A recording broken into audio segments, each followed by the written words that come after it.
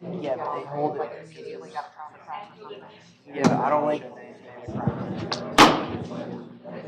Nope. Good morning, everybody. It's time to begin. Today is Tuesday, January 10th, 2023. It is 10 a.m. and we are in City Chambers. I call the City Commission's regular meeting to order. Commissioners present include Commissioner McDowell, Commissioner Stokes, myself, Mayor Langdon, Vice Mayor White, Commissioner Emmerich. There is a quorum for this meeting.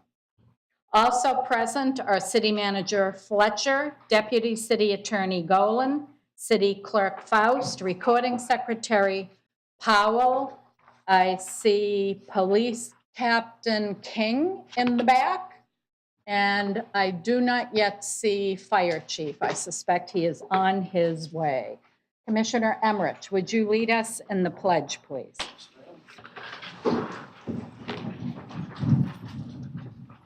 I pledge allegiance to the flag of the United States of America and to the republic for which it stands, one nation, under God, indivisible, with liberty and justice for all. Thank you for that, Commissioner. I'd like a motion to approve the agenda. So moved. Second. We have a motion on the floor to approve the agenda made by Commissioner Emmerich and seconded by Commissioner McDowell. Please vote.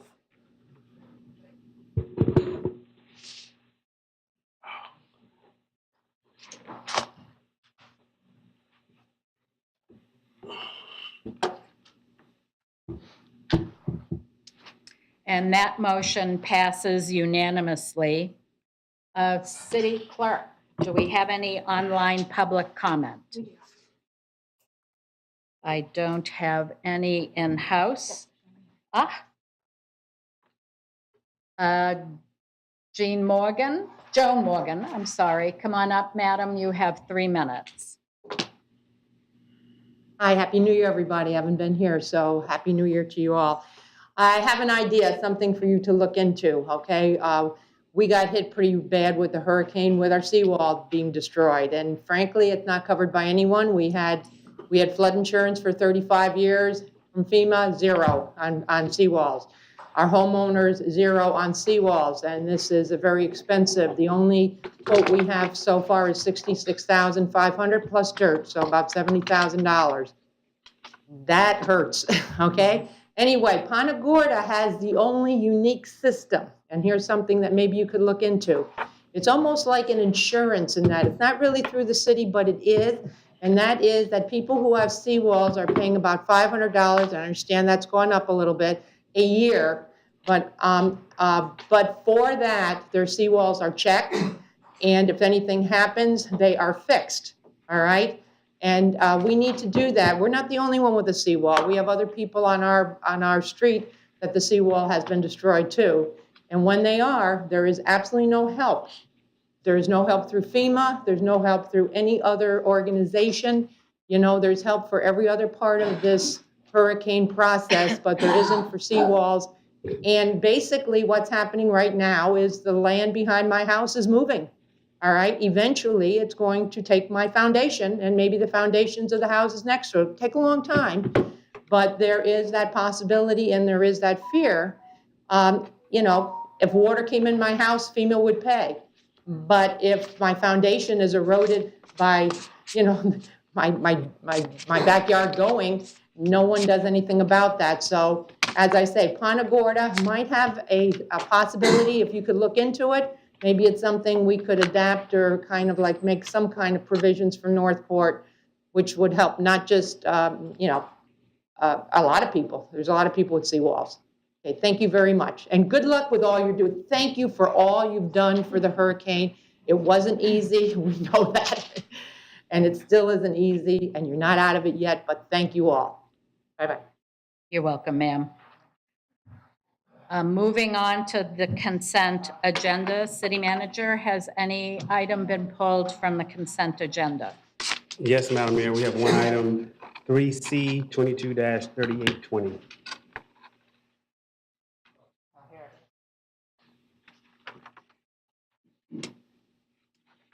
Okay, I'm requesting a motion to approve the agenda with item C being pulled. Make a motion there. Go ahead. Make a motion to approve the consent agenda as presented, pulling item 3C for discussion. We have a motion on the floor made by Commissioner McDowell and seconded by Commissioner Emmerich to approve the consent agenda, pulling item 3C for discussion. Vote, please.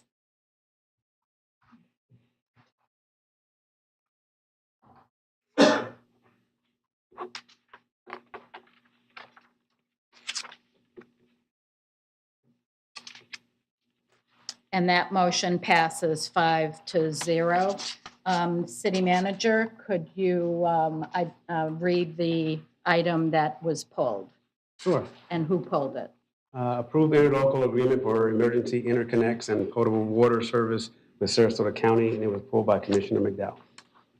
Commissioner, would you like to speak to it? Yes, Mayor. The reason why I pulled this item is you will recall when this was originally presented to us, we sent staff and city manager back to meet with Sarasota County to renegotiate the water supply charge and who would pay for it. It was approved 4-0 that it would be the sending agency would be paying, would charge their rate. This, initially it was, we were going to pay the county's rate, and then we said, hey, whoever the sending unit is, that's the rate that's paid. It came back that it would be approved at the city's rate. It's not each entity. I don't feel comfortable with that because we are going to be paying the city's rate when the county's rate is lower if the city needs to use the county's water. Yes, I do recall that as well. So City Manager, I think we need to send this item back for correction, or does someone want to speak to it? I think we want to speak to it, and then you can still send us back. Yes, ma'am. Good morning, Jennifer DeRocher, Assistant Utilities Director.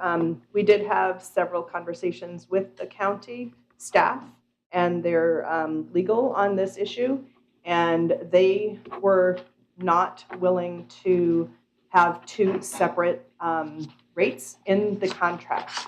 They are definitely not going to approve that. So the only other alternative would be, because we did not want to be having Sarasota County pay less for water than our residents would, is to use our rate in the contract. Now, I just want to put a few things out there.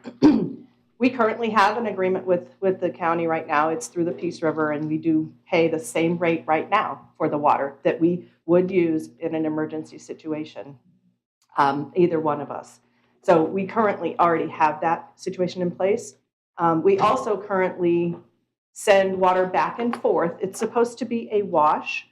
It's really intended to maintain the quality in the water in that line.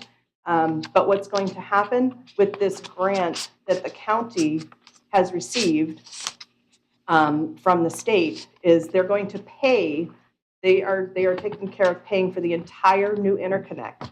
It's going to separate what we have now, and it's going to move the interconnect much closer to Sarasota County's line. And so we will not be using it for that flushing purpose anymore once this new interconnect is completed, which we're not paying a dime for at all. The city's not paying anything for it. The county's paying for the entire thing. After that, the only reason, because we're putting a new water plant up in the West Villages soon, hopefully, the only reason why we would need to accept water from them would be for an emergency situation. And that is where that rate would come into play. Again, we currently already have it in place that we both pay the same rate for an emergency situation. So this is really just moving it from the current agreement that we have right now to a new agreement, but the county was not willing to go with two separate rates. Assistant City Attorney, since the county legal department weighed in on the rates. Do you have any point of view you'd like to share? No, Mayor, I don't. The county weighed in, and that's the direction they decided to go with. Okay, thank you. Commissioner McDowell? When is our water plant in West Village is supposed to come online? That is a great question. I thought it was like any day. We currently have our groundbreak or our ribbon cutting scheduled for the end of April, but we're still kind of in the process of testing and that kind of stuff right now. So potentially sometime between now and the end of April. But this construction would take a bit of time to do. How often do you I'm sorry, what is the Peace River management's rate that we both pay? You mentioned them. So what is that rate we currently pay? So their per 1,000 gallon rate right now, I think is about 82 cents a thousand. But that is just for our wheeling the water back and forth. If it were to be an emergency situation, don't quote me on this, I think the rate is somewhere around $4 a thousand or something along those lines. I'm sorry, say the amount. I think it's about $4 a thousand, or it could be up to $6. I think it's double the average rate. So I think it may be around $6 a thousand Right. for an emergency situation. Since this agreement is to pay the county's rate, which is $4.61, our rate is $6.90.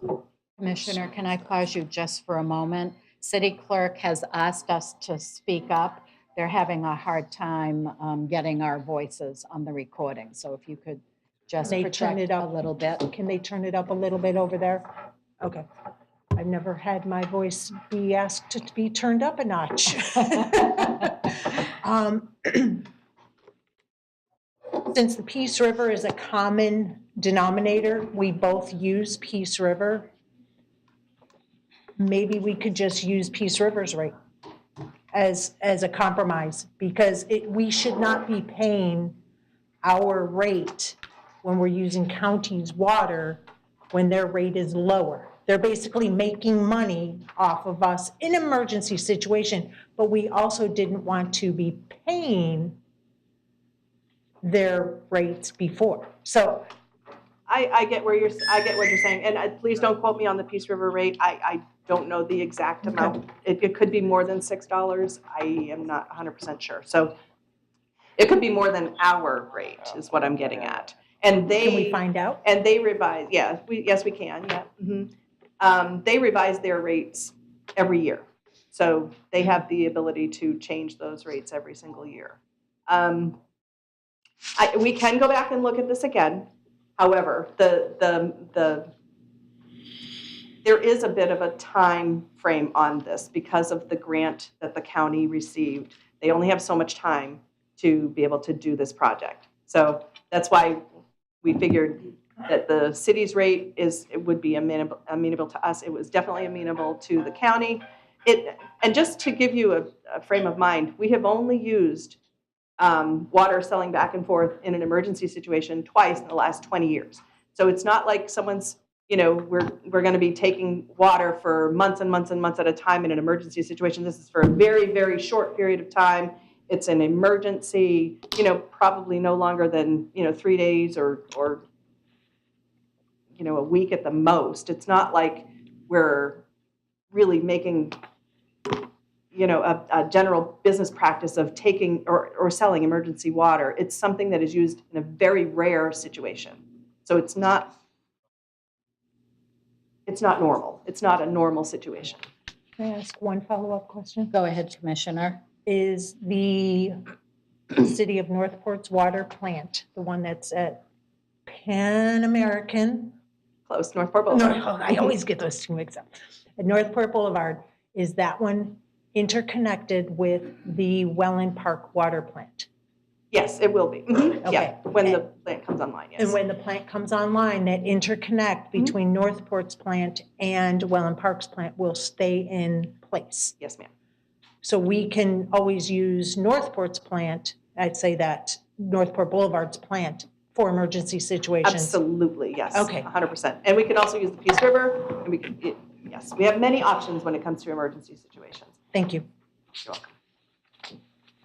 Is that it for you, Commissioner? Okay, then let's move on to presentations. Going Item, to approve the agreement, or? oh, okay, sorry. Request a motion then, if you'd like to make it, Commissioner. I'll make a motion to approve the interlocal for emergency interconnects with Sarasota County as presented. We have a motion on the floor to approve the interlocal agreement for emergency interconnects and potable water made by Commissioner McDowell and seconded by Commissioner Emmerich. Please vote.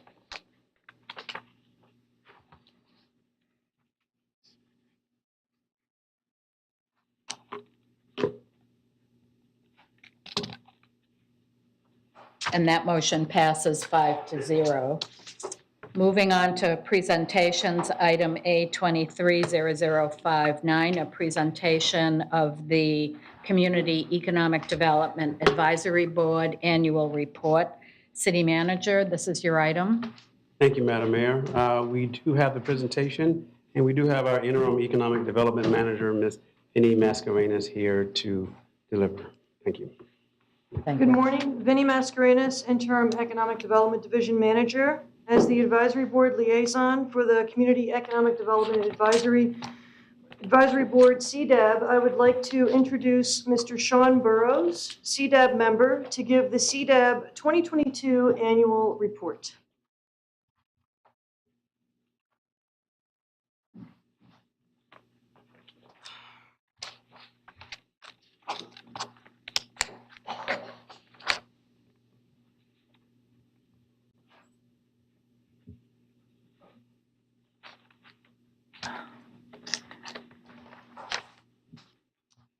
Good morning, everybody. My name is Sean Burrows.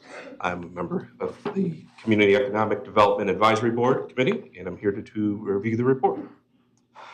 This year, we've had several members of the committee join the committee, one being myself, and we've had a couple of members that have resigned or have termed out of the committee. So we'd like to give thanks to Mary, Ginger, Richard, and Amy for their service as part of members of the committee.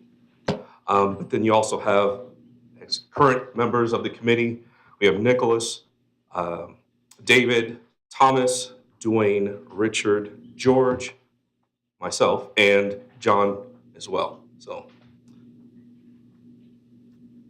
we continue to review and review the Camoin studies that were done, and we're looking at the opportunity profiles, the competitive analysis, and the incentive reviews. We've focused on the broadband access as it relates to business and industry, and we provide input on the Economic Development Division dashboard.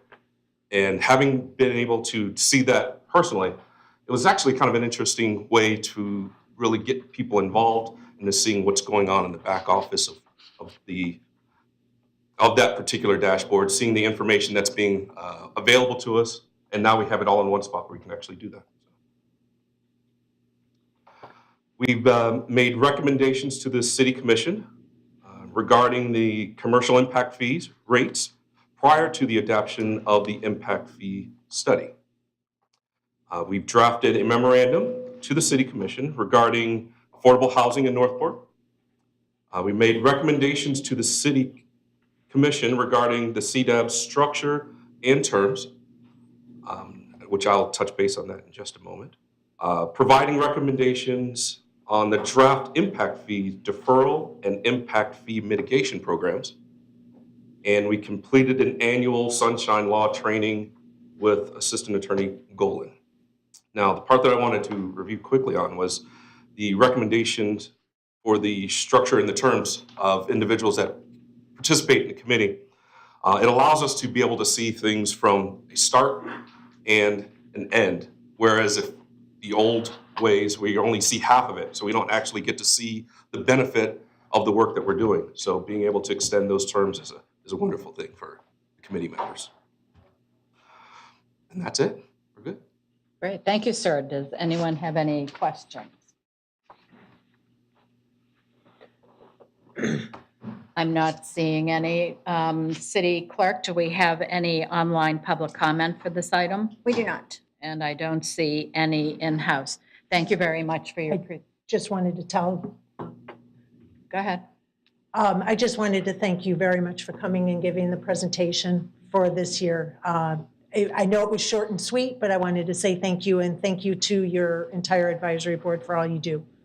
Thank you. Moving on to public hearings, the first item. This is a quasi judicial hearing, and I'm requesting a motion to ask City Clerk to read it by title only. Do I have a second? Second. Okay, I have a motion on the floor to direct City Clerk to read the ordinance by title only, made by Commissioner Emmerich and seconded by Commissioner McDowell. Please vote.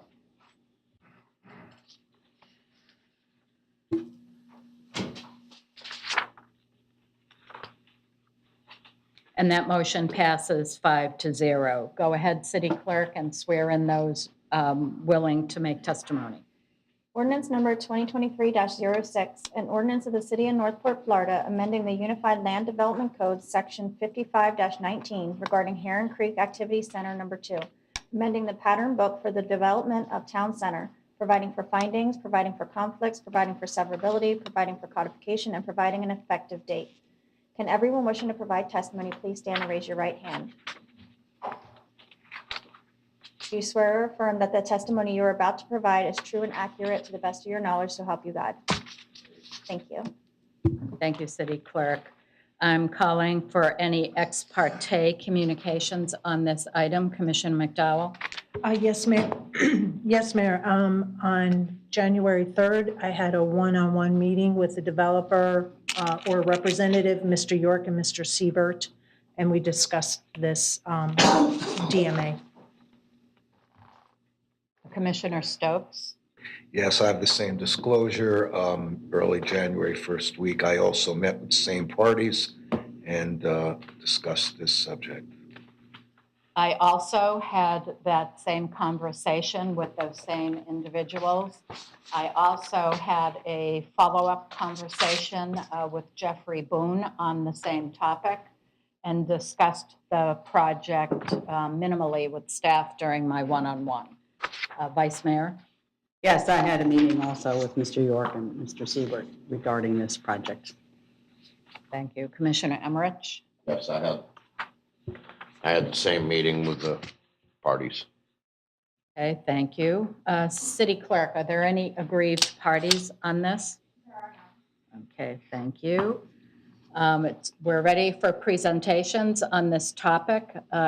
In the order of applicant, then staff, you'll have 20 minutes each.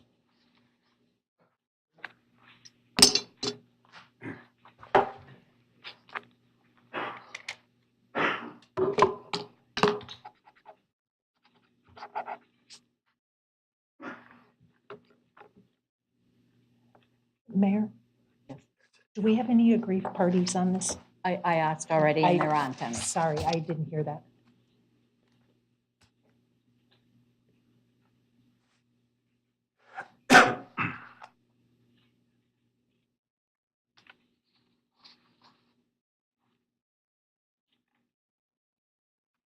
Okay, good morning. Good morning, Madam Mayor and members of the City Commission. For the record, my name is Jeffrey Boone of the Boone Law Firm. I have been sworn, and I am here representing the applicant, Marsh Creek Holdings, for, as you were just informed, an amendment to the Heron Creek Pattern Book. Just for clarification right up front, there's no change in zoning being requested here. This is just an amendment to the Pattern Book. The Heron Creek development was approved by DRI, Development of Regional Impact, in 2000, and the Pattern Book was approved in 2002. So it's now over 20 years old. It has been amended in the past as times have changed and development patterns have changed. But again, there is no change in zoning here. We're not asking for any entitlements that don't already exist. We're just here for some changes in the pattern book. I think everybody's familiar with the property. Here is Sumter, and here is Price, and we are talking about the part of the pattern book that addresses this large area here. And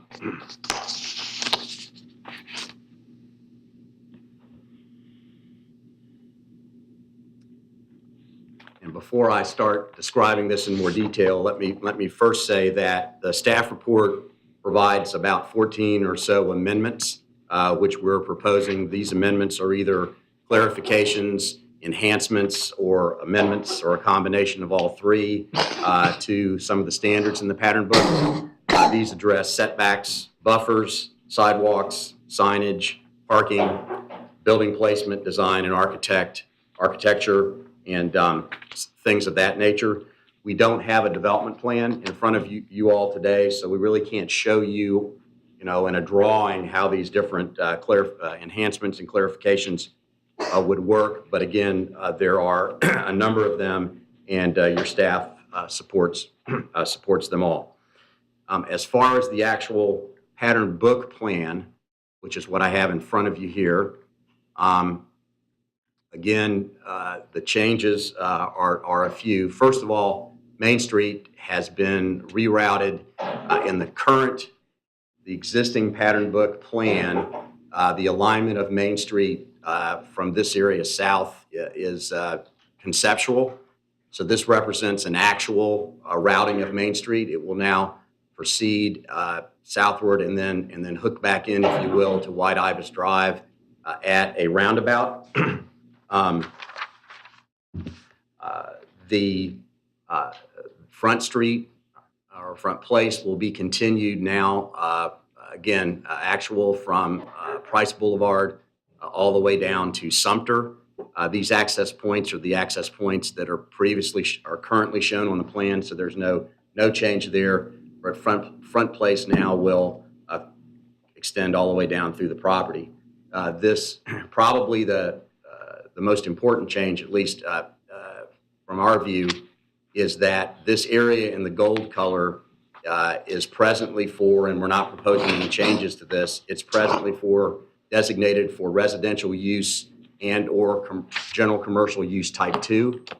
The change is these out parcels that front along Sumter in the current plan are also designated the same residential use or commercial use. And the change being made here, this blue color, is commercial general type 2 use only. So these out parcels along Sumter will now be set for commercial use. We are also proposing some changes to the walking and bike path, the pedestrian and bike path part of the plan. These are our proposed changes. This red dashed line along here, which currently is proposed to be a 5-foot wide sidewalk, we are now going to be changing that to a 10-foot wide multimodal trail, and it will extend all the way to this point here. And obviously, the 10-foot wide multimodal trail is a significant enhancement because it allows for bicyclists and pedestrians and anybody else who is utilizing the trail. They can all share the multimodal trail. We do have several of these, I think, as you are aware, that are in Welland Park, and it's the same type of multimodal trail system here. This other red line here, Commissioners, is a change. The current plan shows that as a 5-foot wide sidewalk, and it's being widened to a 6-foot wide sidewalk, again, from Sumter all the way down through the roundabout and then connecting to this point here. Those are the proposed changes. Just one final point of information is that the association, the master association that will cover this mixed-use area here is separate and distinct from the HOA that presently exists for the Heron Creek, across on the other side of Sumter around the golf course, the Heron Creek development. This will not in any way be related to that HOA. I think there were some residents that had questions about that, and we just want to make sure that we're clear in that respect. But commissioners, that's it for our presentation. Those are our proposed amendments and changes, and we'd be happy at whatever the appropriate time is to answer any questions you may have. Thank you. Thank you, Mr. Boone. Staff?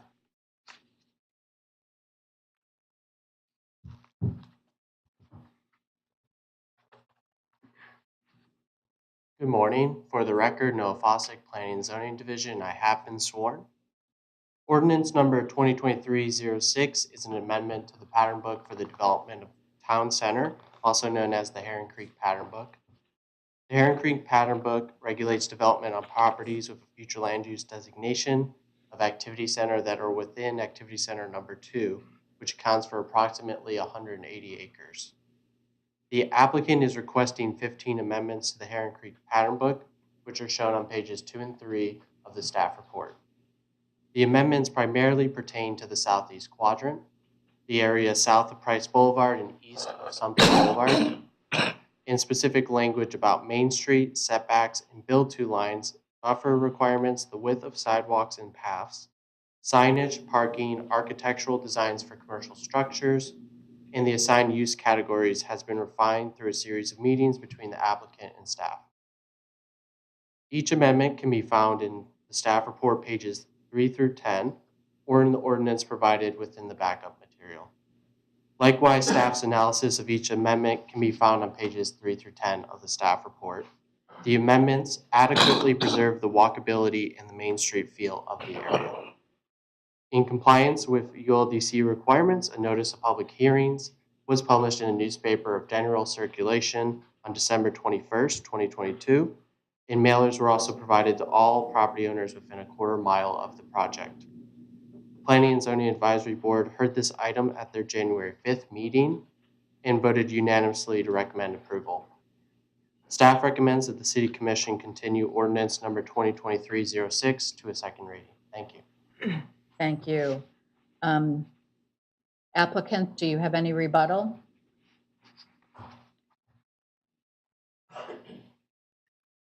Jeffrey Boone, for the record, no ma'am, no rebuttal. Thank you. Staff? Staff has no rebuttal. Thank you. Thank you. City Clerk, do we have any online public comment for this item? Okay, thank you. I'm opening up the floor to commissioner questions. Any questions? Yeah. Okay, Commissioner McDowell? Yes, I have just some very quick questions. On page 23 of the ordinance, well, I don't know if it's the entire ordinance, but it talks about in section 2.2.4, talks about a signalized intersection at White Ibis and Sumter.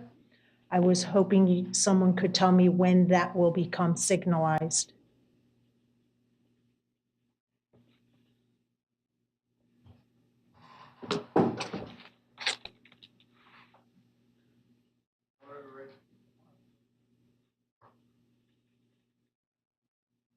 So there will obviously be traffic impact studies that will analyze this. There is information in the actual DRI itself for the timing of the signalization. It will be warranted based on the traffic produced from this subdivision and the existing subdivision. And I'm just curious if we have an idea when that may be. I can certainly look at the DRI documents and get you that information, but I don't have it at this moment. Yeah, because it's new language. It's part of the amendment they're asking for, and I'm curious as to when that will take place and who would be responsible for installing that signal. Is it a city responsibility or is it a developer responsibility? I believe it would be the responsibility of the developer as an improvement. based on the traffic impact of their developments. While this does not have an impact on my approval or denial of this ordinance, do you think this information could be forthcoming for second reading so we can get some clarity on the answer? Absolutely. Commissioner, if I could, for the record, Jeffrey Boone, if I could just add on to that, I just asked, we weren't prepared to answer that question, so we can't give you a definite answer. However, I can tell you that whatever the development of regional impact, the DRI, whatever the requirements of the DRI are, would govern, the answers to your questions. But certainly we can have better responses at next reading. Excellent. And this is one of the benefits of having a second reading. So that way then you have time to get a definitive answer for me. Thank you. On page 49 of the same document, and I know this is not related to the amendment, if you look at section 2.8.3.6, it talks about a requirement for a drinking fountain. I would assume this is a public drinking fountain. Maybe that can be removed because it has been proven that drinking fountains are a health hazard, carry germs, not really beneficial. And I don't want to require something that is harmful to the citizens that may use it. So maybe you guys could look at that and see about removing that from this when we make the next amendment. The other thing is the applicant mentioned a multimodal trail going around the new street and ending at White Ibis. I'm curious, how wide is the multimodal from White Ibis to Price Boulevard? So if you have a 10-foot multimodal, is it going to carry forward all the way to Price Boulevard? As planned, the multimodal path is 10 feet in width, and it continues from the Maybe intersection. you could put the map back up, Yes. please. One moment. All right. So the multimodal path begins at the multimodal path along Sumter Boulevard, and it'll continue along Front Place, along the roundabout on the southeastern side of the roundabout, and then along the main street connecting into the Walmart site. From there, there's already the existing sidewalk in front of Walmart, which is an expanded sidewalk as well. And then that'll connect into the existing network that will be, is existing and will be built out with the development of these parcels to the north to Price Boulevard. And to clarify my question, I'm curious, is that extension and connection, is that also 10 feet wide? Not only from the Walmart to Price Boulevard along Main Street, but also along Front Street from White Ibis to Price Boulevard. Is that also 10 feet wide? Everything in the solid red line would be a 6-foot wide sidewalk. Everything with the red dash is a 10-foot multimodal path. Everything in the blue solid line is a 5-foot wide sidewalk. And the blue is also the existing network. Doesn't make sense to have 10 feet and then skinny down to 5. Is there a reason for that? The idea is that there's already the existing sidewalk in front of Main Street or in front of the Walmart property that is also at points up to 20 feet in width.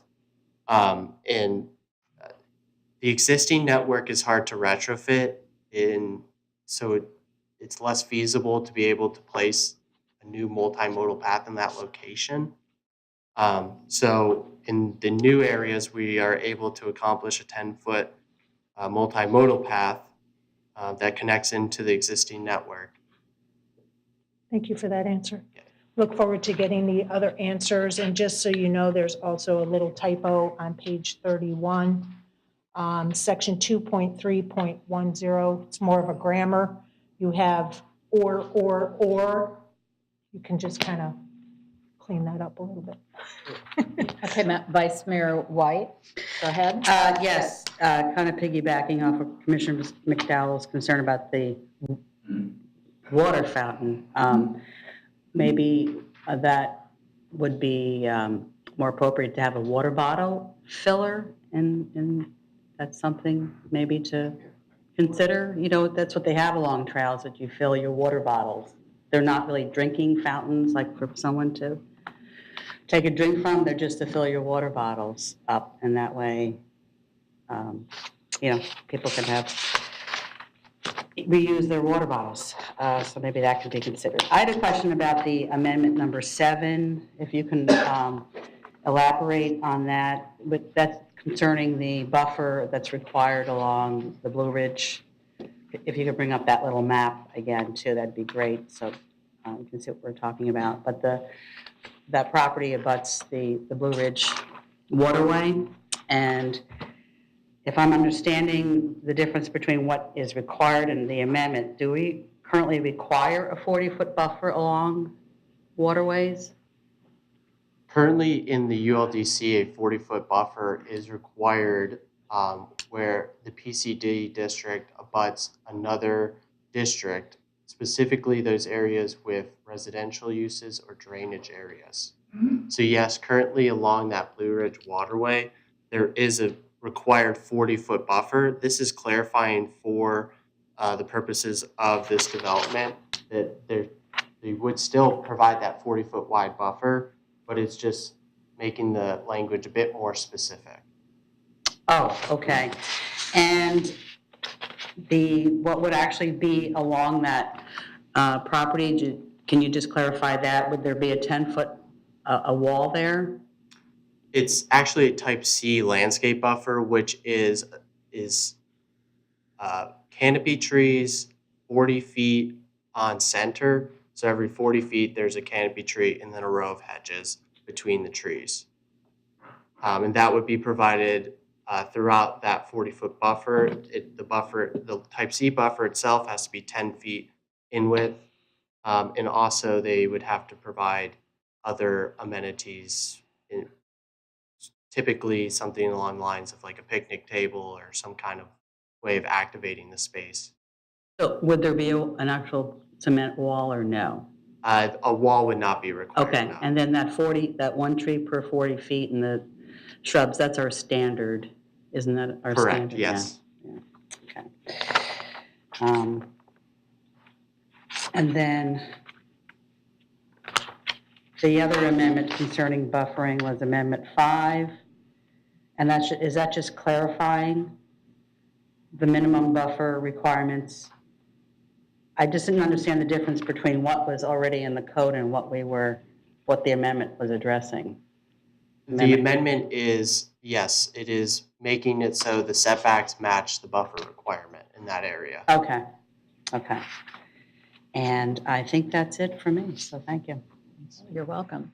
I have no questions. I just want to make a comment. I understand a lot of work went into increasing the mobility and making this new development much more walkable. And I just want to acknowledge that and thank both the applicant and staff for hanging through that process. I think the final product really shows the fruit of that effort. So thank you very much.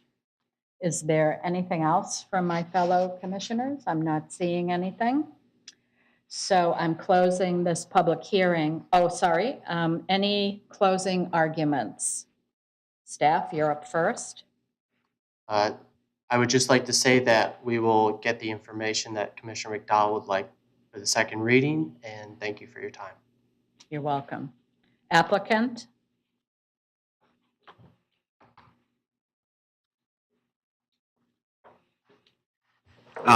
Jeffrey Boone, attorney for the applicant. As far as closing argument goes, staff is in support of us, so we don't have any argument with them. So we would just respectfully request your approval or continuance to the next reading for approval. Thank you. That's always good to hear. At this point now, I'm closing this public hearing and requesting a motion. I'll make a motion, Mayor. Thank you, Move to Commissioner. continue ordinance number 2023-06 to second reading on January 24, 2023. Second. Before we go there, Commissioner, could you take a look at the requested motion in the staff report and use that language, please? That's the one I got on my paper. I know, but we need to use the one that's in the staff I report. don't have that Um, handy. The same thing he said. Pass that down. Oh, staff report?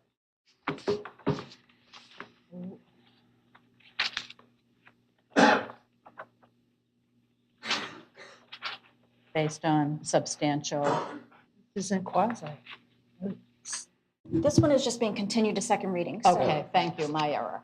Okay. Thank you. I didn't see why I needed all that. Okay, so we have a motion on the floor made by Commissioner McDowell, Commissioner Emmerich, seconded by Commissioner Stokes. Let's vote.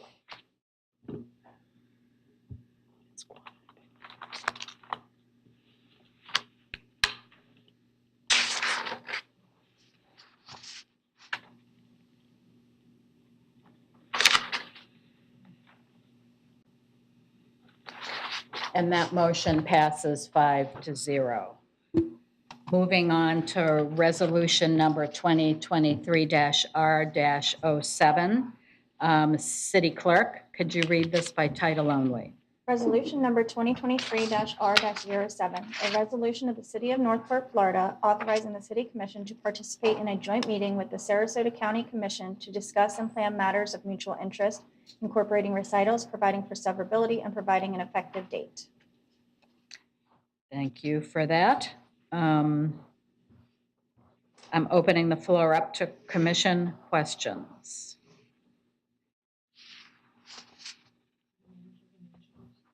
City Clerk, do you Yes. want to introduce this item? Yes, per Florida statutes, Commission is required to approve or to adopt a resolution in order to have a joint meeting.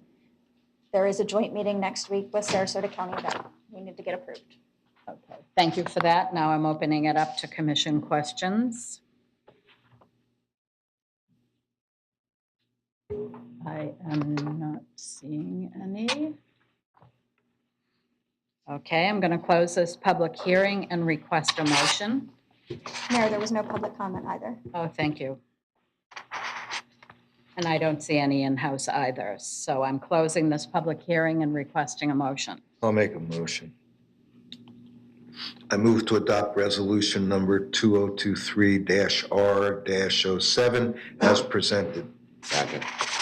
I have a motion on the floor to adopt resolution number 2023-R-07 made by Commissioner Stokes and seconded by Commissioner Emmerich.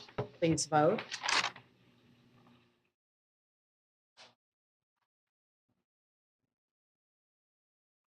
Plus Commissioner McDowell. And that motion passes 5-0. Moving on to resolution number 2022-R-68. This is a quasi judicial hearing. City Clerk, would you read this resolution and swear in those wishing to provide testimony?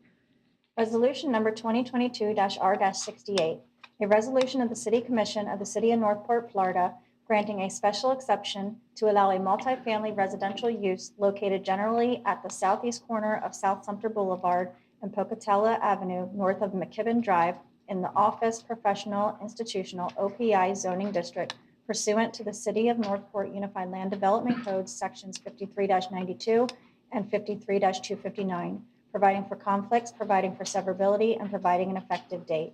Can everyone wishing to provide testimony please stand and raise your right hand?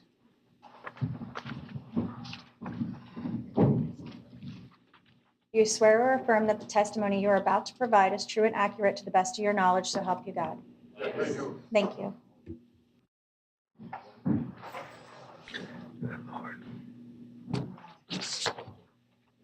Thank you. Please disclose any ex parte communications. Commissioner McDowell? My ex parte communication started on August 8th of 2022 regarding a meeting with a citizen, Anna, with questions about development processes, permitted uses, and special exceptions. multiple phone conversations with various citizens between August and today.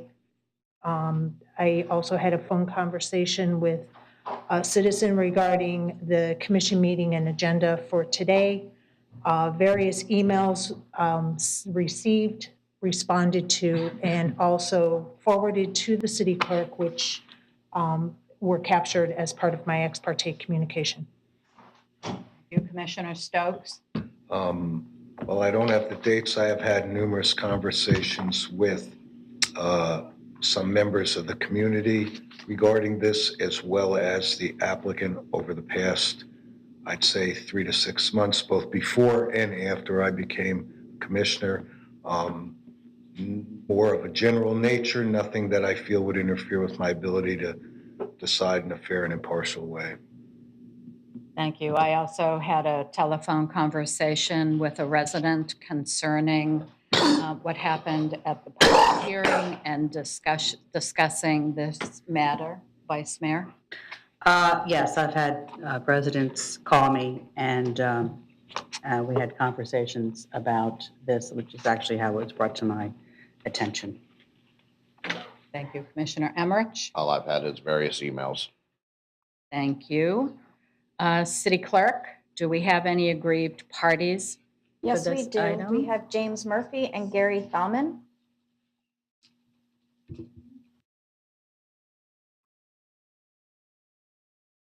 Okay, it's time for presentations. Applicant, you're first, 20 minutes.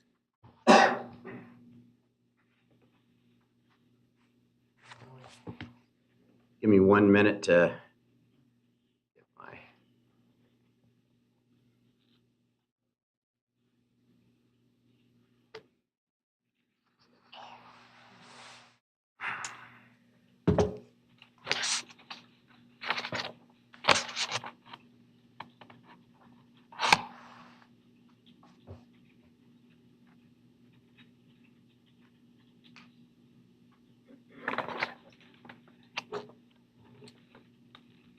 Okay, good morning, Madam Mayor and members of the commission. For the record, Jeffrey Boone and the Boone Law Firm representing the applicant, and I have been sworn. Before you today, first, we have a special exception to allow for multifamily residential use in an OPI zoned district. It's for an 11-acre piece of property, as staff has described, at the southeast corner of Sumter and Pocatello, the property that presently is here. Next, after the special exception, will be a DMP application presentation as well. Staff has recommended approval of the special exception, and the Planning and Zoning Board recommended approval by a unanimous 7-0 vote. Commissioners, we are consistent with the city's comprehensive plan. Staff agrees, and of course, you've reviewed that in your staff report. I'm just going to try, because there's a bunch of them here, go through rather quickly and briefly some of the comp plan policies. First of all, future land use goal 1 speaks to the character and location of land uses. And this site, as I believe everyone is aware, I'm just going to pull up the development master plan and not talk about it, but this site north of Pocatello is the Northport Pines ILF and ALF. To the east, across the drainage ditch, is the residential single-family home neighborhood. To the south is St. Paul's Presbyterian Church and Daycare, and to the west is Sumter Boulevard with a residential single-family development across Sumter Boulevard. Whoops. Staff report quantifies substantial economic benefit to the city, which certainly we agree with. And of course, if the residential multifamily development is not developed on this property, the site will likely remain vacant. And of course, that provides no economic benefit at all to the city. What we believe is one of the most critically important factors supporting this special exception is the fact that the proposal here will be for luxury multifamily apartments. a type of housing product that the city has in short supply. And with the Sarasota Memorial Hospital coming, which will also bring not only hospital employees, but doctors, physicians, doctors' offices, and other types of clinics with all of their employees. The folks who will be working at all these new healthcare facilities will be looking for places like this are our clients proposing to live. Without an adequate supply of those types of housing product, the folks will end up working here and then taking all their hard-earned money back to Venice or Sarasota or Lee County or Charlotte County after work and spending those dollars in those communities instead of in Northport. Plus, those folks won't be here in Northport for the time that they're not working in part of the community. We will discuss the DMP next, but we want to point out a couple of factors. There is a significant distance between the proposed development and the residential neighborhood to the east. There's a 50-foot drainage right-of-way with natural vegetation, plus a 20-foot platted maintenance and utility easement, plus a 10-foot landscape buffer. That totals for 80 feet of separation from the neighborhood to the east. To the west, abutting Sumter Boulevard, the right-of-way of Sumter Boulevard is anywhere from approximately 100 feet wide to 200 feet wide along the western boundary of the property. There's a divided landscape median and then an 8-foot high noise barrier wall separating the residential development to the west. Future Land Use Policy 1.1, staff has determined we are consistent with this policy and has recently received confirmation from a outside law firm hired by staff to review certain matters. Our client has discussed with staff a suggestion or a question that staff had while we were working with them about whether 2 acres within this overall 11 plus acres could be put to other uses. Our clients did discuss that with staff and consider it, but in the end, they determined it was not going to be a feasible mix for this proposed development. Transportation Policy 4.4, staff has determined that we're consistent with this policy. There will be no vehicular access to Sumter Boulevard.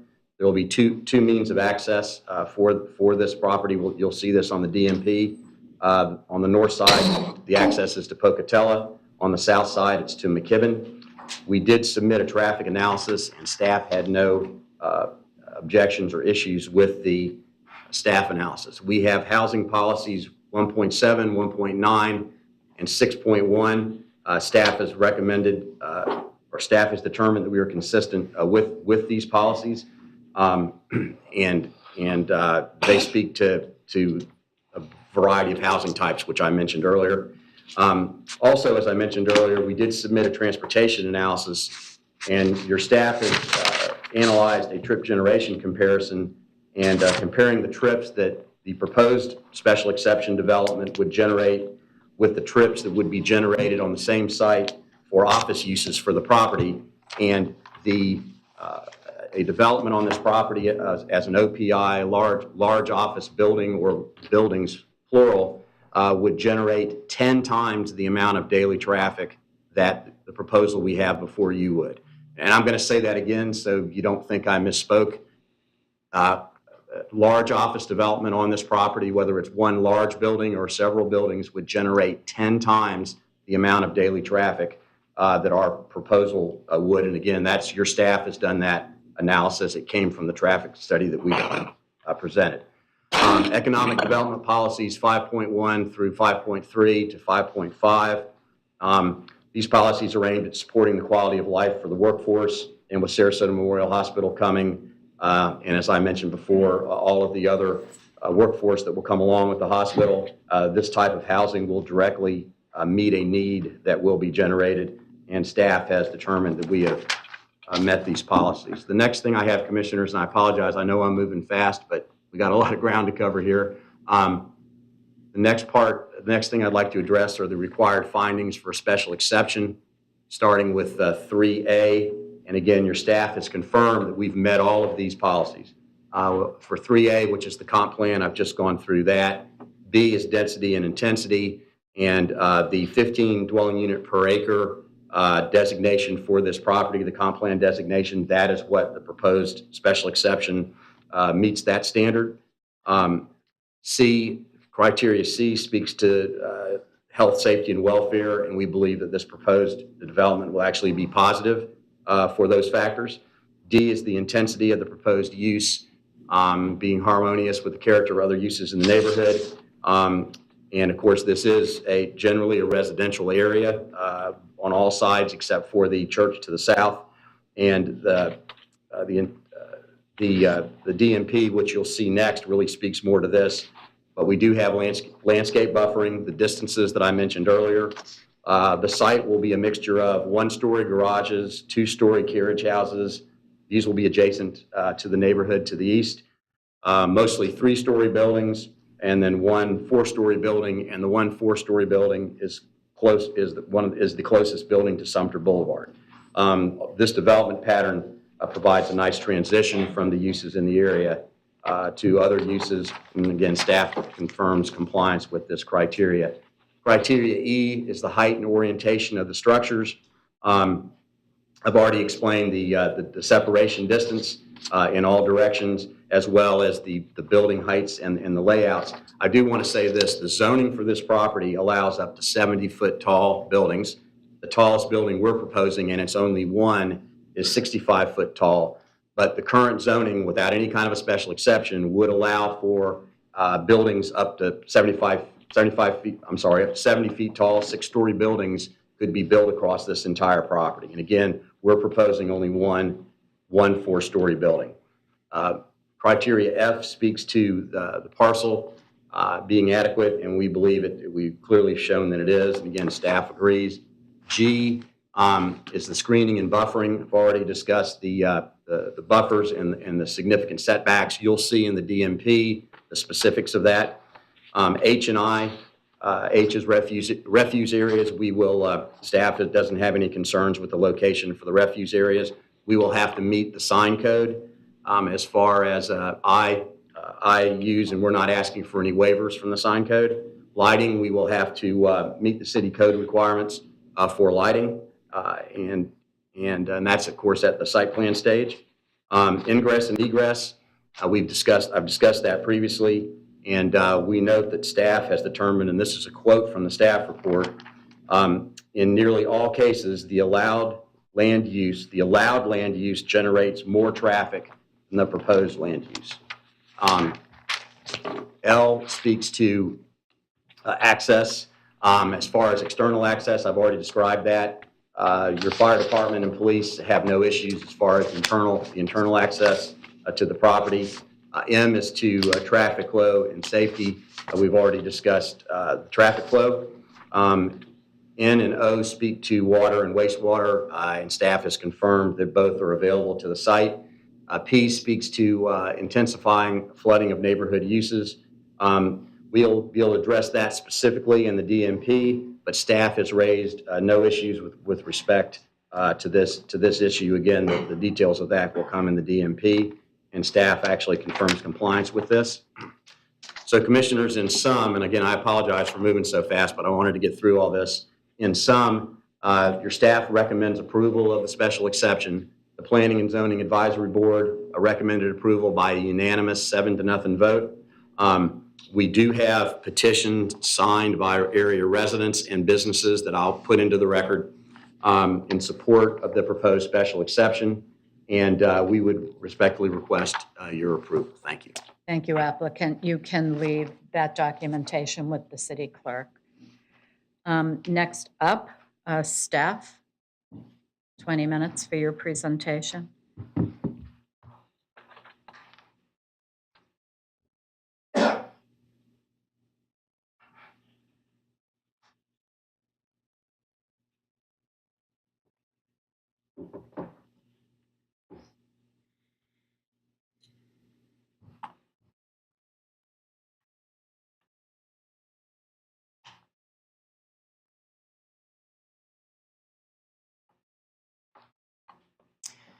Good morning, Mayor, Commissioners. Lori Barnes, Planning and Zoning Manager, presenting petition SPX 22-123. I have been sworn. The Planning and Zoning Division has received an application from Jeffrey Boone on behalf of property owner Zia Butt for consideration of a special exception to allow multifamily development in an office, professional, and institutional zoning district.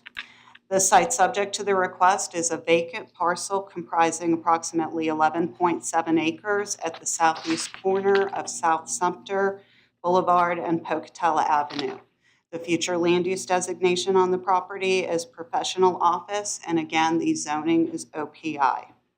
The proposed development includes a 175-unit multifamily project with associated infrastructure and amenities.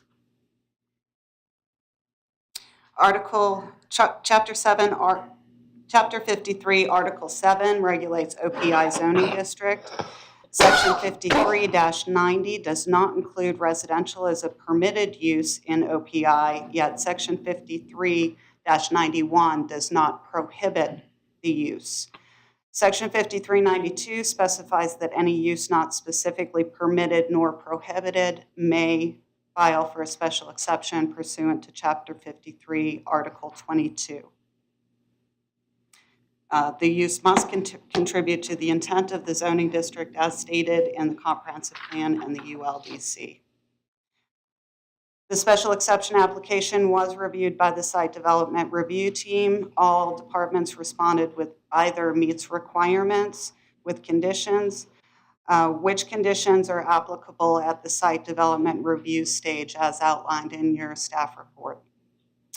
While Planning and Zoning provided no objection to the special exception, we did request that the applicant consider setting aside a 2-acre portion of the site for other uses. Beyond SDR review, Planning and Zoning reviewed this application for compliance with the comprehensive plan and the Unified Land Development Code. Future land use goal 1 ensures that the character and location of land uses maximize the potential for economic benefit and enjoyment of natural and man-made resources while minimizing the threat to health, safety, and welfare.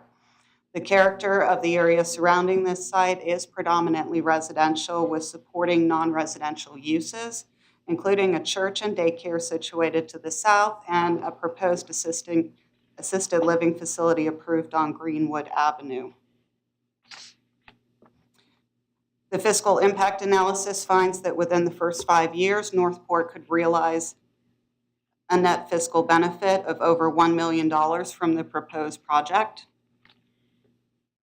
While the potential economic benefit to the city may be higher with an office use, denial of the special exception does not guarantee a higher economic benefit to the city, as OPI does permit several uses that would not yield an economic benefit, including community centers, parks, schools, cemeteries, private clubs, which uses could also be operated by nonprofit organizations who would not be subject to ad valorem tax. Furthermore, the comp plan nor the LDC defines or specifies the applicability of the term maximize economic benefit.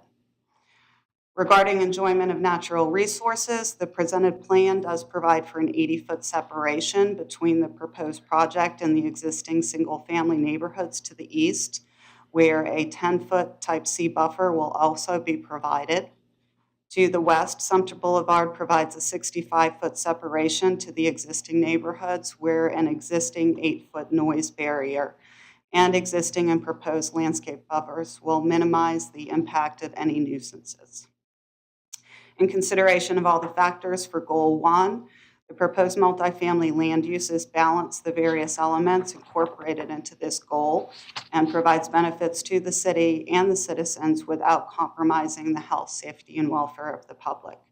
Therefore, staff concludes that the proposed development is consistent with future land use goal 1. Future land use policy 1.1 addresses the professional office land use as providing for professional and business offices, institutional, cultural, residential, and associated uses at an intensity of 0.95 FAR and 15 dwelling units per acre. So the future land use policy clearly indicates residential as an allowable use. The policy incorporates language indicating that as a guideline, the residential use should not exceed 50% of the floor area.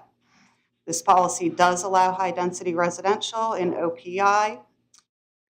When considering this special exception, a determination needs to be made if the use contributes to the zoning district as stated in the comprehensive plan, and it does, as the future land use policy permits residential uses. While the intent of the 50% guideline may have been to encourage vertically integrated mixed uses, implementing land development regulations were not adopted into the ULDC. Furthermore, guidelines are recommendations that guide best practices, while regulations are binding rules that must be obeyed. Despite the absence of the regulation requiring strict adherence to the 50% floor area guideline, staff did recommend that the applicant set aside minimum 2 acres for professional and business office use, and you heard from the applicant as to their review of that request and their ultimate decline to include that. Regardless of any set-aside for other uses, the proposed development is consistent with Policy 1.1 of the Comprehensive Plan, and in your packet you have a supporting legal memorandum from staff's special counsel, a land use attorney, Jennifer Cohen from Bryant, Miller, and Olive. Chapter 3, Policy 4.4 of the Comprehensive Plan addresses transportation requirements. The proposed development is to be served by 2 means of ingress and egress, one on the north side at Pocatello and one on the south side at McKibben.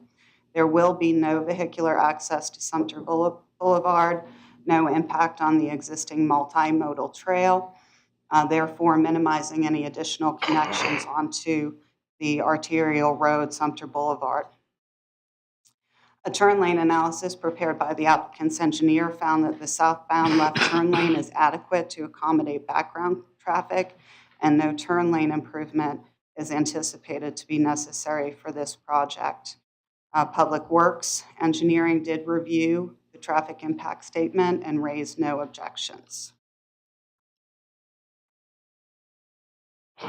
Regarding the housing element policies 1.3, 1.7, 1.9, and 6.1, this project would provide a housing alternative to single-family attached dwellings and supply diverse housing options at affordable levels to accommodate the present and future housing needs of Northport residents, as the development will comprise Class A garden-style luxury mixed-use apartments and carriage homes.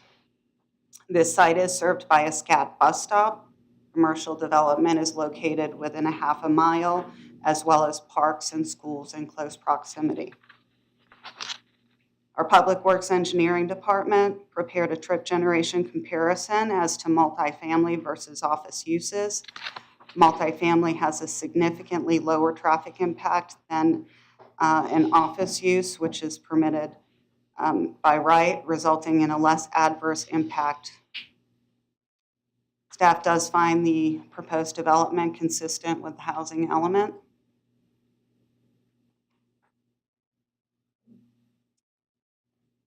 The economic development element encourages provision of housing options to attract young professionals.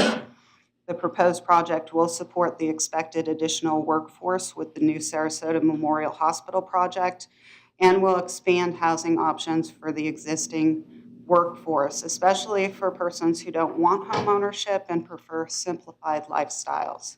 The location also provides for alternative transportation options for future residents.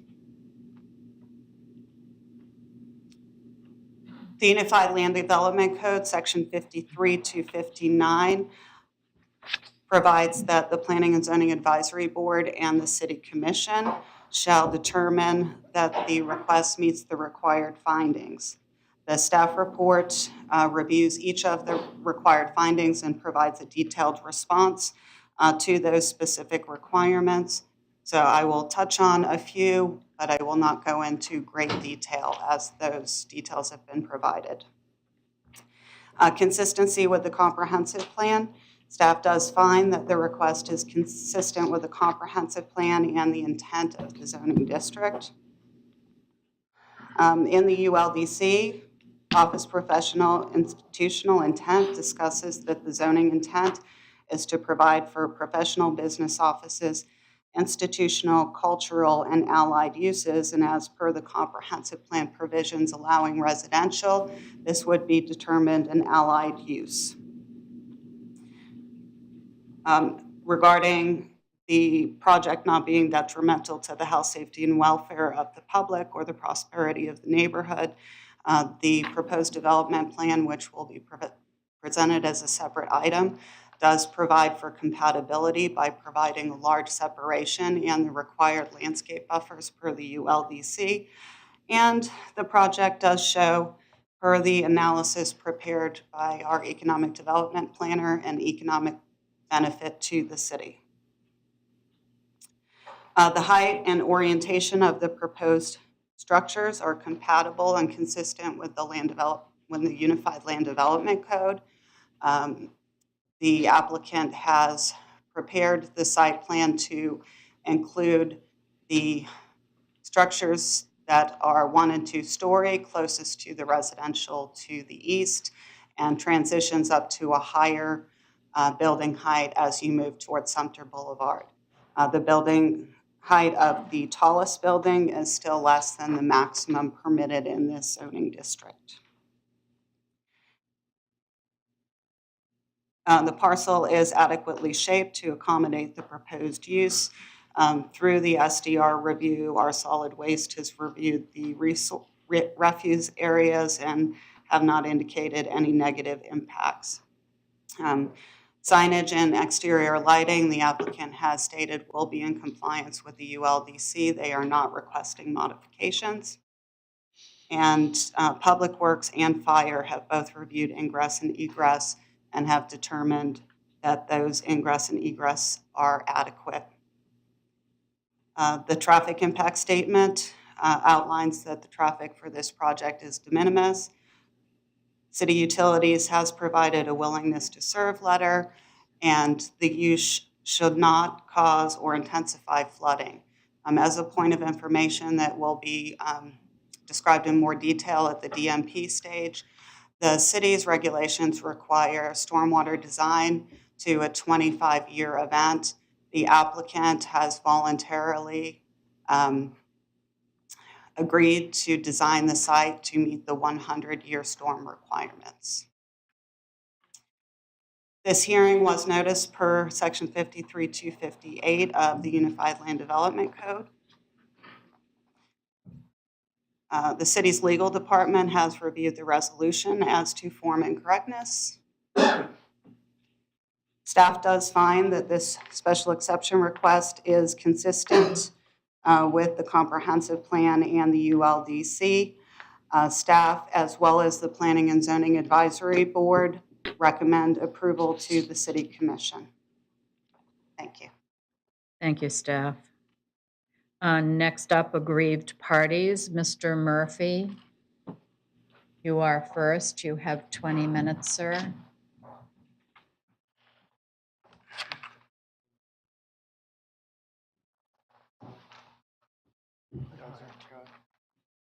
How are you? My name is James Murphy.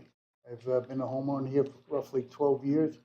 I've lived down here now roughly 3.5 years since my retirement. And you have been sworn. Yes, I have been sworn. Thank you. This mic up, please. What was that? Up the back, can you turn up the mic at this station?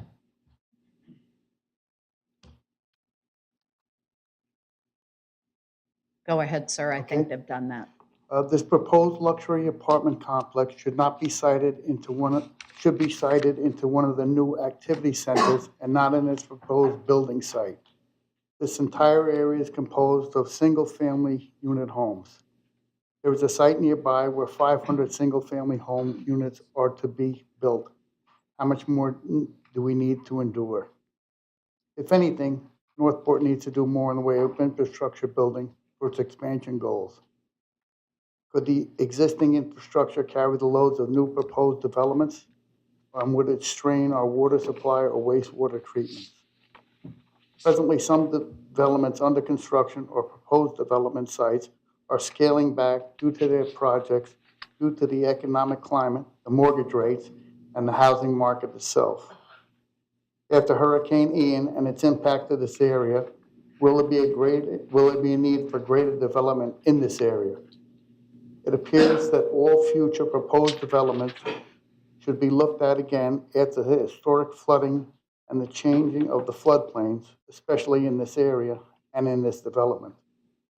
There should be a call for sustainable development which would allow growth to protect and integrate natural elements into the future design.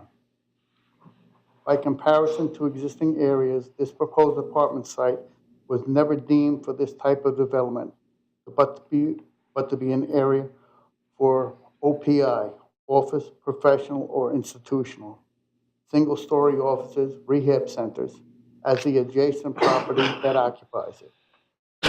Northport needs to create jobs for its own economic development. This apartment complex might employ 7 to 8 full-time employees. The city needs to have more of a live, work, play game plan for job growth inside the city limits. Northport is primarily composed of single-family home units, which are owner-occupied. Approximately 70% of housing units are single-family, 8% are multifamily, and in activity centers. Multifamily property rent increases from 2015 to 2020 increased by 25% in Northport, the second highest in Sarasota area. If price increases continue on the current trajectory, it would erode the attractiveness of multifamily housing, therefore diminish Northport's appeal to the community's workforce. Northport's relatively low multifamily rates make it affordable to live, but they present a challenge for new apartment development unless there are additional subsidies or concessions made in the development process for the owner's project to be profitable, especially with today's supply chain issues and material costs. In regard to some comments made by Councilor Jeff Boone during the planning and zoning phase, I believe that they are nothing more than pipe dreams. He talks about the quote-unquote professionals that will need living quarters around this area when Sarasota Memorial Hospital builds its hospital. From the time it hits the drawing board to completion, we're many years away from that date. He has said that these tenants in this proposed apartment complex are not interested in home ownership. If that's the case, these professionals will not want to settle for a complex on Sumter Boulevard right now and in the future. The place where these professionals will settle will be Welland Park. Right now, there is strategic growth in the healthcare, retail, commercial, dining, entertainment, and the cultural arts within Welland Park. This is where these professionals will situate themselves. All they will have to do is walk out of their lobby doors, walk to work, and enjoy all the other amenities that are in this, that this area has to offer now and more in the near future. We as a community are being assaulted by a host of developers who find it easier to not only bend the rules or designations, but to have them change entirely to fit their ends and means. Adjacent towns and communities are having the same issues, and they too are not happy with a number of projects and visions that the average taxpayer has to swallow and look at. Please leave this area of Sumter Boulevard the way it was originally plated for one-family low residential homes. We already have 2,000 single-family homes in a quarter mile of this proposed apartment complex, with another 500 homes slated just behind us on probably the most prime piece of property in Northport. This apartment complex will definitely kill the entire character of this viable Sumter Boulevard area. I'm imploring the board to not allow the occupancy use change to this property and keep the parcel's designation the same with no change. We really want to protect what makes this area and its communities of Northport special. Thank you. Thank you, sir. The second aggrieved party, Gary Bowman. Do I have your last name correct, sir? Yes. Okay, thank you. Come on down. You call me Ballman or Coleman as long as you call me. Okay, Tolman. My name is Gary Tallman, and I have been sworn. I am a 20-year resident of the city of Northport and a proud resident. I've enjoyed the growth, but now I see it infringing on our quality of life, and that disturbs me a great deal.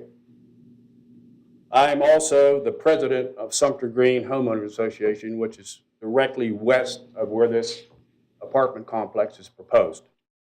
That means it will be aggrieved by a 3 or 4 story apartment building looking over the 10-foot wall that the city was kind enough to put up for us back in 2009. Thank you so much. We couldn't live there without it. We're worried about all kind of different litter, noise pollution, light pollution, possible crime, and the most worrisome factor, as everyone who lives there knows, is traffic. It's terrible right now, and this apartment will only make it worse.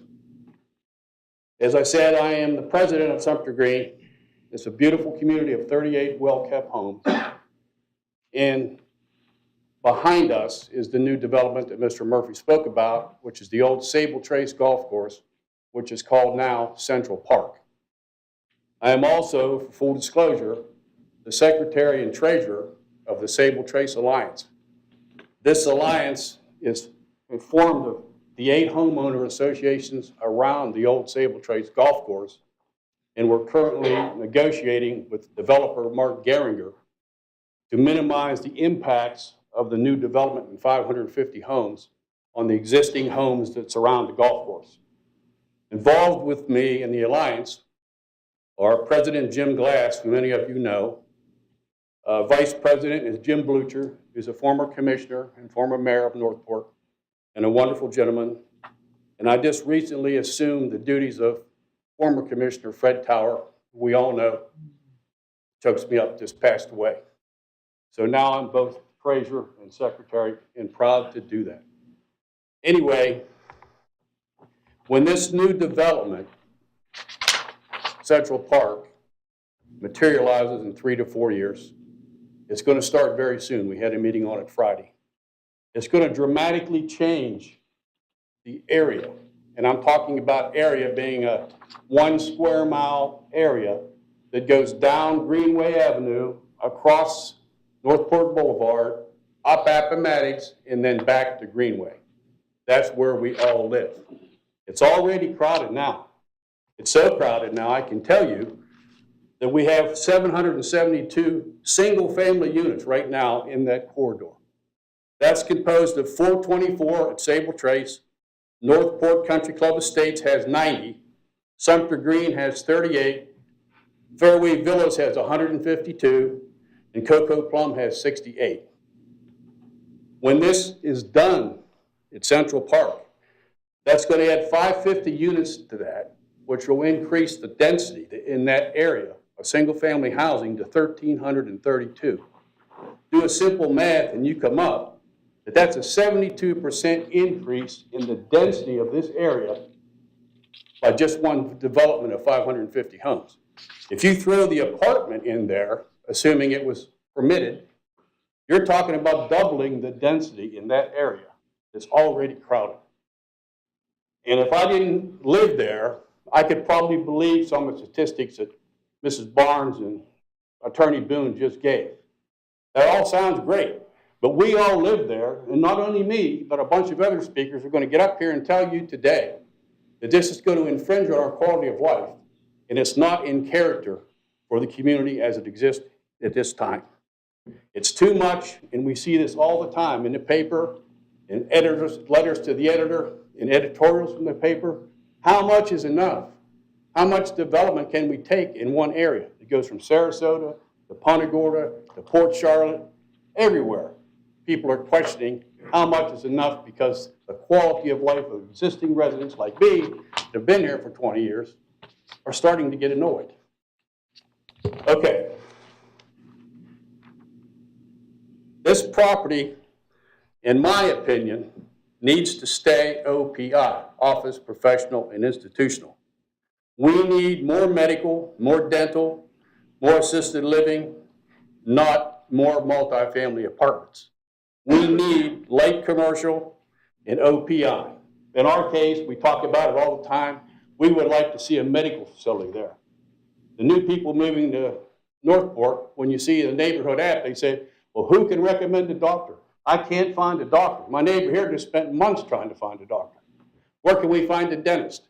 Where can we find a walk-in clinic? All this could be provided. We don't care if they put an office complex there. It's 2 stories high, because that may be, okay, they're not going to be there at night. The apartment people are going to be all there all the time. And we don't think that's necessary. In my opinion, by approving the special exemption from OPI to multifamily, the planning and zoning would be foregoing the opportunity to bring strategic light commercial and job growth to that particular location. 8 to 10 jobs, as my neighbor Jim Murphy said, is not going to do anything for the city. We want to do something for the city and the residents, and if we had a medical facility there, we could walk to it instead of having to get in our car and drive down to Port Charlotte or drive to Venice. It's that simple. If you commissioners truly want more single-family housing in Northport, then you should plan it like you did on the Toledo Blade corridor, the Welland Park corridor, and the Price corridor, where it's already zoned for it, where it intergrooves, it interrelates with the existing multifamily housing, and for God's sake, not on a floodplain, what this proposed lot has been shown to be. Hurricane Ian showed us one thing about the proposed lot. There's water there, right, sir?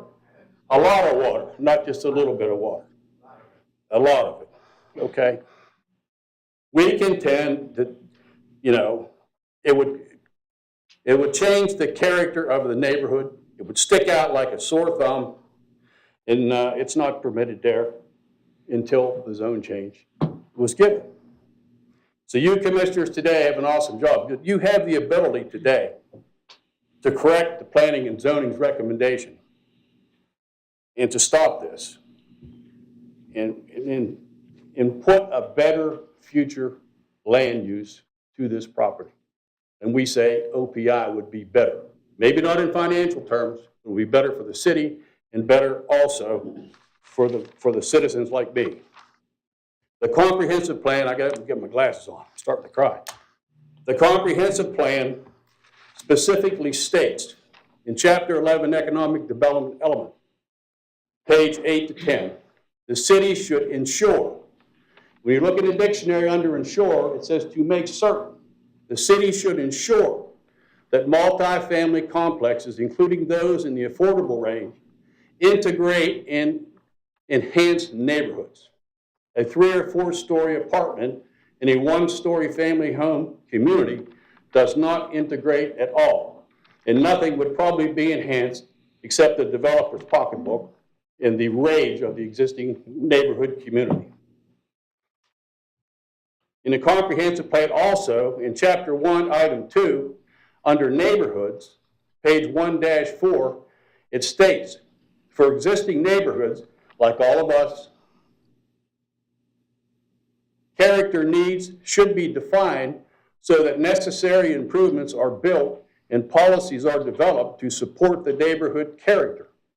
We vehemently argue that a 3 or 4 story multifamily apartment building would negatively impact the character of our surrounding single-family home neighborhood. It's out of character at the Pocatello-Sumter location and should not be approved there. The developer also and his attorney act like nothing has changed since the Hurricane Ian. The truth of the matter is everything has changed since Hurricane Ian for many people who live in Northport, and many of them are here today. In many cases, there is not a human factor associated with an apartment build, but in this case, there truly is. The residents of Country Club Ridge and Eastern Pocatello Avenue, some 500 plus people, have been devastated from severe flooding very near to the proposed apartment building site. Many of these residents lost homes to 5 foot of floodwater. They lost furniture, personal possessions, cars, and in some cases, even their precious pets. To build in their neighborhood now would be a stake to their heart when they are already on their knees. It would rob them of any hope of rebuilding and returning to the peace and quiet of their beloved neighborhood. And they'll tell you so here in just a few minutes. To let an out-of-town developer come into this devastated community and build a 3 or 4 story multi-family apartment, knowing what's happened there over the last 3 months, to me and most of the aggrieved residents who took the flooding, it's unthinkable, it's outrageous, it's cruel, it lacks empathy or fellow man, and it reeks of pure greed. RiskFactor.com shows that this Pocatello build location, 4951 Pocatello Avenue, is a severe flood risk. The real estate brochure listing for this property advertises it is not in a flood zone / high and dry. Somebody screwed up bad. Okay, very bad. Let's ask the Country Club Ridge residents and the Pocatello Avenue East residents if it's in a flood zone. The truth is, folks, Hurricane Ian has rewritten the floodplain for the entire city of Northport. This site has been exposed as an extreme risk for any type of future development after what happened there. Northport has many suitable locations for multiple family housing units that are not in a floodplain. Let's talk about apartments just for a minute. I lived in an apartment for many years in Wheeling, West Virginia. I managed an apartment, 2 apartments in Wheeling, West Virginia. I'm not knocking apartment living, but there's some characteristics to an apartment that differ greatly from a single-family home. We already have an apartment, Sumter Green does, right below us on Greenwood Avenue. It's called the Grand Court Apartments. They have been a good neighbor in some aspects because it's put a lot of people in there that probably couldn't afford to live anywhere else. But we've had problems with it. For example, when we're coming down Sumter Boulevard, they turn into our Pocatello Avenue and cut through to save 9 seconds because I timed it, instead of going down Sumter to Greenwood and turning there. I stopped them, many of them, 2 or 3 times. 2 or 3 days I sat there on a folding chair. And I said, would you please consider not cutting through here, because we have elderly folks, we have animals, we have young kids in the neighborhood. About half of them said, okay, we understand, Mr. Pullman. If that's going to really bother you, we won't do it.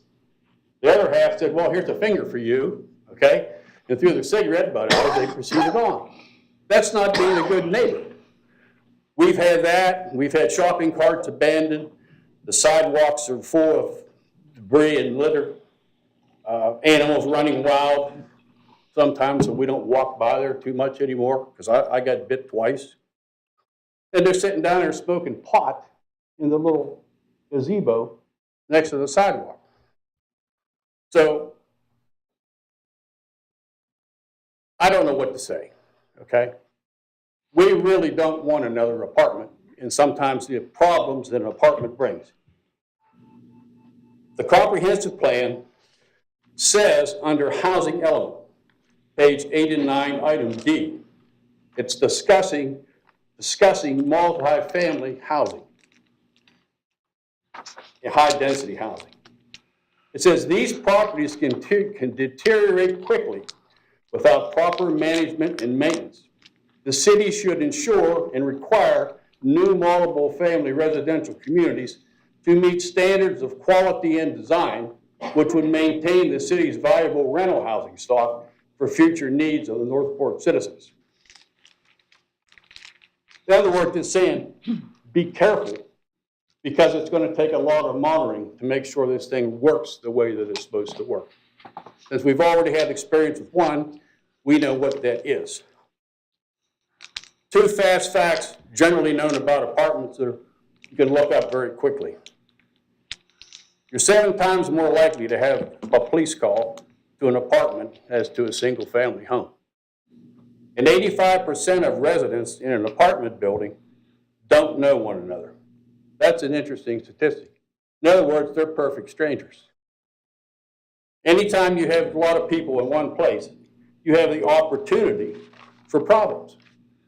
And when I managed it, I can tell you, and I wrote it down right here, noise complaints, parking problems, and neighborhood disagreements are part of the daily difficulties in managing multifamily properties.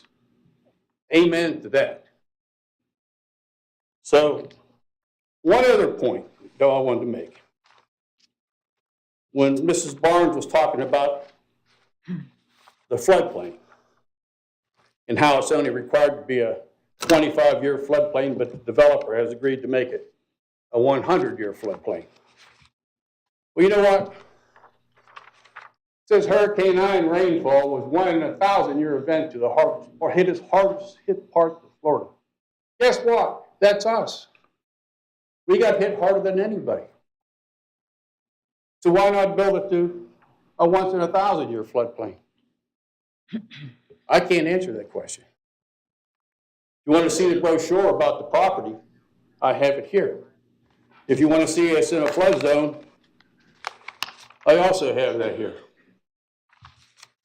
The bottom line is, folks, we would be aggrieved by this apartment because when we moved there, all of us, we were told it was an OPI type of development and there would never be any apartment buildings over there. Now we find out on August 2nd, and we were shocked to death to find out, everybody got a little notice from Attorney Boone's office that said, apartment building going up on Pocatello Avenue in Sumter. We're going, what are they talking about? We could have an apartment over there. That's a business district for a 1-story business. So, whatever. I'm going to conclude here and let the other people tell you exactly what's happened to them over there. If I can find my last note. I thought I was only going to get 8 minutes, so thank you.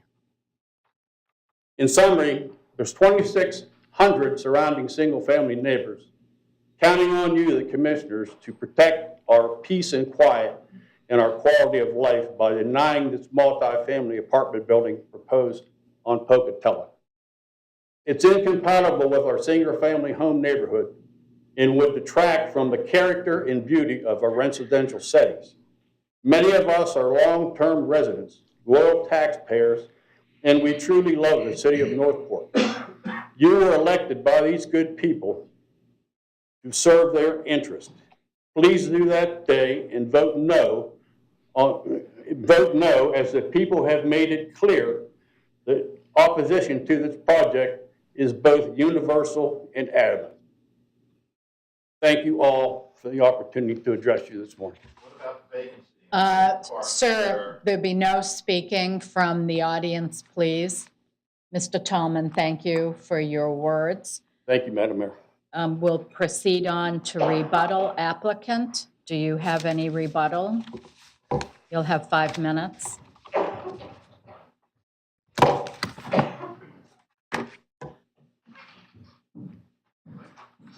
Good morning. Peter Van Buskirk with Kimley Horn Associates.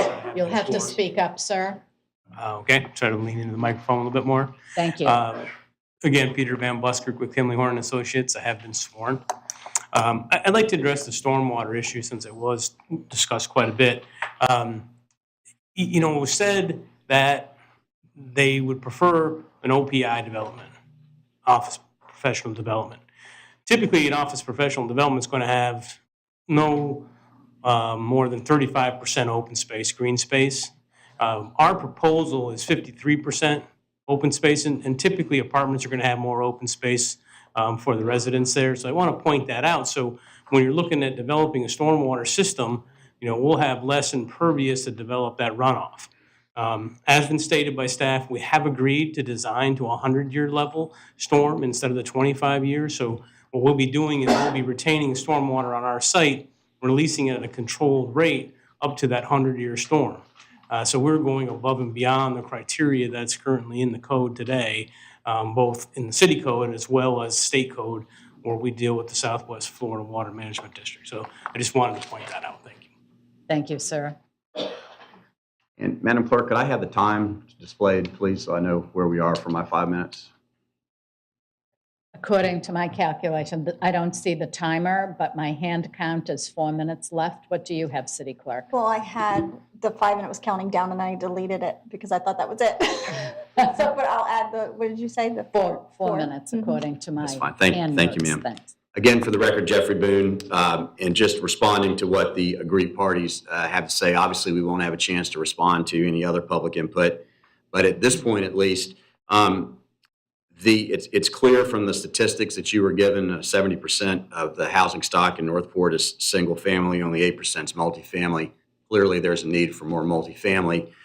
We heard the same concerns from the neighbors at the Planning and Zoning Advisory Board. Clearly, there's you may not hear it as strongly today because the PZAB members did have a response to it, that folks that live in apartments aren't second-class citizens.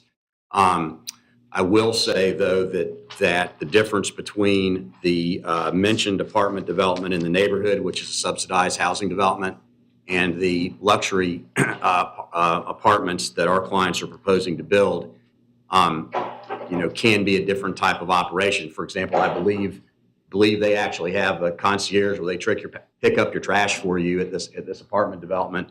And so trash was one of the complaints. I mean, this is entirely different type of multifamily housing development. And as far as the jobs go, so you can have, Northport right now has people who live here, and the problem is they go elsewhere and work. You can also create the opposite problem. You can have people who work here, and when the hospital comes, this is not fantasy. When the hospital comes, there will be a huge increase in jobs, highly skilled, trained professional jobs, people making, six-figure incomes or high, or close to that. Northport wants those folks to have housing options. They may not be ready to build a house. You have to come up with a down payment for a mortgage. Even people that make six-figure incomes, if they're right out of college, can't afford a down payment on a mortgage. They have to live in a rental until they can save up the down payment to buy. People who move to Northport need to look for a place to live, where they want to live. There's going to be renters, and if there's not an option for them in Northport in luxury apartments, they will live in luxury apartments somewhere else. And then on the weekends, they're going to go out and spend their money in Venice or Sarasota or Charlotte County or Lee County. You heard statements about people in three-story buildings looking over a wall that's maybe 200 feet away. I just don't think that's realistic. The idea that there could only be one-story office buildings built on this property, 70 feet tall is the height of office buildings that can be built on this property.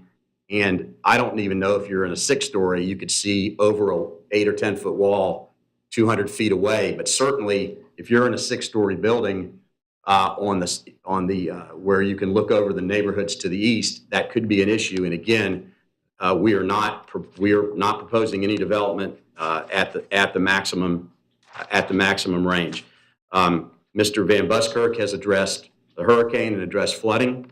I am a 64-year resident of this part of Florida. I was born here, not in Northport. I was born in Venice, was raised in Northport. I've been practicing law in Northport, doing what I'm doing today since the early 80s. And so in a lifetime of living here, we've never seen a storm like the hurricane that just went through. And, we might have one next year, or it might be another 1,000 years before we have one. The question is, will this development handle the stormwater on this development in a way that will improve the situation for this particular piece of property? And I think that your staff has said, because they've signed off on stormwater and you've had Mr. Van Buskirk. Sir, you're out of time. Thank you very much. Thank you very much. Staff, do you have a rebuttal? 5 minutes, please. Lori Barnes, Planning and Zoning Manager. I have been sworn. I'd just like to touch on a few of the comments made by the aggrieved parties. First and foremost, the future land use designation on this property does entitle the property to 15 dwelling units per acre and includes residential as a use. There is nothing in the comprehensive plan or the Unified Land Development Code that limited development on this site to single-story offices. The maximum height permitted and entitled to the property is 70 feet. Regarding the flood zone comments, the property is actually in a flood zone X. While FEMA may be changing the flood designations, they have not yet been adopted. And whatever flood zone the property is in at time of development, the developer will need to comply with federal, state, and local regulations as to development in a flood zone, should the flood zone change.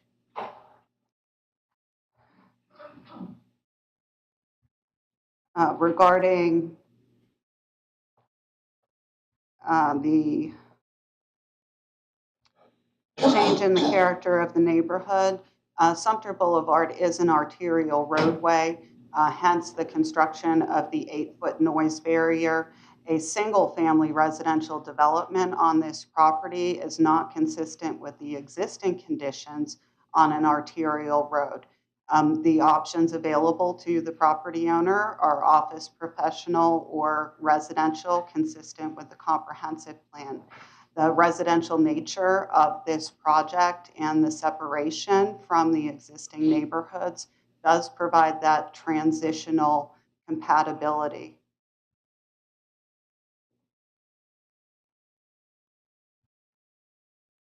As to traffic, we do have our city engineer here to answer any questions that the commission may have as far as access to the site and concerns from a fire safety perspective. Peter Marietti, our fire marshal, is here today. And regarding any stormwater concerns, we have Elizabeth Wong, our stormwater manager, should the commission have questions during your time. That's all I have. Thank you. Thank you. Aggrieved parties, you have 5 minutes each for any rebuttal, if you have one, as Mr. Murphy.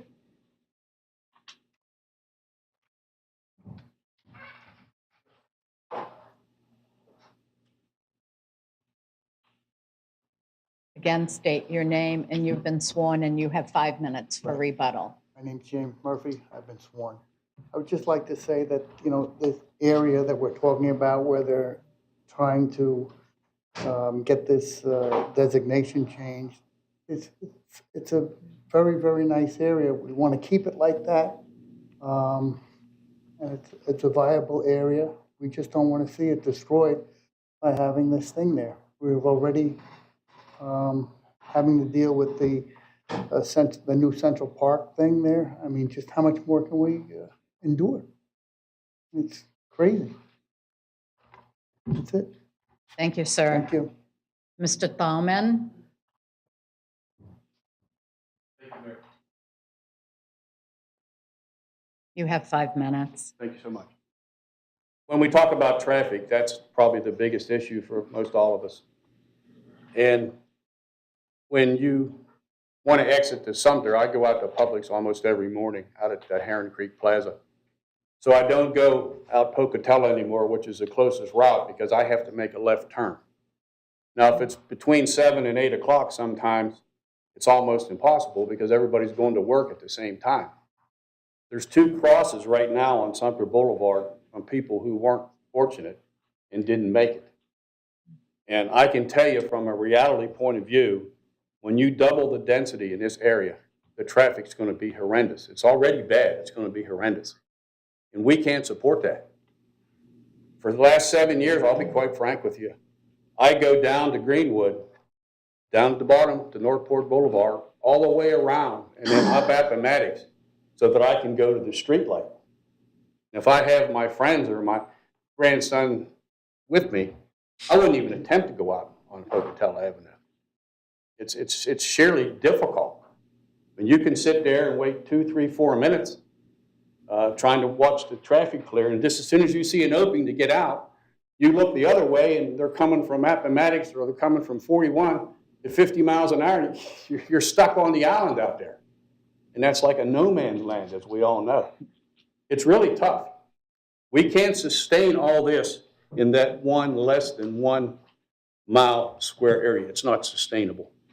I used to joke with people. They say, have you been out Pocatello lately? I said, no, because the last time I went out there, I had to wait a long time. And Jim, my neighbor, said, well, how long did you wait? I said, Jimmy, I grew a full beard. Thank you again, Mayor, for the opportunity to speak. Thank you, Mr. Thalman. At this point, we've been at it for 2 hours, and we're bumping into the lunch break. So I'm going to recess this meeting for 45 minutes. If we could all come back at 12:40, I will see you then, and we'll come back with public comment. Thank you very much.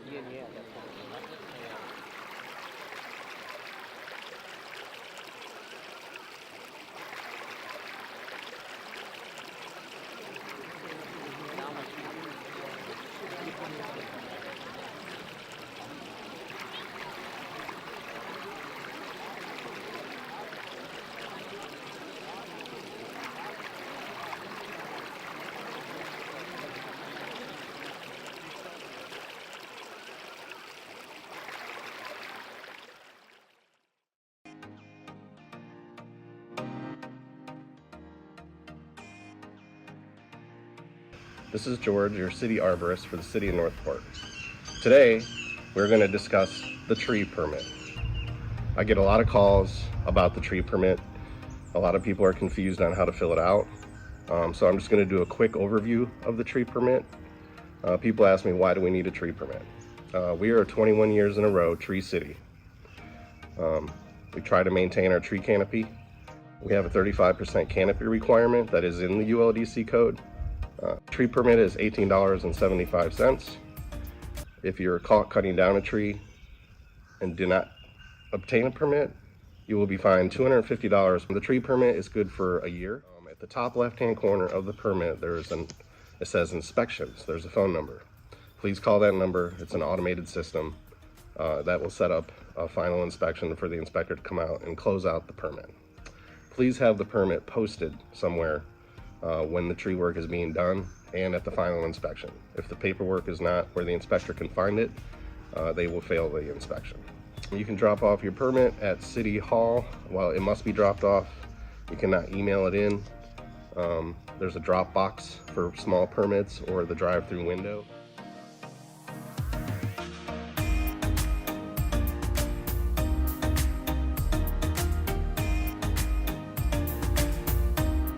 This has been another video of Ask the Arborist.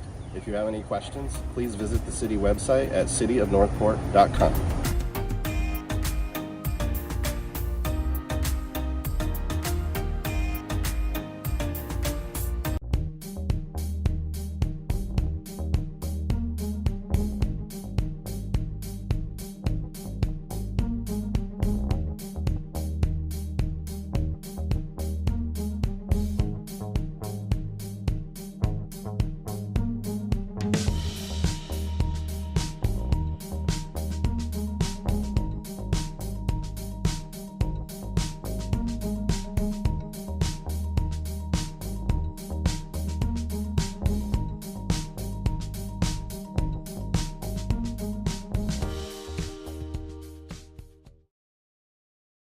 If you're happy and you know it, flap your wings. If you're happy and you know it, flap your wings. If you're happy and you know it, you really ought to show it. If you're happy and you know it, flap your wings.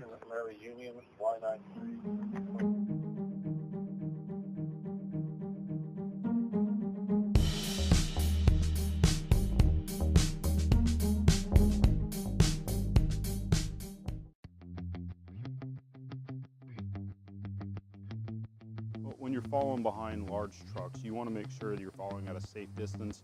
And if you don't know that safe distance, just remember if you can't see their mirrors, they can't see you. We stop at about 1,000 houses a day. In order for us to complete that, and be safe, we try not to rush in between the houses. It takes us a little time. We're not trying to slow you down. We're just trying to get things up in an orderly fashion. How our trucks work, we have two different types of trucks that pick up residential garbage and recycle. We have one that's a side loader, and we have one that's a front loader. When that bucket comes out of the top of the truck and is positioned to pick up cans up front, you have probably 8-9 feet in front of you that the people behind you passing may not know about.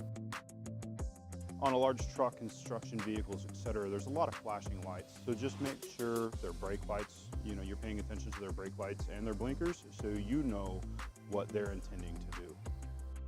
So you want to make sure that you're not on a double yellow line or a curve and you have good visibility for oncoming traffic so you can pass safely. If you're too close and you go to pass, you never know what's around the corner.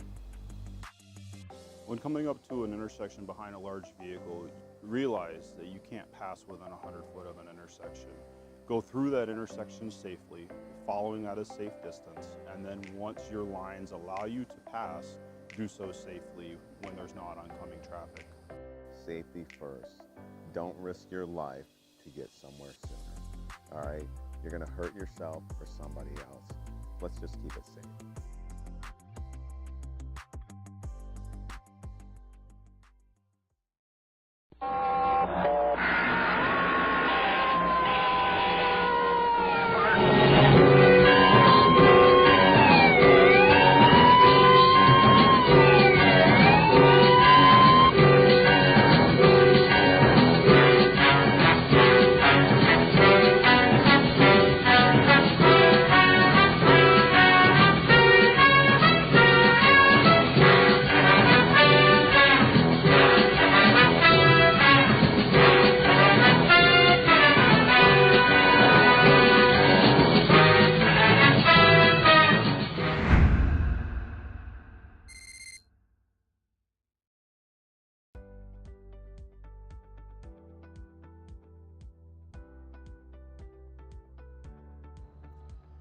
Hello, I'm David, and today we're doing another episode of Ask the Arborist.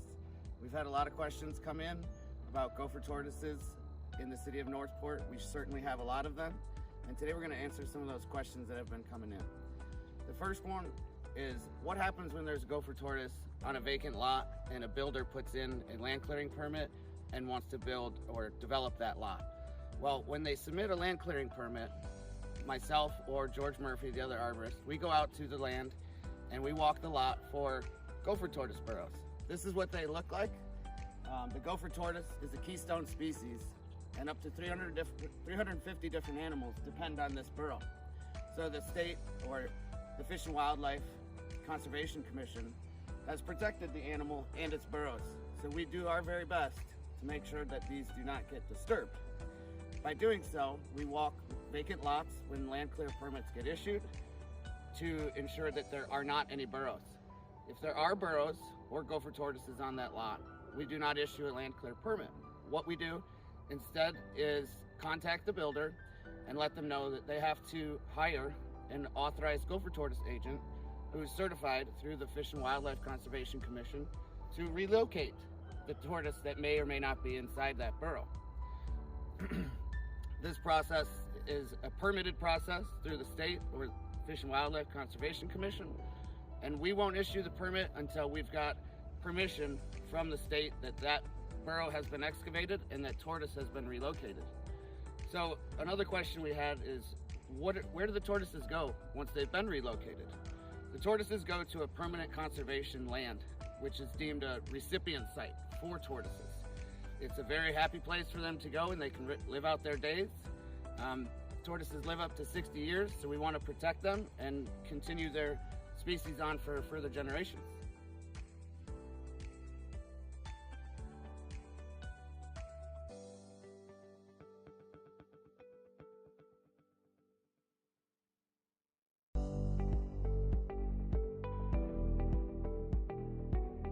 Morning, Northport. My name is David Jaro. I'm the city arborist. Today I'm going to show you how to measure a tree's diameter at breast height, or DBH.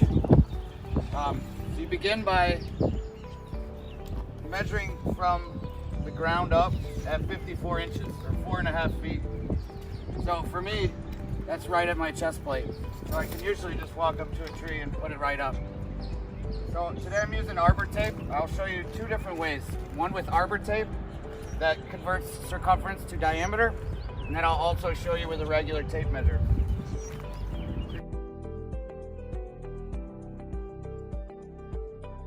And in this case, this tree is 21 inches diameter. Now the other method of doing this, which is probably more for typical homeowners, is everyone's got a tape measure in their garage.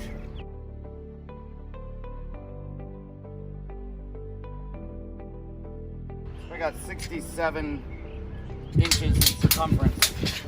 So now we just have to convert that to diameter. And to do that, you're going to want to pull out a calculator. Take the circumference and divide by pi, which is 3.14. So I got 67 divided by 3.14. And I got 21 inches.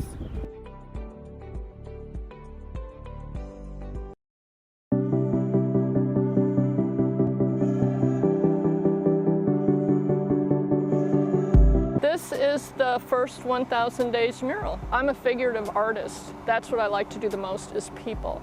And to me, any age is wonderful to do, but something about a baby.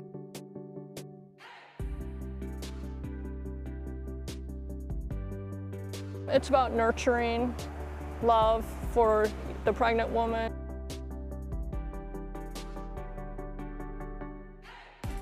For the new infant, and then as the baby grows and develops and the mother's caring for the baby. This is actually closer to 3 stories.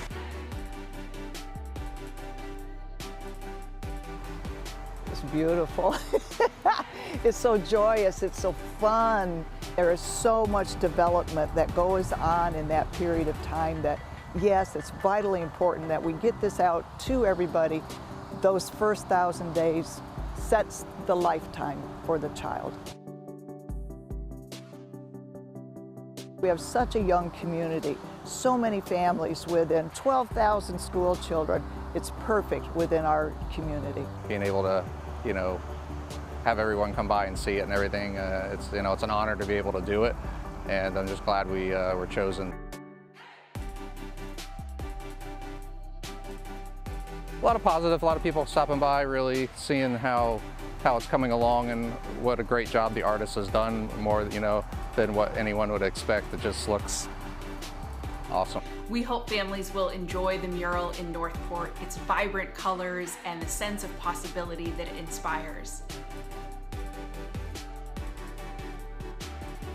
At Gulf Coast, we are so proud to sponsor the mural in Northport and to use the Haddon Memorial Endowment Fund, knowing that it is dedicated to improving the quality of life for residents in Northport.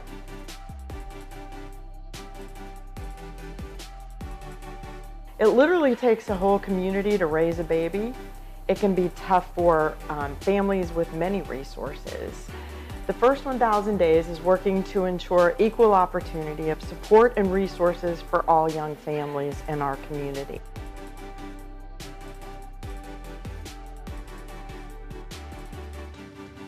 Really want to give a big shout out. Without the foresight of Charles and Marjorie Barancik Foundation, this wouldn't have been possible to launch First 1,000 Days. We have had robust support from other philanthropy organizations, including Sarasota Memorial Hospital Foundation, the Gulf Coast Community Foundation, the Selby Foundation, as well as Flanzer Trust and many individual donors.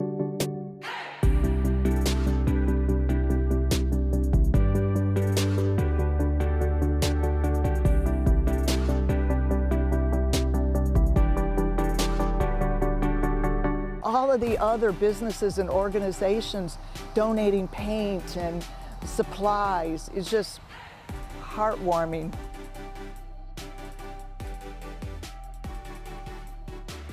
We invite everyone who goes to see the mural to go home and create a sidewalk chalk mural of your own. Get out that chalk and enjoy coloring our community with the images of healthy child development.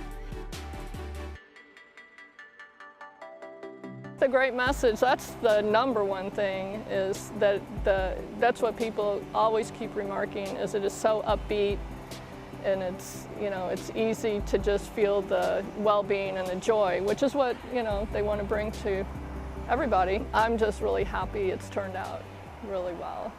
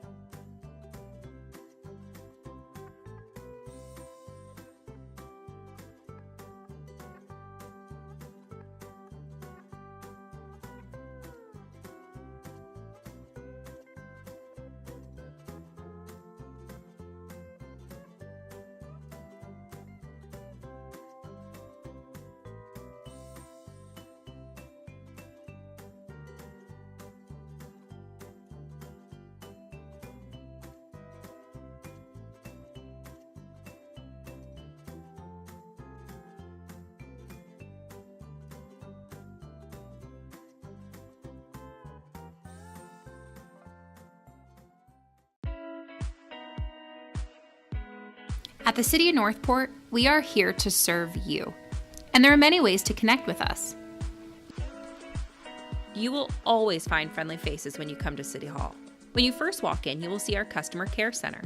The Care Center helps customers who call into the city to get answers they need in a timely fashion.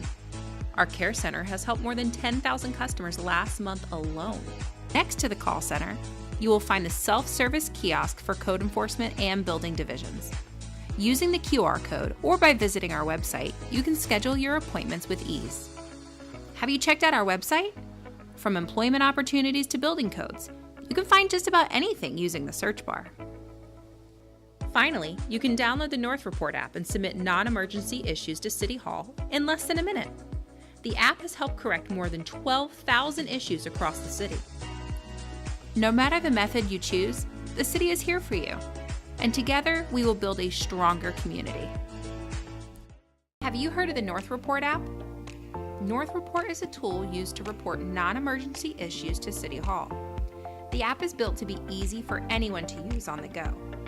When you see an issue, it takes less than a minute to report the issue on the app. First, pull up the app and click Report Issue.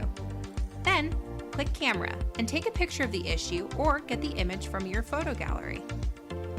After that, the app uses geolocation to pinpoint your exact location.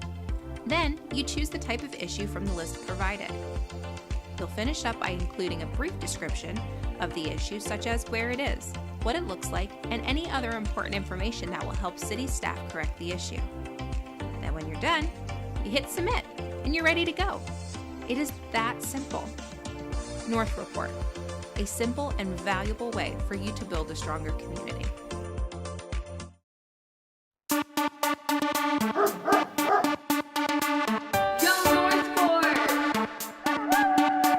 Let's kick it.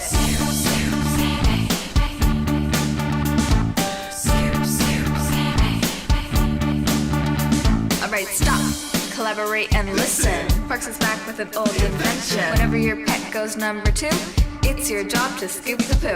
Will it ever stop? Yo, I don't think so. Poop shouldn't be left to decompose. To the extreme, bag it up like a champ. Throw it away, use your part, get amped. Damn! Rush your baggie to the trash. Keep the water clean, do your part in a flash. Deadly. One bacteria goes steadily. Anything less than scooping is a felony. Love it or leave it, you better gain way. You better hit the bullseye, the dogs don't play. This can be a problem, but yo, we'll solve it. Check out the hook while my DJ revolves it.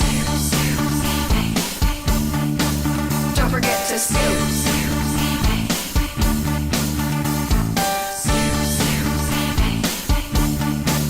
Don't forget to scoop. Yo, man, let's get out of here. Word to your pupper. Don't forget to scoop.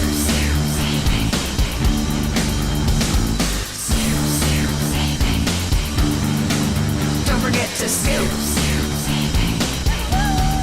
Don't forget to scoop.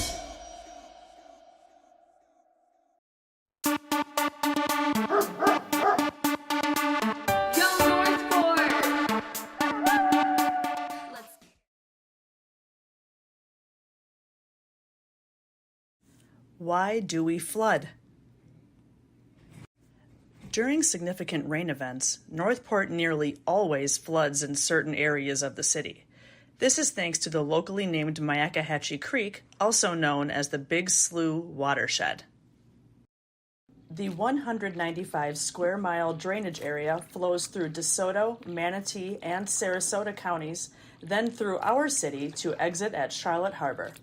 As the city of Northport is located at the low end of the Big Slough watershed drainage system, the city's current flooding and water quality conditions are attributed not only to the city's growth, but also to upstream runoff in the DeSoto, Manatee, and Sarasota County portions of the Big Slough. During significant rain events, ponding can also occur.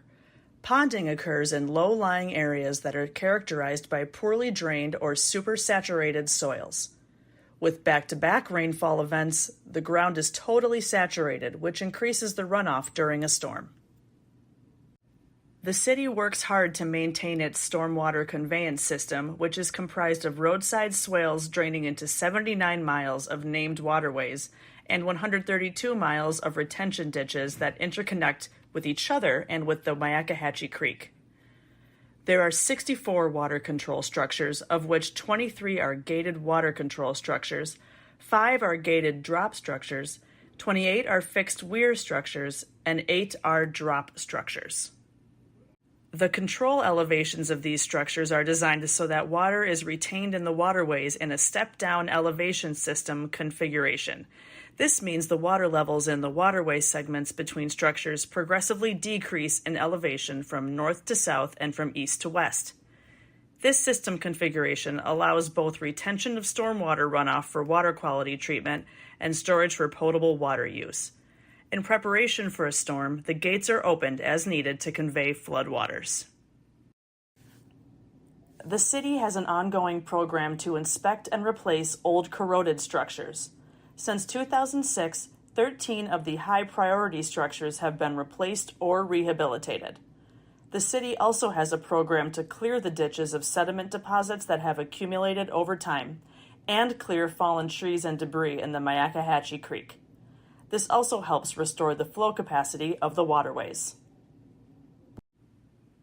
Long story short, Northport is prone to flooding, but the city works hard to maintain conveyance channels, water control structures, and procedures put in place to lessen the impact. When there is a hurricane or significant rain event, the city gets into response and recovery mode quickly after. Please stay safe out there.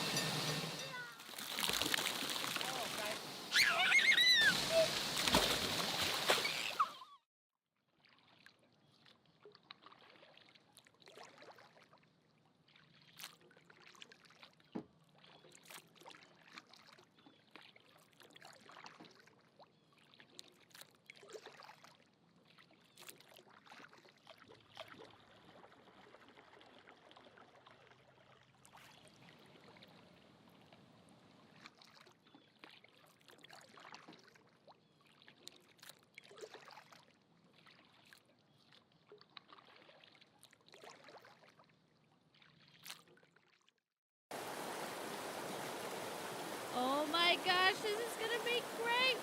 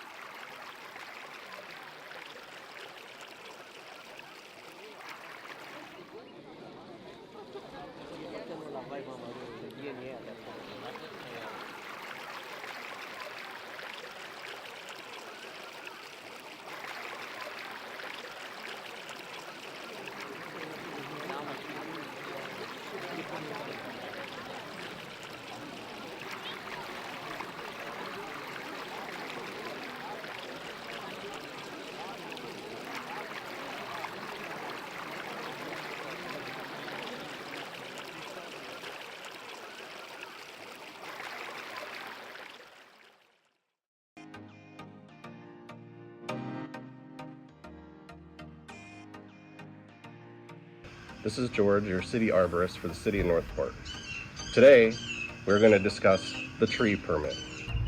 I get a lot of calls about the tree permit. A lot of people are confused on how to fill it out.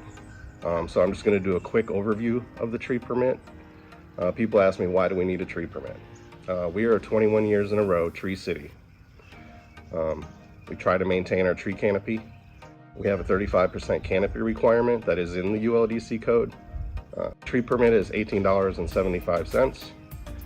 If you're caught cutting down a tree and do not obtain a permit, you will be fined $250. The tree permit is good for a year. At the top left-hand corner of the permit, it says inspections. There's a phone number. Please call that number. It's an automated system that will set up a final inspection for the inspector to come out and close out the permit. Please have the permit posted somewhere when the tree work is being done and at the final inspection. If the paperwork is not where the inspector can find it, they will fail the inspection. You can drop off your permit at City Hall. Well, it must be dropped off. You cannot email it in. There's a drop box for small permits or the drive-through window.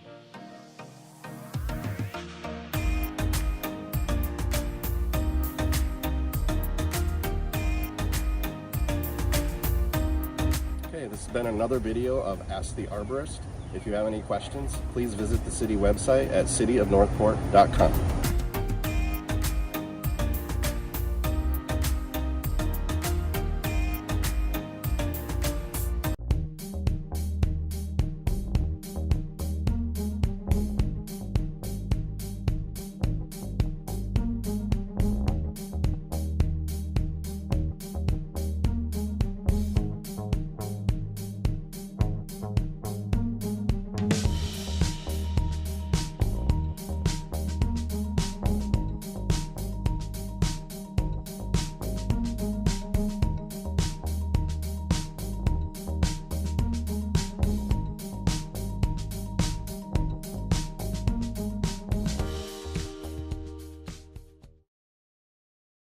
If you're happy and you know it, flap your wings. If you're happy and you know it, flap your wings. If you're happy and you know it, you really ought to show it. If you're happy and you know it, flap your wings.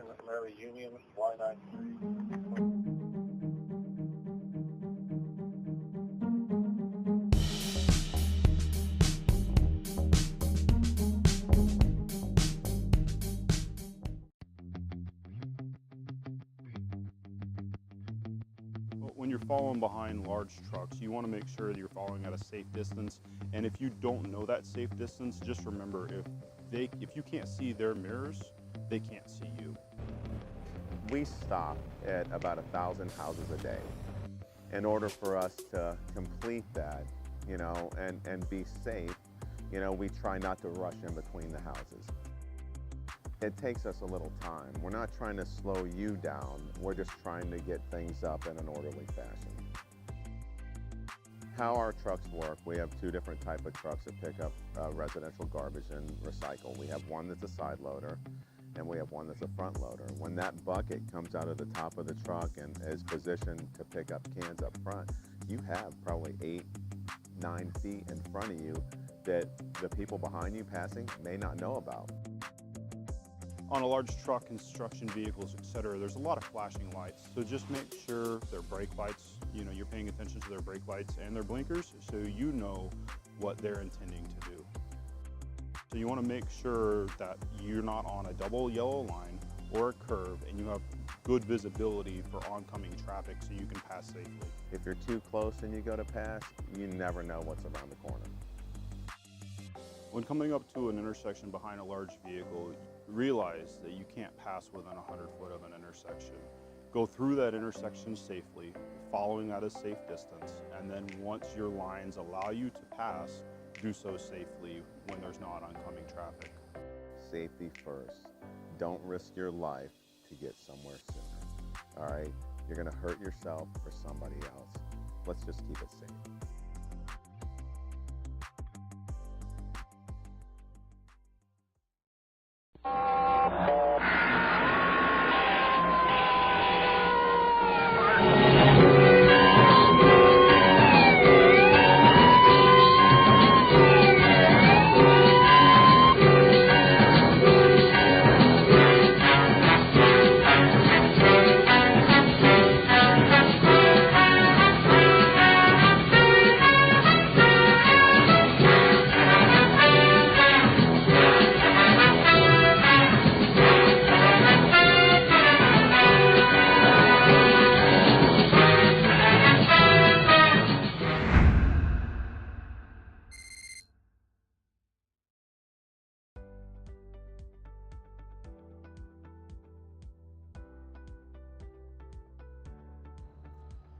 Hello, I'm David, and today we're doing another episode of Ask the Arborist.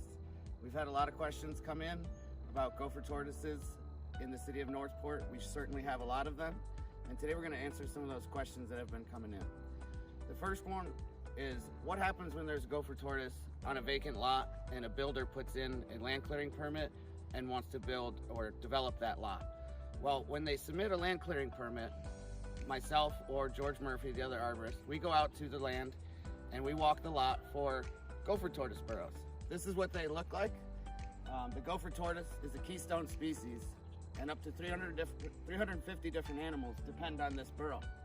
So the state, or the Fish and Wildlife Conservation Commission, has protected the animal and its burrows. So we do our very best to make sure that these do not get disturbed. By doing so, we walk vacant lots when land clear permits get issued to ensure that there are not any burrows. If there are burrows or gopher tortoises on that lot, we do not issue a land clear permit.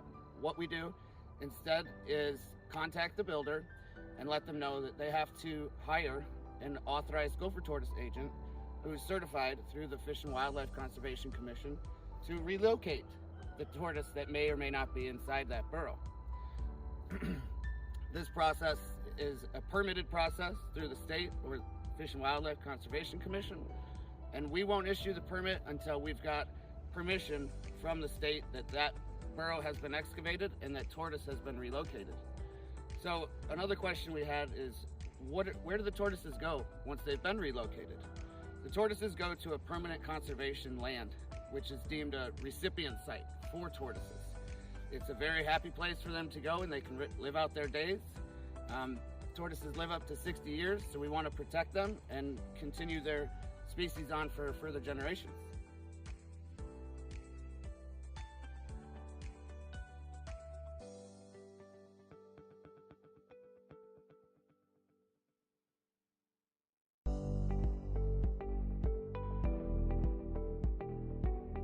Morning, Northport. My name is David Jaro. I'm the city arborist.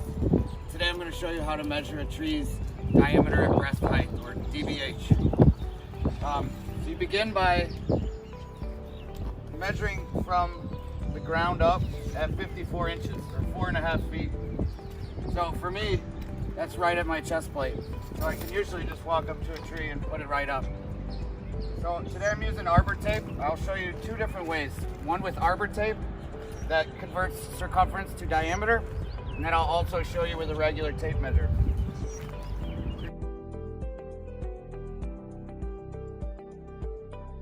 And in this case, this tree is 21 inches diameter. Now the other method of doing this, which is probably more for typical homeowners, is everyone's got a tape measure in their garage.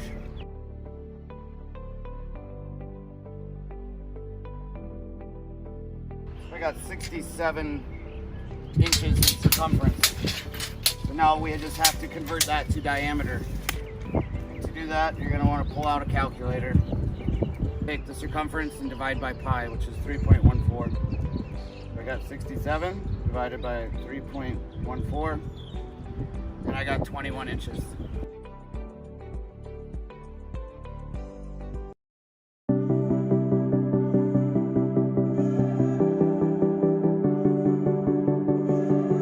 This is the first 1,000 Days mural. I'm a figurative artist. That's what I like to do the most, is people. And to me, any age is wonderful to do, but something about a baby.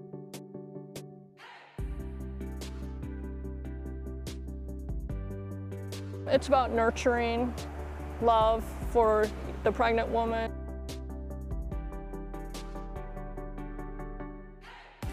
For the new infant, and then as the baby grows and develops and the mother's caring for the baby. This is actually closer to 3 stories.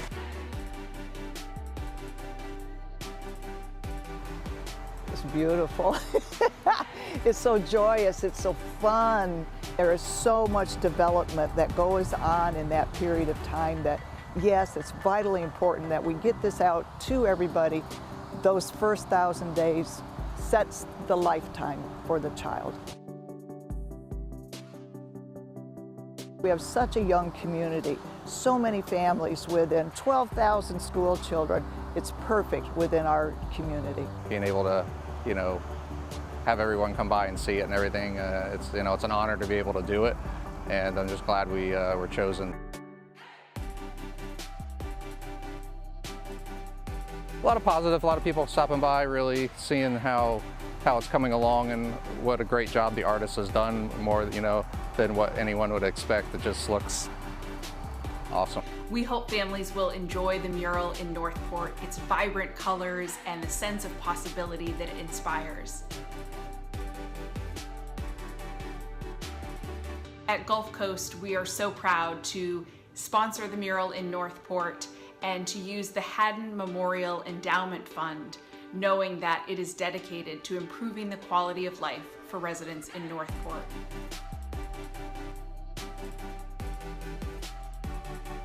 It literally takes a whole community to raise a baby. It can be tough for families with many resources. The first 1,000 days is working to ensure equal opportunity of support and resources for all young families in our community.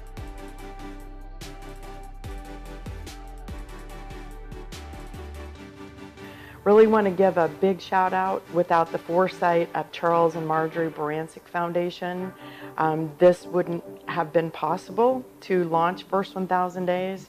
We have had robust support from other philanthropy organizations, including Sarasota Memorial Hospital Foundation, the Gulf Coast Community Foundation, the Selby Foundation, as well as Flanzer Trust and many individual donors.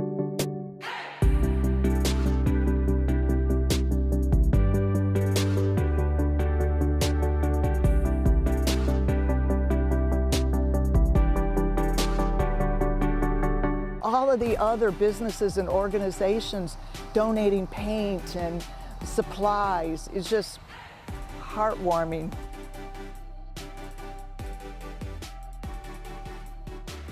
We invite everyone who goes to see the mural to go home and create a sidewalk chalk mural of your own. Get out that chalk and enjoy coloring our community with the images of healthy child development.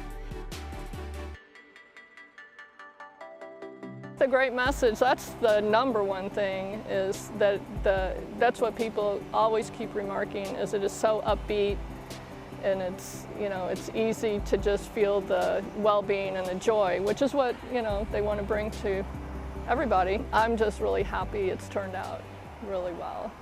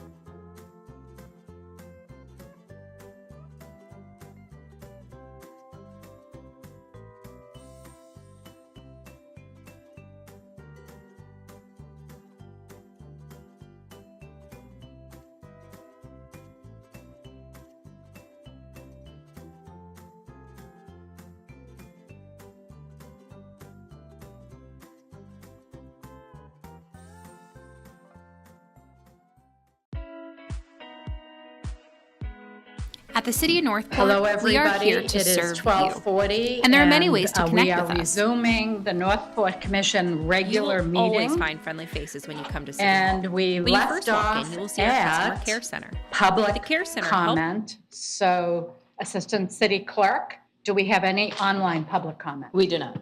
Okay, we do have some in-house public comment and quite a bit of it. So I'm going to call people up 3 at a time. If you could come over here and sort of get ready and then speak in the order in which I call you, that would be terrific. Deanna Lemeru? Good. And Mark? And John? Cece.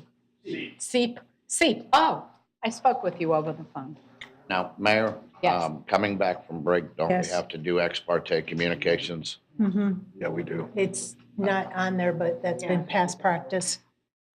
Okay, well, just hang on one quick second, and we'll do ex parte. So Commissioner McDowell, I was going to say McDermott. I'll tell you, it's just. You're just having It's frightening. Go ahead. No, Mayor, I have not had any additional ex parte communication during break. Nor have I. Nor have I. Have my name tag on. Oh, good, yes. Vice Mayor, go ahead. No, I'm good, yeah. I did not have any either. Okay, great. Are we good for public comment? Okay. Yes, Let's thank get you. started. My name is Deanna Lamoureux, and I have been sworn in.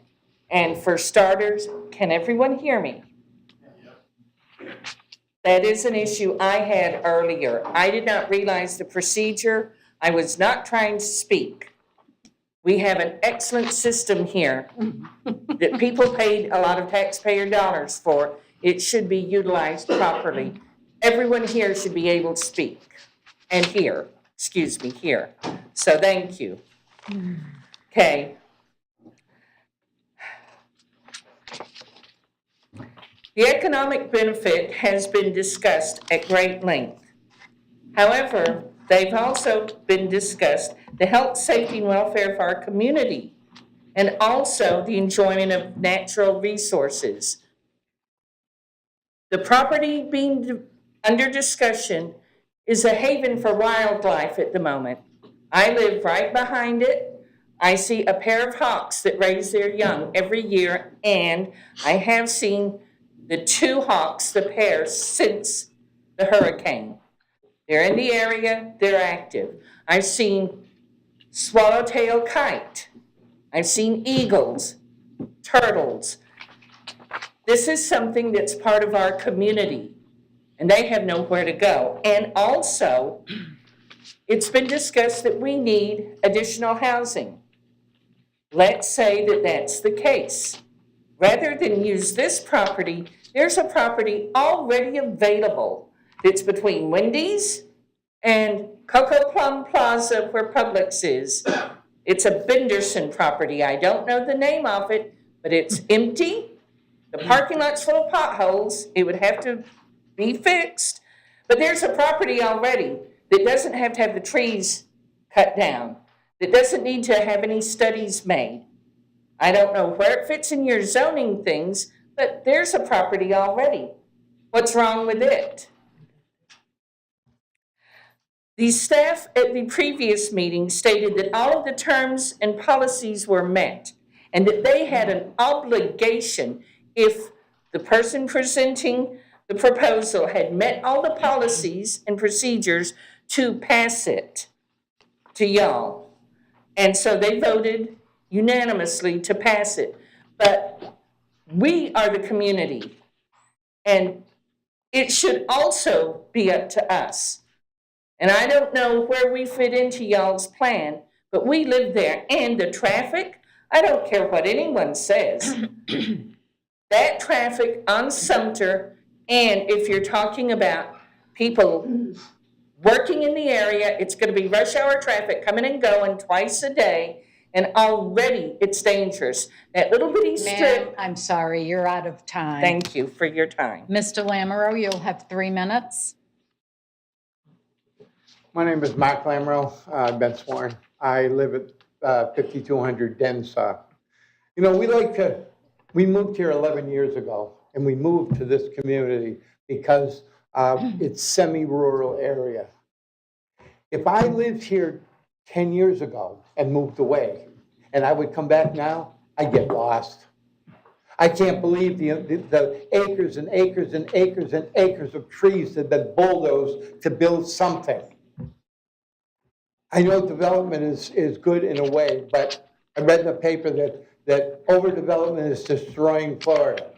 Well, this is going to destroy our neighborhood. Never mind the hurricane. That was, that's something that probably in my lifetime I hope never happens again, because I'll never ride one out. But we used to feed the birds. We like to feed the birds.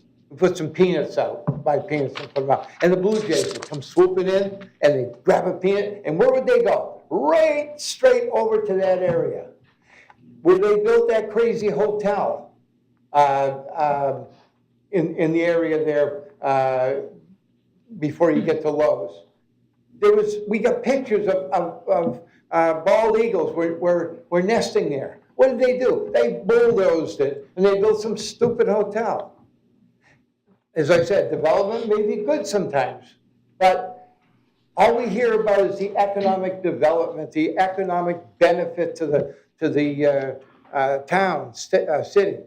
How about the economic benefit to us? How about the hassle we're going to have with all the traffic and the extra people and the density? I've been saying that during what we call snowbird season, we're in it. You can't get a reservation in a restaurant on a Friday night. If you do, you got to make it a day ahead of time. It takes light cycles sometimes to get through the traffic lights. It's too dense now, and at the rate you're building it up, we're going to have New York City. At least New York City has Central Park. Can you imagine the economic development they could make in Central Park if they bulldoze all those trees down? It's unbelievable.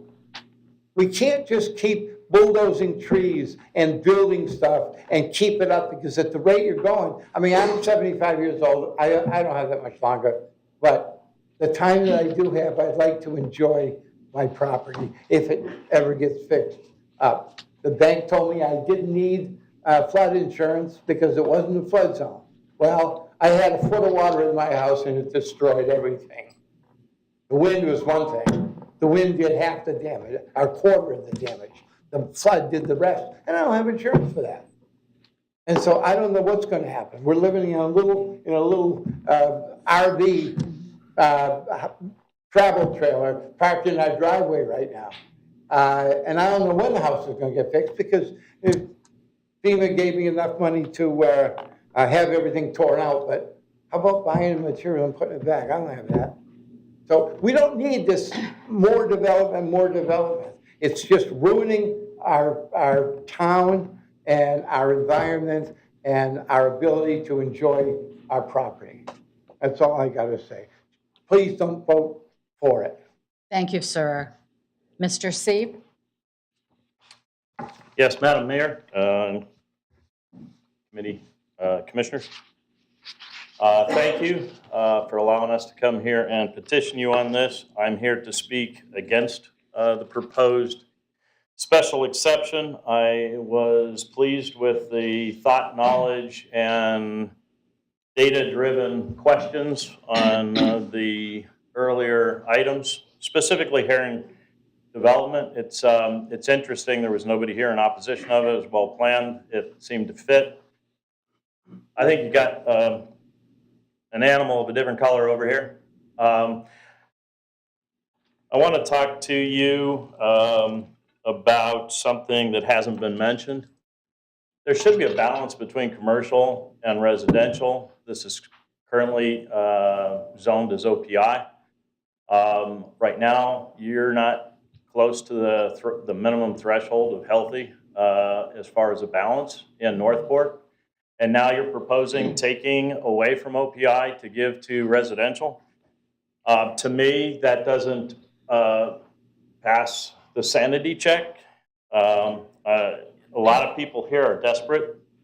They're trying everything in the book to coerce you, whether it's traffic, it's flooding, it's whatever. It does not fit in this community at that location. The other thing I noticed by listening to everything is you've got land use plans or utilization stuff, comprehensive plans. None of them seem to clearly address this need for multifamily units and specify where they properly fit in the community. And the last thing I think that the city wants to do is reflect kind of a willy-nilly shoehorning of stuff anywhere a commercial developer thinks he can get away with it. I want to talk to the planning meeting. The planning meeting where everybody voted for it. I understand it didn't violate anything and they had to vote for it. They had a 7-0 unanimous vote, but everybody that showed up was in opposition to it, 30 to 50 people. You lost some people with your break. I hope you get time to listen to them. The only person that wasn't in opposition to it, which wasn't stated at that meeting, was the landowner. I have no problem with somebody making a profit and being for it. We need multi-family housing. But let's be real, the residents that are here that are currently carrying the majority of the financial budget of the city, let's talk about the revenue, the tax revenue that comes from the pockets of the taxpayers here. We have a say in it. And right now you need more commercial. Let's not take away from it. That's what I'm here for. Vote no. I appreciate your time, your consideration. I've talked to a number of you. You've all answered my questions and addressed me very respectfully. I greatly appreciate that. Thank you, sir. The next three speakers up, Kurt Loomis, Joe Wachowski, and Linda Grother. If you can just come down and be ready, you'll each have 3 minutes. Kurt, you're first up. Okay, I'm Kurt Loomis, and I have sworn in. I'm sure everyone's going to hear me because I'm not going to calm down. Last meeting I was here, I felt ignored. I felt like we didn't matter. I was pretty PO'd. I left the meeting shortly after my speech because I couldn't understand, the smoke that was being blown all over this crowd and the people that were here. I have almost 400 signatures I'd like to submit for the second time. I'm here to tell you, out of these 400 people, everyone in my book equals me. And I'm going to tell you who I am in 3 minutes. I'm Kurt Loomis. I'm a high school graduate. I'm not a college graduate. I joined the Army. I got an honorable discharge. I got certificates out the wazoo. I went to medical school. I got a medical degree as a medical specialist. I went to nuclear, biological, chemical warfare school. I owned my first house at 20 years old.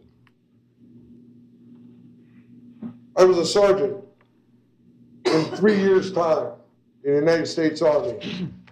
I have all my certificates. I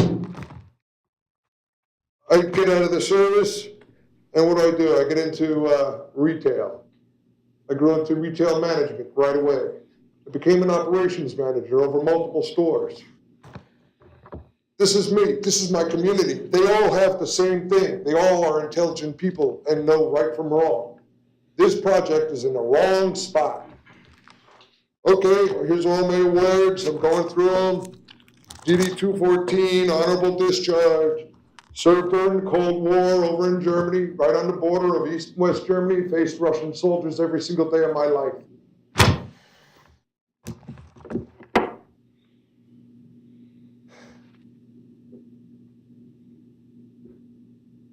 In my career as retail, I have advanced courses in retailing. I have all types of certificates on, you name it, anything to do with retail. I got letters of recommendation from everybody I've ever dealt with. So I became a realtor. I learned about real estate. I became a construction manager. I was a project manager for construction. I've built commercial. I've built residential. This is the wrong spot for this development, and I can go on and on and on and on. And yes, I'm also Florida holder of the Department of Environmental Sir, I'm Stormwater sorry, Inspection. you're out of time. We'll know about that But as thank well. you for your comment. Mr. Thank you. Wachowski?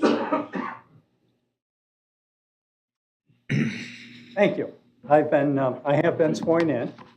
Joe Wachtowski, Northport. There isn't much I can say that hasn't already been said by a lot of the people in my community. But I'm going to say a couple things anyway. Number one is I want to comment on the traffic report. Excellent job. I'm sure they did the best job they could after coming out of the bar room. Because there is no way any sane person could try and get onto Sumter some way. It's the truth. We left to go home quickly during lunch today and make it back. We couldn't make it onto Sumter for a long time. Right out here, we had to turn around and go out where the light is near the fire department before we could get out. There was that much traffic now. So, you know, yes, I do doubt the traffic report. And when you add the 500 homes that are going to be built across the street from this so-called development, which I hope never happens, and the new development itself, you'll never get out onto Sumter. I don't care what the traffic report says either. The other thing is flooding. Florida, I don't know if you've noticed this as Florida residents, but it tends to be rather low and flat. And there are only so many places you can put water when it falls on Florida. We almost got flooded out. I thank God, truly, that we did not. Water came right up to our door in this neighborhood. And I guess we were a little bit higher than most places. It did not come in the door. Developments like this tend to add a lot of concrete to the area, which doesn't absorb water. It kind of distributes itself. Two other things I'd like to address very quickly. Last week in our local newspaper, The Sun, they had a letter which was excellent, and it said there's too much development happening in Florida, and Florida is being destroyed. You should read the letter. Florida is literally being destroyed, and with what we have now, within another 3 years, there won't be any land left to develop in Southwest Florida. It will not exist. That's not good. The other thing is, the other letter, which followed a day later, actually this was an opinion of the paper, is that no one's listening. No one in government is listening. I mean, they listen to us, but they don't do what the voters and the taxpayers want. They do what they want, which kind of, is that the way it should be? No, we're supposed to be a representative democracy where we vote for people who vote for what we want. I have yet to see, since we've been down here over 5 years now, I've yet to see the town or the city or the county or anything do what we want. I suggest you do that. In any case, I thank you for your time because I think your time is all we're going to get out of it. Thank you. Thank you, sir. Linda Grother, you're next. Morning, Commissioners, or good afternoon, all of us. Yep. I'm Linda Grother of Sumter Green, and I reside at 5043 Greenway Drive, and I have been sworn.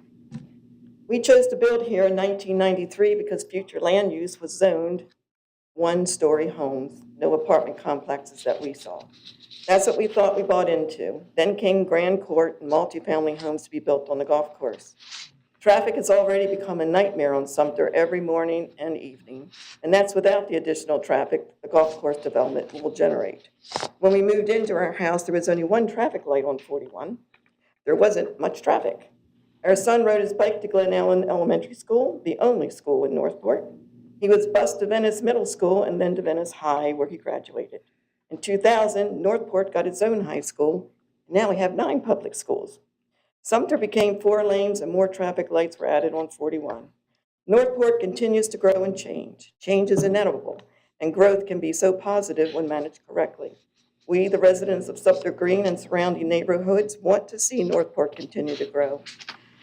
But we rely on our commissioners to safeguard our quality and way of life by managing the growth so that we, the residents who have been paying our property taxes for the past 30 to 50 years, are not adversely impacted again. We are the ones who made it possible for Northport to grow. We made it feasible for a hospital to be built. Now, if our commissioners approve the change, we will have another 200 plus cars going to work every morning and returning every night on Sumter Boulevard that can't handle today's traffic. The original zoning for an OPI development would have those cars spread out over the workday, mostly driving the non-hour rush hours. Ideally, the residents of all the neighborhoods on Sumter would find they could use those businesses and not venture out onto 41 as often. There is no upside to us having 4 apartment buildings towering over our neighborhoods. None. And there are cons. First, just because the word luxury is used doesn't mean there will be a luxury hotel apartment. Is there any language as to what constitutes a luxury apartment? Will they have upgraded appliances, larger rooms, balconies? Who will guarantee they will have luxury upgrades?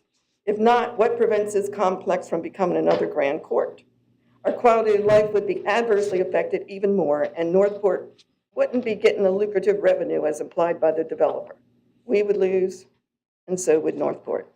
So why build this development at this location? Northport is the 3rd largest city land-wise in Florida. Surely there is plenty of acreage to house many apartment complexes that would not change the character of the existing single-family neighborhoods or add to their traffic woes.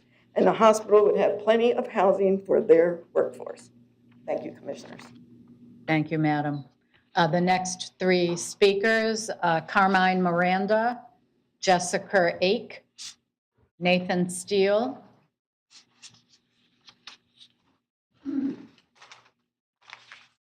Mr. Miranda, you have 5 minutes. Thank you.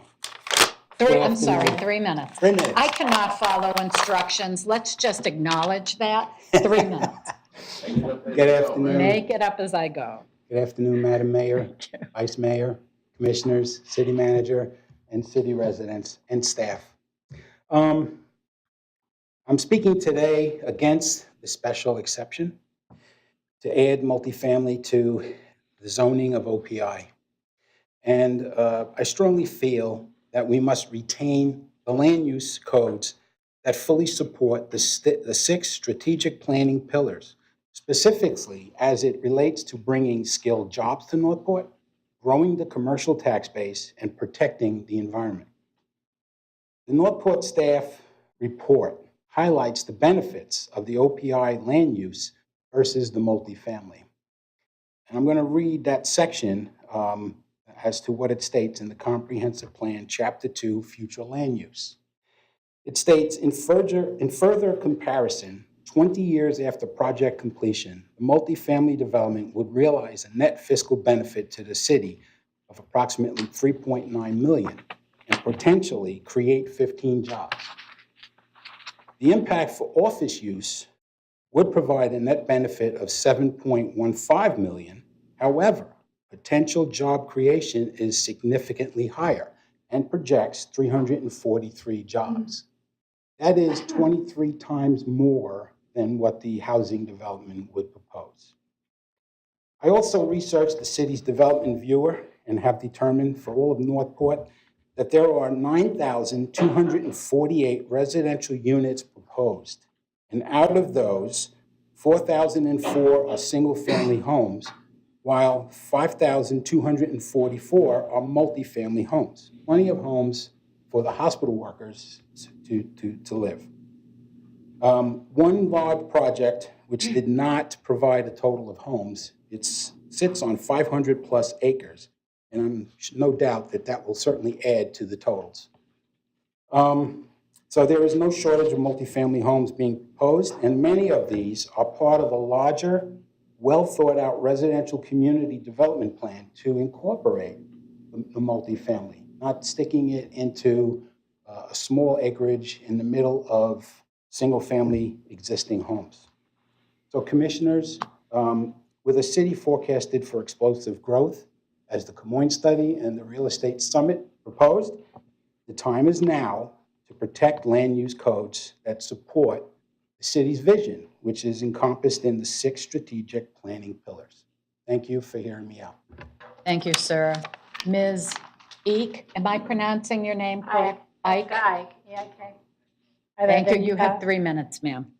I live in Country Club Ridge on Escalante, and I'd like to address a couple of points that the pro people made, that there were developments on either side of our neighborhood, assisted living facility, and so on. And yes, there are other things besides single-family homes in our neighborhood, but I want to point out they are all single-story buildings. They are not 4-story or 2-story buildings. So I wanted to address that particular issue, which is not mentioned anywhere else in these notes that I've heard. Secondly, with our neighborhood in particular, I want to know what the benefit is to us of the health, safety, and welfare of our residents. Because concerning health, there is mental health, and that is part of our health environment. And we are traumatized by Ian. And it says it's a 1 in 1,000-year flood. Well, who's to say, with what's going on, that is not to happen again in the next year or the next 5 years? The development of this property would raise the fill of the property. It would be more than 60 feet high once they were done with the fill. It'd be more like 70 feet high. And when you build mounds like this in a neighborhood like ours that is low-lying, you are building a sandcastle. And where does the water go when you build a sandcastle? It doesn't go in the sandcastle. It goes to everything surrounding it. So I think it's a dangerous proposition to build anything there. I would like to see it remain as a park or a wetlands area, or for the city to take it over and use it as storm drainage, the entire acreage, because I think we're in imminent danger again of what will happen to our neighborhood. Has there been any environmental impact statement or environmental study of our property in that particular AE flood zone? I would ask at the very least that this be tabled for further consideration until we get some environmental studies done on our particular neighborhood. There are only 3 streets out. There's Bachelor, there's Pocatello, and McKibben, and we are bound by water on all sides. So we are in a specific neighborhood, and you cannot separate that particular property from our neighborhood and our boundaries. And I thank you for your time. Thank you, ma'am. Mr. Steele, you're next. You'll have 3 minutes. I'll try to speak up. I normally speak quiet, so hope you can hear me okay. Just make sure you speak up and into the microphone so we can capture you. Thank you. All right, so my name is Nathan Steer. I've been sworn in. I live on Meraldo Avenue. All right, sorry. My name is Nathan Steer. I've been sworn in. I live on Meraldo Avenue, and I used PTO from work to be here. A quick note, the area was not properly drained before the hurricane. The canal was full the evening before Ian landed, and I think that should probably be investigated for mismanagement. But moving on, the previous councilor meeting didn't approve of this as they tried to suggest. They only voted that it was following code. You have a golden goose with Northport. If you kill the golden goose, you don't get any more golden eggs. Peace and quiet is worth gold. That's why I came here. Once you lose it, it is near impossible to get it back. And we don't need a downtown city. You got Port Charlotte for a downtown city if you want downtown. And that is how I vote. When I look for who I vote for, I want people that are going to maintain the peace and quiet. You can't, that's what makes Northport valuable. Where they advertise, hey, we're residential and we have parks. It's peaceful and quiet. We don't need to be a bustling city. We don't want to be a bustling city. So I've been here for 8 years. The other side's trying to do development. They're trying to play good guy, bad guy by scaring us with the worst case situation about some business trying to put in 4-story buildings. And that should not be the situation at all. I believe the zone would need to be changed to single housing only, and that the height limit needs to be reduced to no more than 2 stories, if that. Everything in the area is 1 story. We're all residential houses. Putting in apartment complex or a multi-story building does not fit our area, period, whether that's business or an apartment.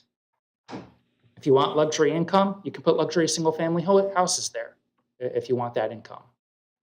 About the traffic, 175 apartments, that's about 175 families, 2 people working with children going to school, and all the issues that brings in. On 2 outlets, there's another development going in not far away from us. It's already stressful. I ride a motorcycle. It's stressful trying to make a left turn coming out. We probably need a roundabout put there to make that a bit safer anyway. And as far as keeping money in Northport, and this is the only place that they can put, and they present it as that they have to put it here. They don't have to put it here. There's plenty of places in Northport they can put it. And if they want to keep the money in Northport, Port Charlotte is like 3 miles away from where they're putting it. People are just going to go there and spend their money. You want to try to keep the money in Northport, move them up north, away from Port Charlotte. So a lot of bunk that they gave in their argument, but we need to keep this situation residential in line with the single-family housing units that are currently there. Thank you. Thank you, sir. Christian Dunda is our last speaker on this topic.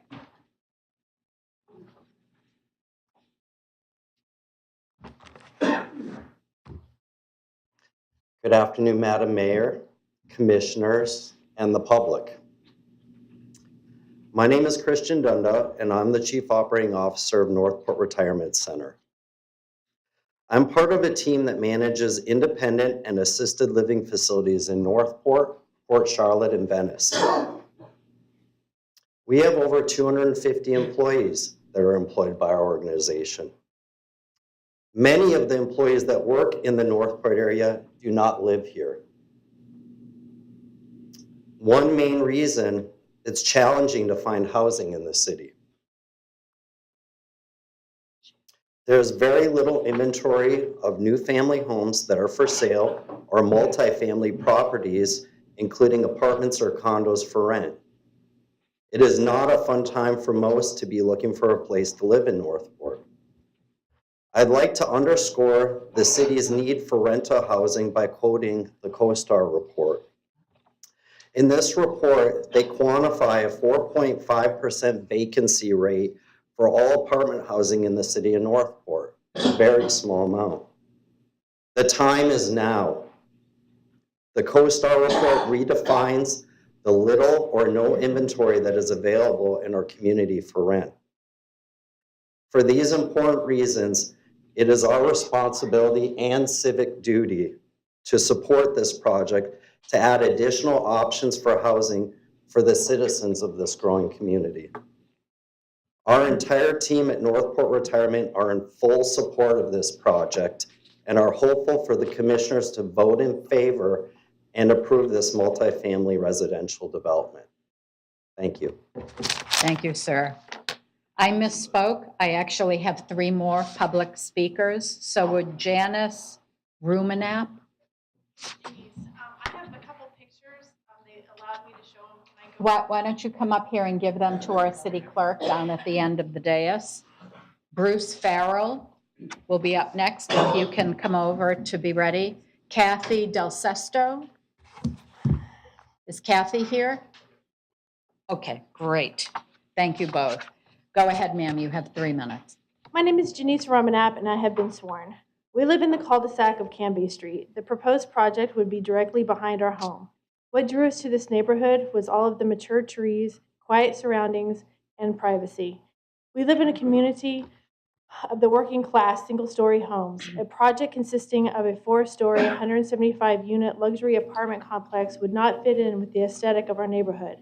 We have a swimming pool, and having this built behind us would take away all of the privacy that we have now. During Hurricane Ian, 3 of the streets in our neighborhood that intersect with Sumter flooded, the worst of the 2 being Pocatello and McKibben, which are the 2 streets on each side of the proposed project. We had to evacuate our home at 9:30 p.m. once it started taking on water from every side. We were not able to get back into our neighborhood until 5 days later, and that's what the pictures are from, 5 days after the hurricane. And because emergency personnel had them blocked off from anyone entering, as they were still rescuing families out by airboat. Residents were trying to get out by any means possible, using kayaks, rolling infants out in high chairs, and even resorting to swimming, even though the water was contaminated. I would prefer a medical building to be built in the proposed location. That would at least be something that could benefit the local residents. It would probably be only open until 5 p.m. and closed on the weekends too, making the traffic issue less of a problem. A 175-unit apartment complex would be adding at least 350 or more vehicles coming and going at all hours of the night. In conclusion, I leave you with one question. Would you want this in your backyard?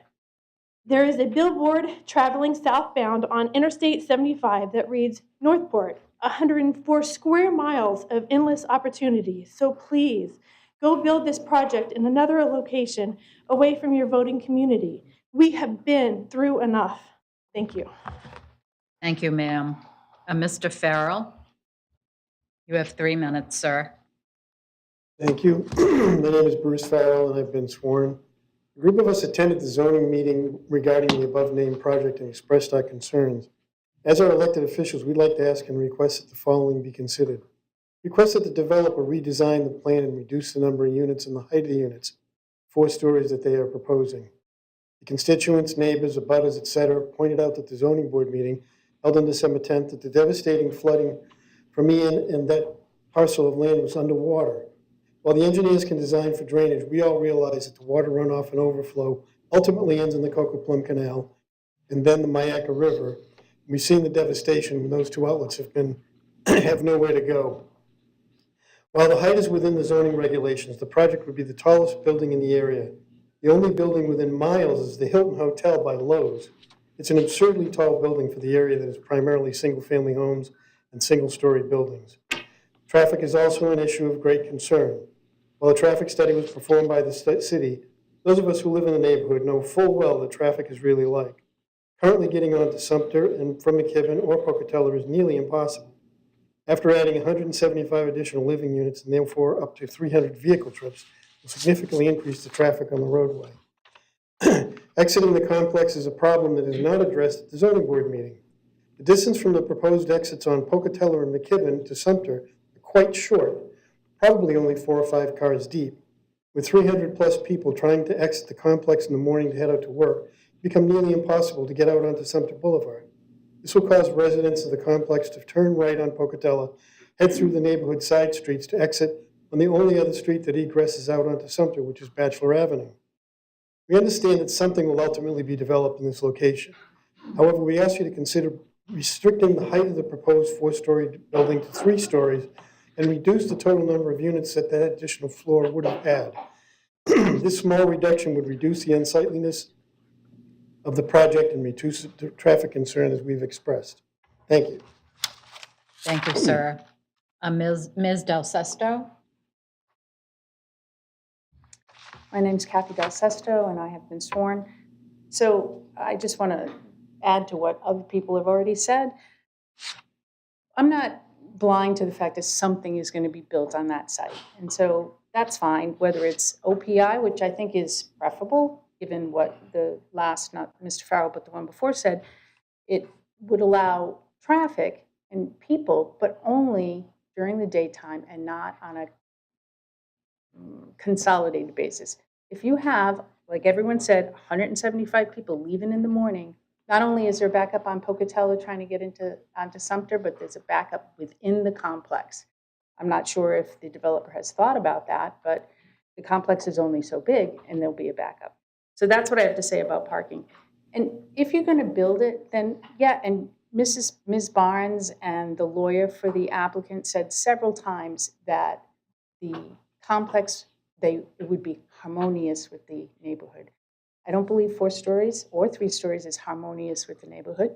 The neighborhood's of single-family homes, yes. Like other people have said, we got the two industrial things, the church and the nursing home, but they're 1-story buildings, and they fit in perfectly with the neighborhood. And right down the street on Sanssouci is a apartment complex, single-story, great neighbors, absolutely wonderful neighbors. So I wouldn't at all be opposed. I wouldn't be sitting here if it was a 1-story, 2-story apartment complex, but it's not. It's 4 stories, which the new building that was just built right over here for the assisted living, that's only 3 stories. I don't know if it's 65 feet or 55 feet. It's only 3 stories. So 4 stories is huge. And I think it's just going to be a problem. And one more thing about the apartment being luxury apartments. Again, I rent real estate. I own real estate. If my house is renting for $4,000 and I can't get $4,000 because nobody wants to rent it, well, then I'm going to lower my rent. And I'm not saying that a $4,000 is luxury and a $2,000 isn't luxury or $1,000, but the developer will lower the rent regardless of its name being luxury apartments. And someone else mentioned that. It's not that the people are less, but what does luxury really mean? It doesn't help with the description of the project just by calling it luxury. And I think that's all I have to say.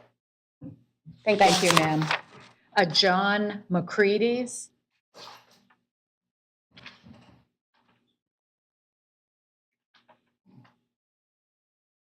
I'm not going to make any comments as to whether or not Mr. McCready's is the last speaker. Last but not least. You have 3 minutes, sir. My name is John McCreadis. I live on 5331 Sunnyvale Road. They want to build these apartments out on Toledo Blade, which is in our neighborhood. They now have built luxury apartments at Kenville, all these nice apartments. They're very nice. But the problem is in the morning, and you can't get out there, it's backed up. And it's very dangerous to cross Toledo Blade. I noticed the other morning there were some kids. They must have been going to school waiting for the bus or something. And the cars were buzzing by. I thought, well, if this is it now, what's going to be like with another apartments in our area? Not only that, we all moved here to kind of be in the country, which I understand our city is growing. I'm not blind at all. But I think the zoning, I think buildings, apartments are lovely if they're all in one place. You know, if you have an area where they're all apartments. When you buy a single home, you have somebody up on the second floor watching you out in your backyard relaxing. You know, a lot of women like to feel a little freer, sit in their backyard in the sun. Men do too. You don't want Mary Lou up on the second floor, you know, checking you out. No, you know, anyone. Anyway, what I'm trying to say is we need to put buildings with buildings and kind of leave our houses. They should build houses. It's zoned for houses. For that Toledo Blade, where they want to put apartments. And I don't understand why they don't just build houses. They cost, you know, they're going for a good price right now. I don't know. I'm just a little bit confused about the zoning, that's all. And I hope you think about it. I would appreciate it. Thank you. Thank you, sir. Now, to the best of my knowledge, that does conclude our public comments. So I'm going to open up the floor for commission questions.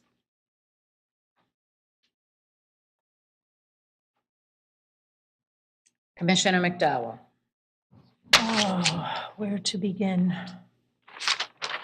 All right, I'm not too sure if this is for staff or if it's for the applicant, but I am kind of curious, why is this coming before us as a special exception as opposed to a rezone?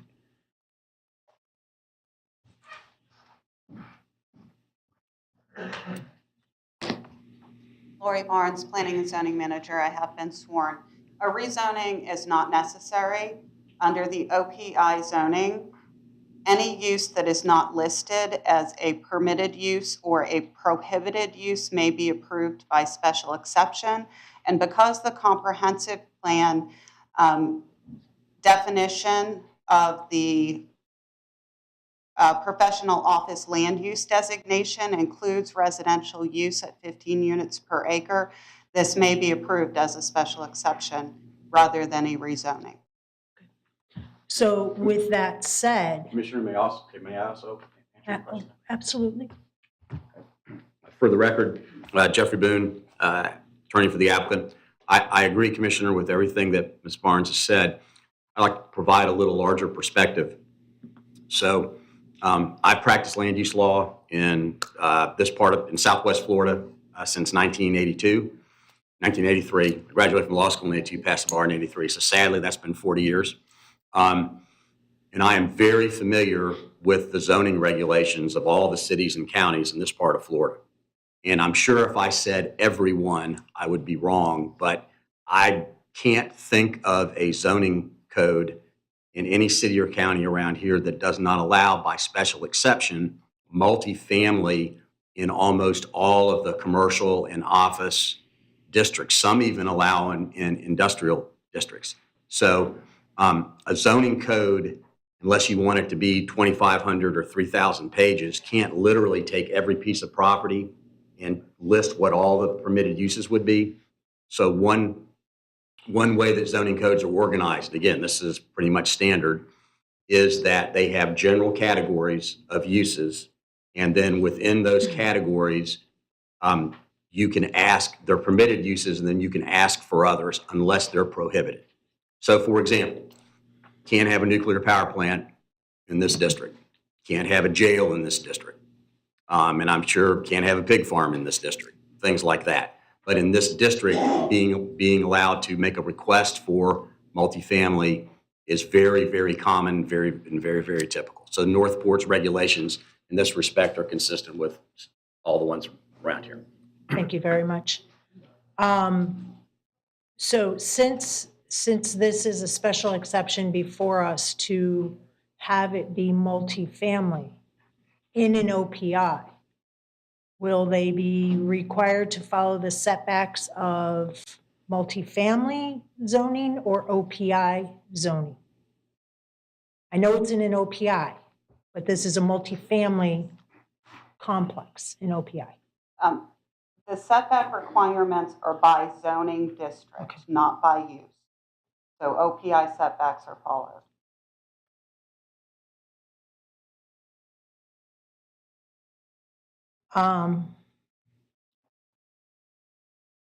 What is the floor area of the proposed development?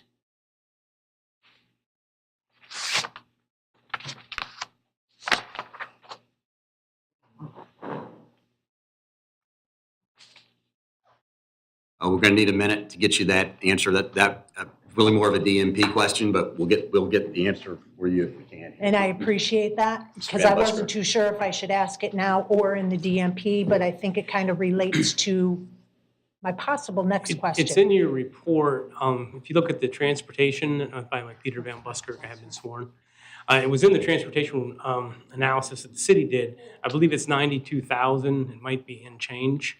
But they were using that to compare square footages when they did the traffic.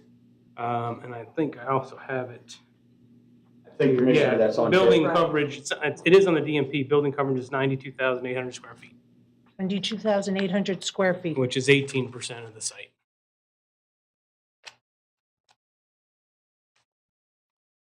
All right.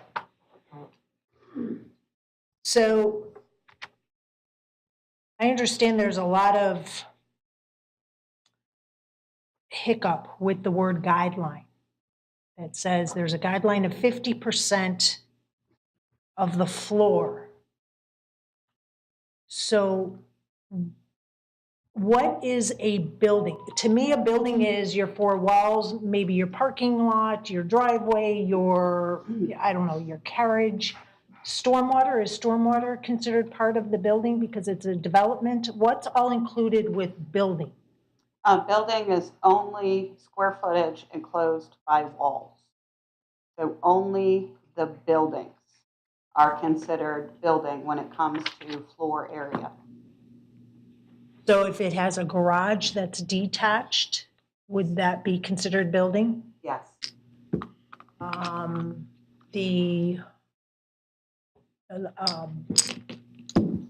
community center, the leasing office, those would be considered part of the building, even though nobody's living in them? Correct.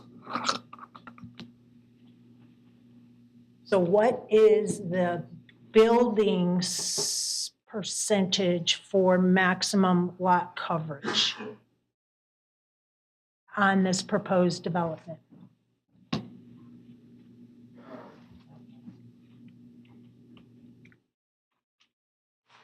Bear with me a moment.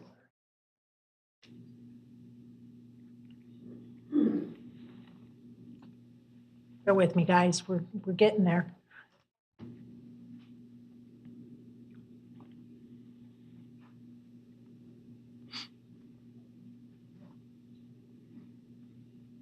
The maximum lot coverage is not more than 50% of the lot area.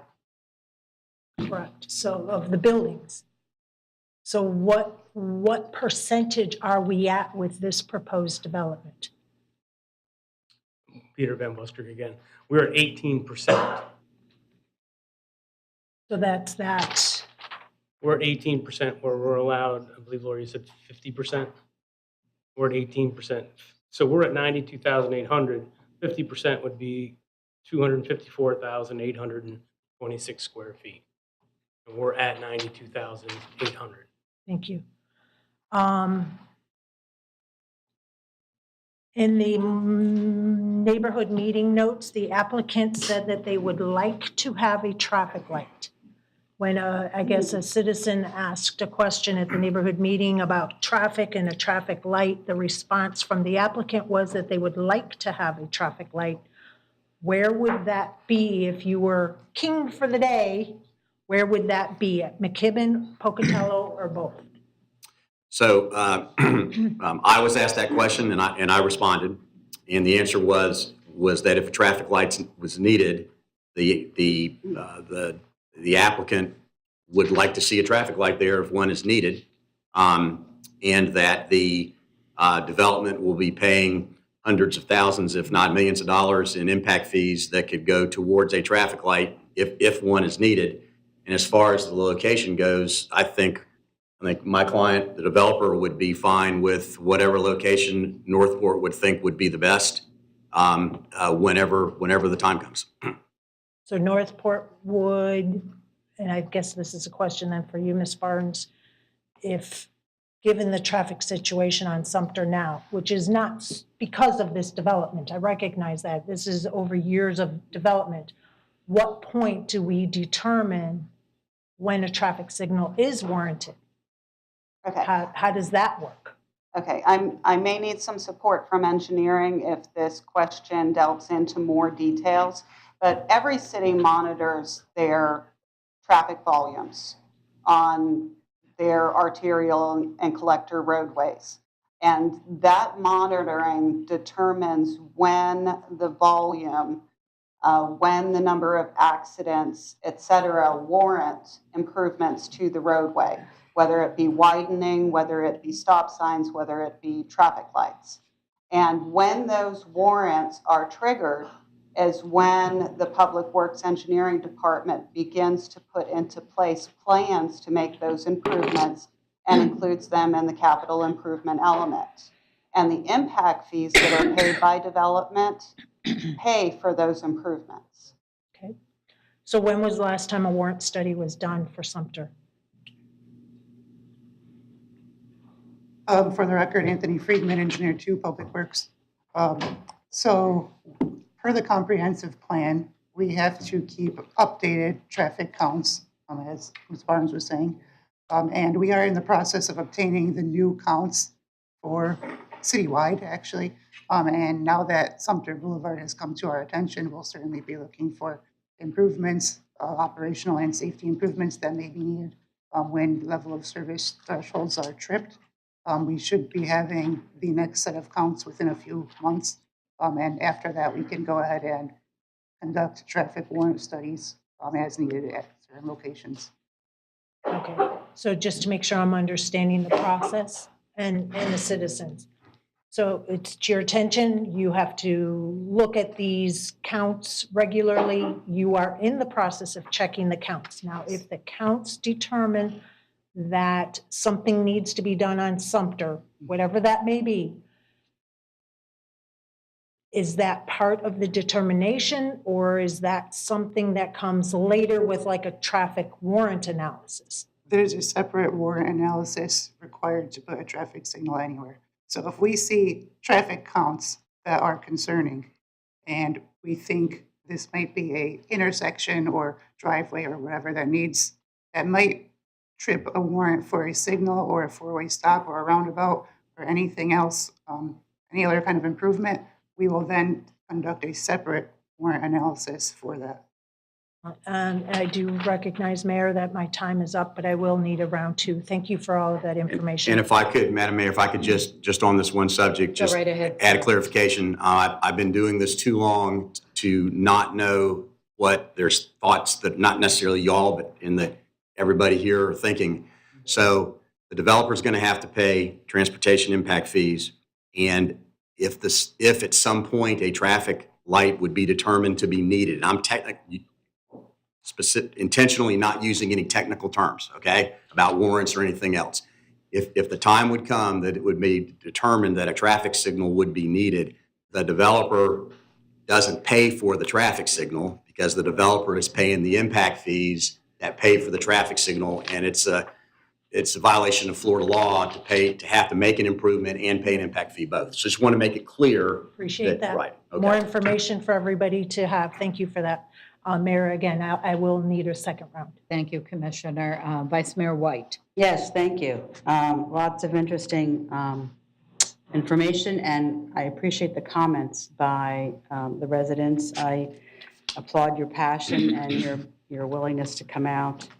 And I can tell you that I empathize with you wholeheartedly. For those of you that don't know who I am or my history, I've been here for 32 years, and I could have used that sentiment 32 years ago when I started my very lonely war in advocating for the environment. But I knew then that growth was going to come, and I planned for it, and it is here. So I can empathize with a lot of the concerns, and also people that I've spoke to, they refer to this as green space, and I get this a lot from people when lots are cleared. It's green space, but it's actually undeveloped property. And I know it's a big shock when it disappears. So the best I learned that we can do is to have standards that will put some things in place to minimize that impact. But to say it's not going to happen, it's going to happen. But I do have some questions about this because we're asking questions about the actual development plan, but that's a separate item. So I'm getting kind of confused. I didn't think we could ask anything about the DMP at this point.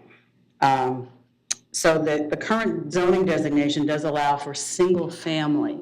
Is that correct? Do I have that right? Single family? The current designation allows for any use that is not specifically prohibited. Okay, so if it's not listed as a permitted use and not listed as a prohibited use, then it may be approved as special exception. Single-family residential is not permitted, nor is it prohibited. So Okay. a single-family development could be requested along with a special exception approval by the City Commission. Okay. And would that then have to look something like what we have further north on Sumter, where there's that little access road when those single-family houses were built there? I'm just trying to wrap my head around single-family homes being on this parcel. Is that what would have to happen? Single family can take many forms. Single family on Sumter would not permit access points from Sumter Boulevard. So the access would need to be from McKibben or Pocatello. Now, it might be with a frontage road, or it could be with rear loading units with an alleyway behind the units, or other clustering probabilities that might not involve a driveway for every single-family home. Okay, and I'm sorry, did you say how many would be permitted if it were single-family? Because I'm trying to figure out, we just talked about the maximum surface area, and this project has, did you say 18%? I'm sorry, Mr. Van. The building coverage on this proposed project is 18%, and they're able to keep it that low by incorporating multi-story buildings. Right, because you're going up instead of out. So the density on this property per the comprehensive plan is 15 units per acre. So how many single-family homes they could fit while not exceeding the 50% lot coverage is a calculation that I do not have with me today. Commissioner White, I think Mr. Van Buskirk might be able to give you some information close anyway to what you're asking about. Okay. Peter Van Buskirk again. Yeah, I think if you were to do a comparison of single family versus this development, you'd find single family typically is going to be somewhere in the 30-35% lot coverage for the building, depending upon the lot size. And it can approach the 50% If you're doing a smaller lot and you're, maximizing the building footprint on that lot, which in this case, someone would absolutely have to do to make it a feasible project. Okay, all right. I was just trying to figure out if this is even something that's possible, since we do have that city right-of-way there. It wouldn't really be the same as what is further north on Sumter, right? If I might, Commissioner, just, if this property would have been suitable for single family, it probably would have been, think of where it is, it probably would have been developed single family long ago. I heard somebody say one time in a zoning hearing, anything's possible. So, somebody could buy this and build a snowmobile factory, but that's probably not likely. Right.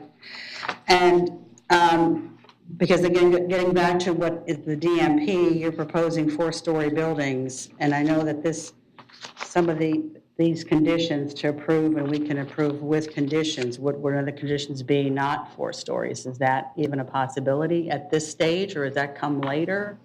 The special exception needs to be weighed upon the consistency with the comprehensive plan and the required findings. So conditions are not necessarily, or not appropriate at a special exception stage. Conditions can be imposed at the development master plan phase. Okay. However, I would caution you that this property is permitted 70-foot tall buildings by right. And denying the property, the applicant, The right to use their entitlements that are allowed for under the comprehensive plan and the Unified Land Development Code could result in potential issues down the road. Oh, yeah, I understand. And I learned that too. I did mention my one person quest for the environment, and I learned that too, that property you can't deny people's use for property for which it was intended. So, but the best we can do is make it the best we can. I had questions about that traffic study.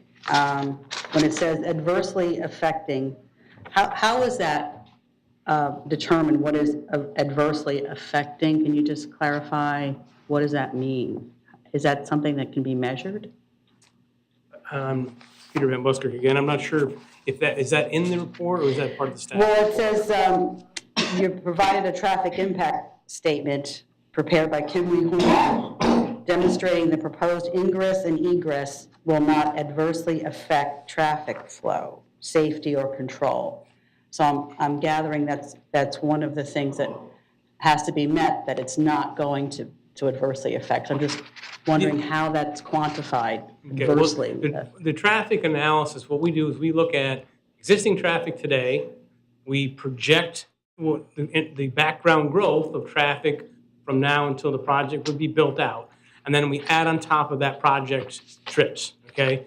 And then we look at things like level of service of the roads, and we also did a turn lane analysis because the engineering department asked for that as part of this analysis, and it was determined that the right turn lanes that are there, the left turn lanes that are there today are adequate for the project, and that no right turns would be necessary because of the additional traffic. So I think based on that, staff, came to the conclusion they did in their report.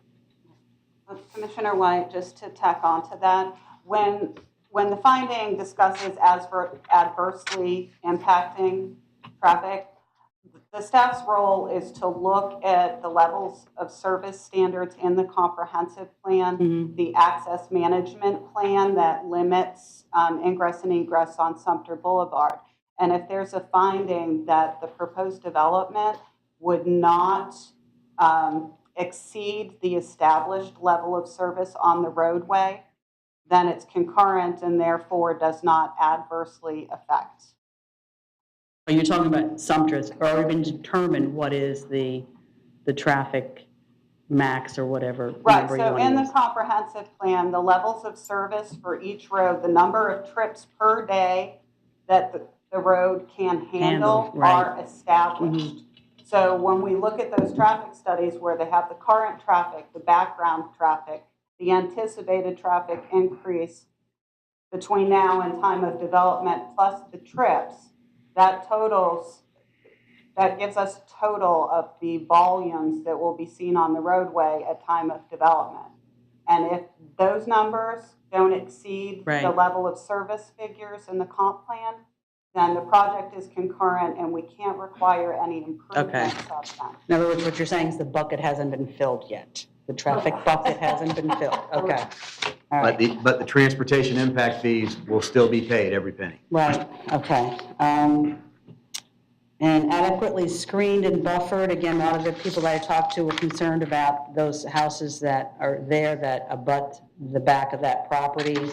And I know our code is 1 tree per 40 feet, and it is what it is. So, but we can talk about that in the DMP, I understand. That would be maybe something to We discuss could. then. The applicant is providing the type C buffers around Right. the perimeter of the property, which is what's required by code. Yeah. And with the drainage right of way and the additional easement, there is a significant separation to the east. Okay.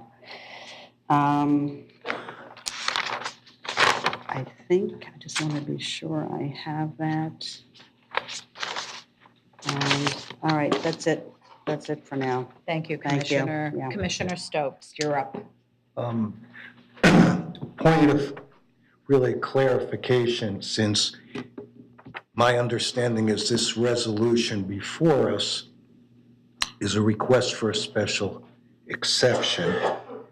And as described by staff, it pretty much does meet the requirements for a special exception. Much of the discussion that homeowners here have raised and questions even from the commission appear to revolve more around the DEP application. So I'm going to reserve my comments with regard to everything from traffic to flooding to 100% residential to that discussion. On the surface, the request for a special exception really seems pretty straightforward and does restrict, and correct me if I'm wrong, the commission in what they can and can't do here. I mean, clearly, the requirements for special exception are met. The comprehensive plan ULDC provides to move to this next step, which is the DEP application. So am I correct? All right. That's, again, just to make it a little clearer in my mind, and for those of you out there who need to understand that this first step, this resolution, is not necessarily reflective of this full commission's position on this development plan, just that we have to address this special exception. And if it meets the requirements, it's hard not to permit it. Thank you. Commissioner Stokes, I will give you a broad brush as far as the topic of the constraints under which the commission would be operating here. Change is uncomfortable, and new growth in a neighborhood and a community can be disturbing for people. This property owner, this applicant, has statutory property rights under the Florida private property rights legislation and the city's own property rights element. So in considering a special exception for this site, the commission needs to keep in mind the entitlements granted to this property under the comprehensive plan, residential at 15 units per acre. The building's heights were mentioned, building heights at 70 feet. And then also the required findings in the ULDC as to the special exception criteria. So if the request meets those requirements and there's no substantial competent evidence on which a denial may be based, and even if there is, there could be a takings claim under the Burt Harris Act. for depriving a property owner of their rights as granted under the city's comprehensive plan and Unified Land Development Code, especially when it comes to residential being specifically mentioned at 15 units per acre. So I hope I answered your question. You did, and I hope everybody appreciates that answer, because property owners do have rights, and this is a balance, but on the whole, a resolution of this fashion come before the commission is strictly for the purpose of yay or nay on, do we meet those requirements? And in this case, the special exception requirements are met. Thank you. Commissioner McDowell? Yes, ma'am. Thank you. So part of one of the requirements that have to be met for a special exception is that it should be consistent with the intents, goals, and objectives of the comp plan and the intent of the zoning district, which in this case is OPI. OPI does not mention residential in their intent.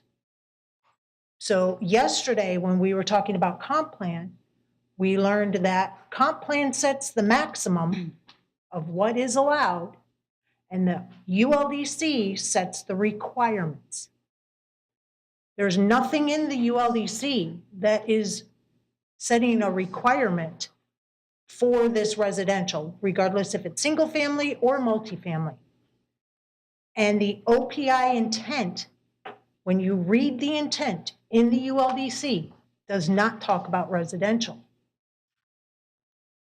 Help me understand what is really in my mind about that. Okay.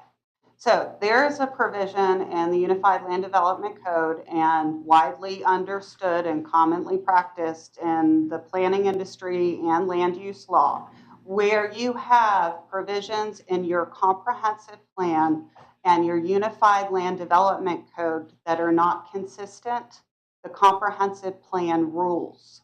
So this property has a professional office future land use designation, which allows residential. Therefore, regardless of the intent of OPI not specifically mentioning residential, it does mention allied uses. And the future land use designation allows residential. And then furthermore, any use not specifically listed as permitted nor prohibited may be a special exception use. So in this case, the default is the future land use in the comprehensive plan because it does allow residential. So while comp plan sets the maximums, if it conflicts with the ULDC that sets the requirements, the comp plan prevails. Good to know for future discussions. Thank you for that.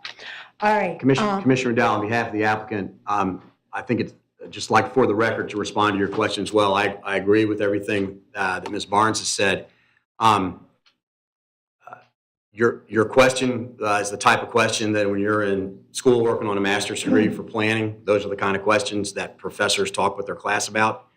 I've been qualified as an expert witness to give expert testimony in the state of Florida on land use matters before in the courts in the state of Florida.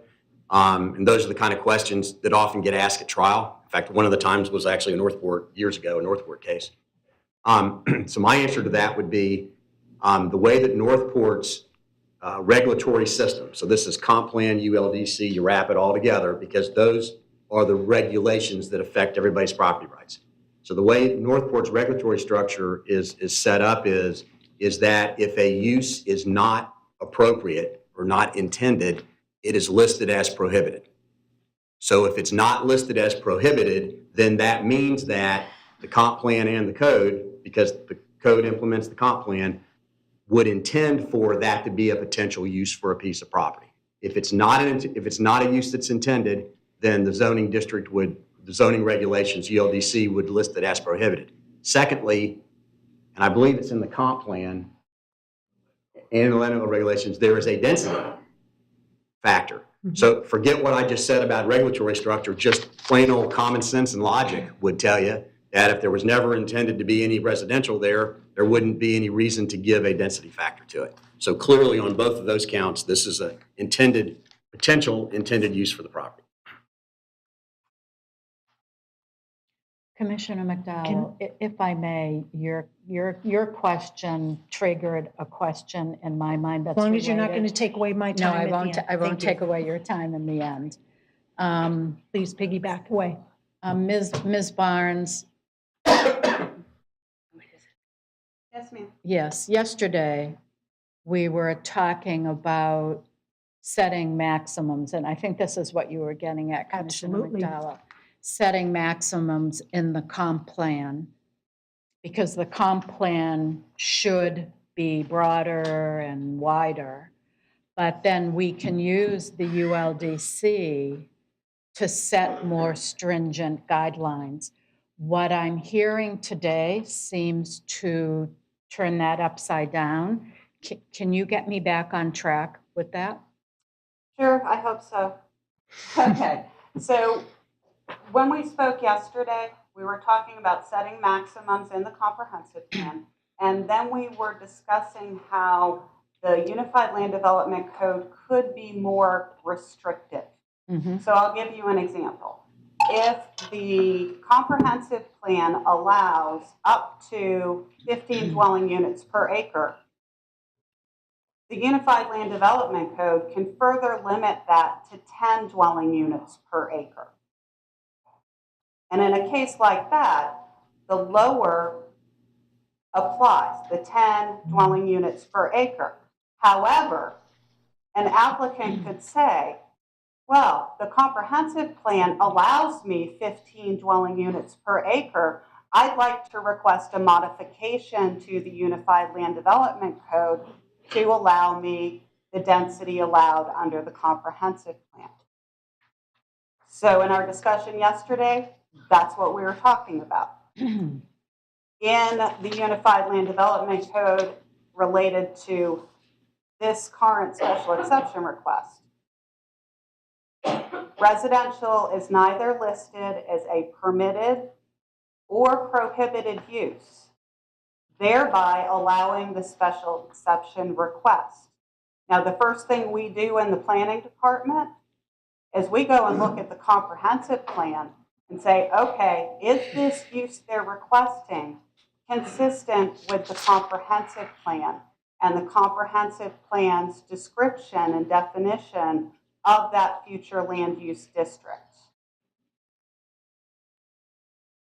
With the professional office designation, residential, 15 dwelling units per acre is mentioned.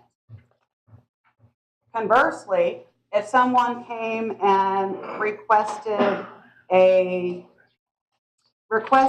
special exception for manufacturing on this site, could they? Well, if it's not a prohibited use, they can. Planning staff will look at the future land use designation of professional office, and professional office in the comprehensive plan does not mention manufacturing. It mentions professional business offices, institutional, cultural, residential, and associated uses. So planning staff would say, yeah, we know that it's not listed as a prohibited use, but manufacturing is not consistent with professional office future land use as described in the comprehensive plan. I hope that helped somewhat. One more tag along. Mayor Langdon, if I may, and again, agreeing with Ms. Barnes here, technology is wonderful. Mr. Van Buskirk pulled the comp plan up on his phone. Here's what it says: professional office. And this is I'm reading from the comprehensive plan. These lands are designated for professional and business offices, institutional, cultural, residential. Let me say that word again: residential and associated uses. And then it has an FAR, and then it says 15 dwelling units an acre. And I also, this is a very common topic at land use hearings.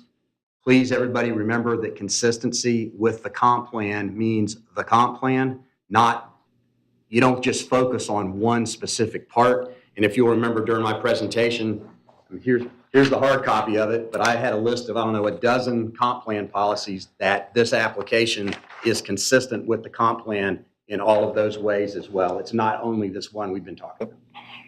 So one other quick follow along, if you can indulge me, Yeah, Commissioner. you take it away, just don't take it away from me. So if our hands are really tied in terms of determining whether or not we can approve higher density residential in this partial, why are we even here having the conversation? Because the Unified Land Development Code doesn't list residential as a permitted use in the OPI zoning district. And because of that, the special exception approval by the city commission is required. But there are rules around the special exception that are hardwired, and we must obey or face potentially dire consequences.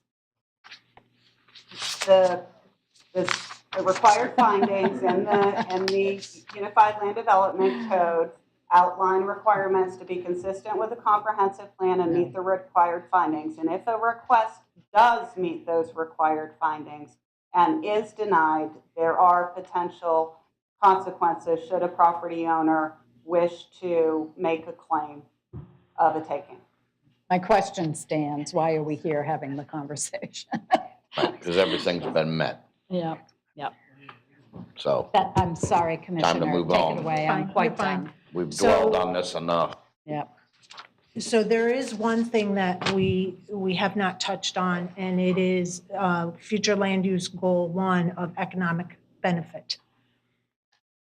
OPI has been proven based on the backup materials to create, what was it, 400 and something number of jobs. 451 jobs at the 20-year mark, whereas residential is 16. This is a huge economic development concern of mine, because while the applicant is saying, hey, look, we got a hospital coming and we're going to be able to provide luxury apartments for these young professionals, the opposite can be said, that this land, if it stays as OPI, as it's intended, will create over 400 jobs, which helps our strategic plan, which we have very limited commercial and office zoning already in the city. And by taking that away and turning it into residential, which is happening more and more as we sit up here, is greatly concerning to me, because that hospital is going to need ancillary buildings, ancillary services for that hospital, that this parcel of land will bring in these higher paying jobs, these necessary economic benefit to our city. And I can't get past that part of that goal 1 of economic benefit. 2 words, 2 huge words. And in the staff's presentation, they had mentioned the proposed project may not fully meet the intent of goal 1. It was left out of your PowerPoint today. However, in consideration of the remaining factors, blah, blah, blah. So what has not been met with the intent of goal 1 that staff put in the original PowerPoint in the backup material?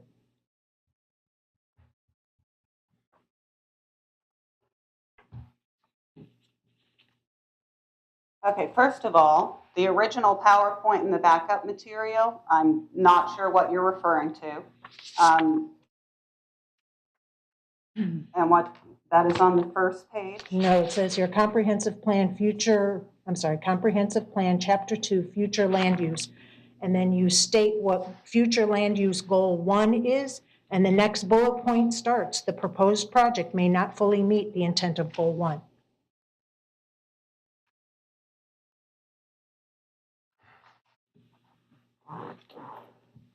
Okay.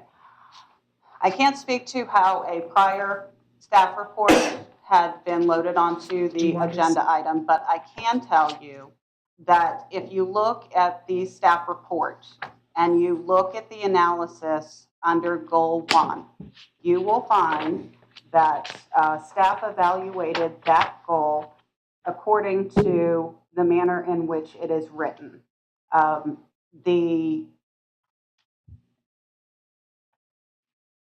The project needs to ensure the character and location of land use maximizes the potential for economic benefit, Maximizes.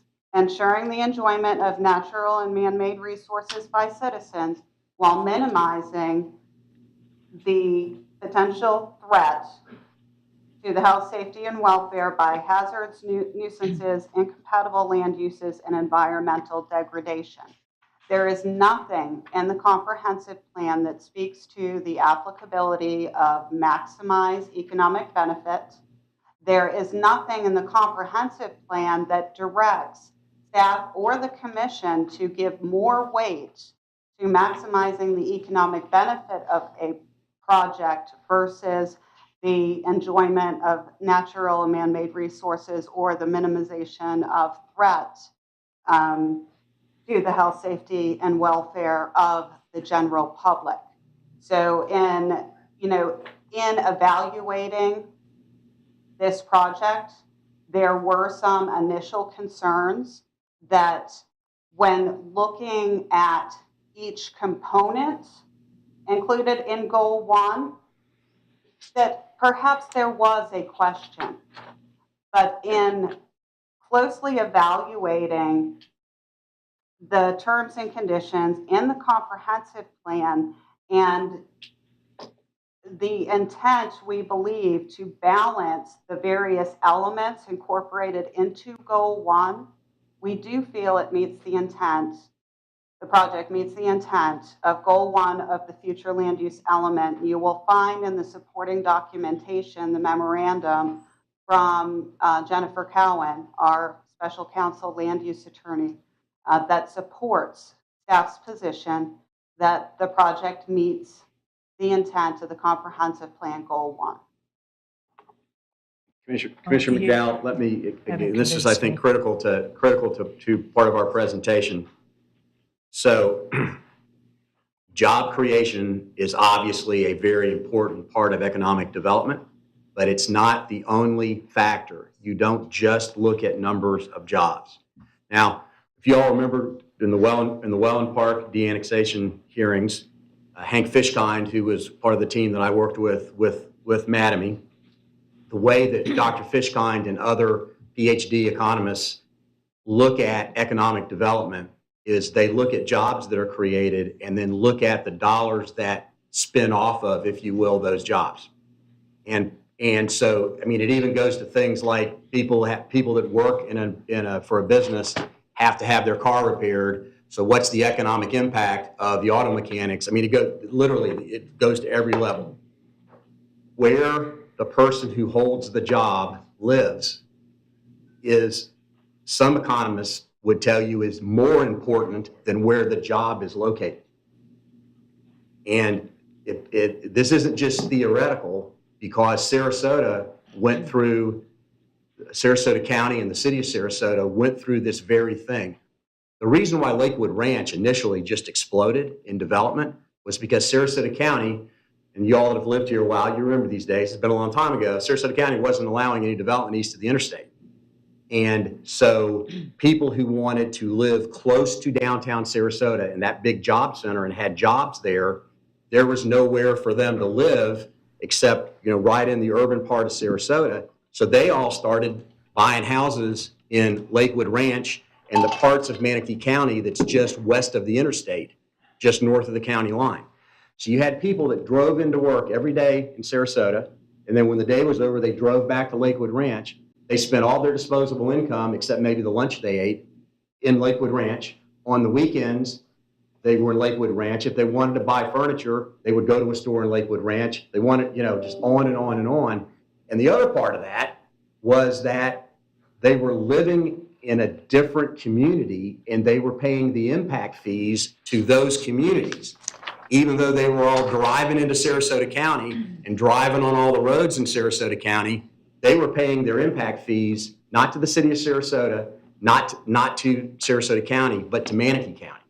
So if you don't have places for people to live when jobs are created in Northport, if somebody lives in a luxury multifamily apartment in Venice, they're going to pay impact fees to the city of Venice and to Sarasota County. Northport's going to have the impact of all those people driving back and forth to Northport every day, no impact fees to cover them. So creating jobs is obviously the number one goal, but when you want to look at economic development and how that relates to jobs, you also have to look at where the people who have the jobs live. And They live here in our city because 85% of them already travel outside of our city. Exactly. For their jobs. Exactly. So we need jobs here, and that is the number one goal and the number one thing in the comp plan, that it has to maximize economic benefit.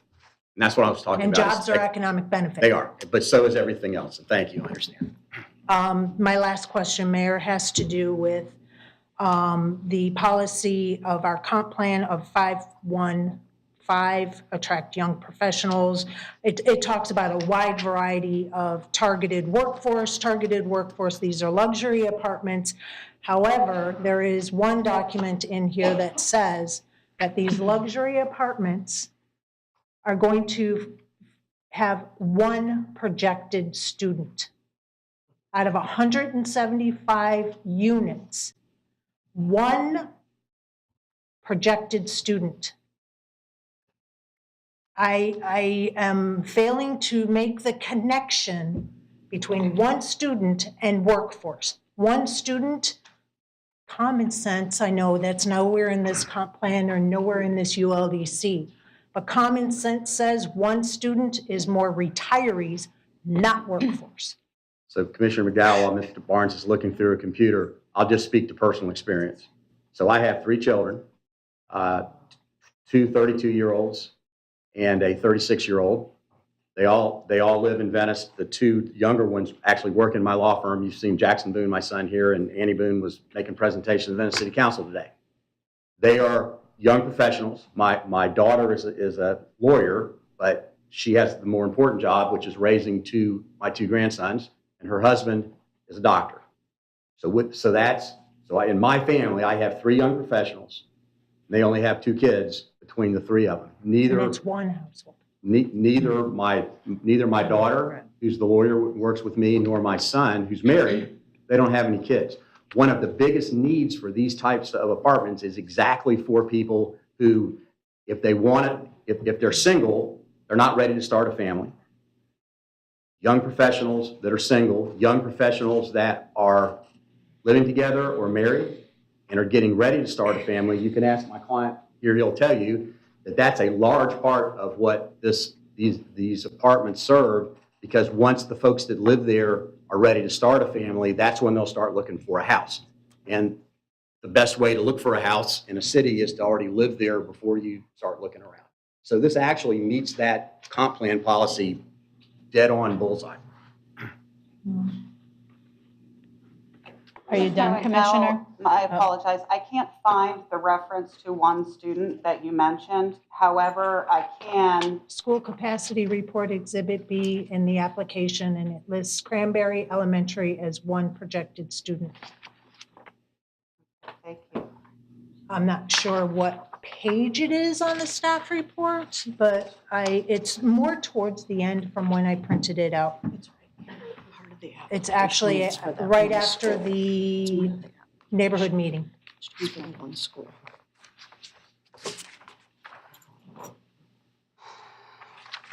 Okay, so what you are reviewing is the Sarasota County Schools Growth Capacity Report. Sarasota County Schools provided this estimated capacity and projected students based on their regulations and their concurrency figures for students per development.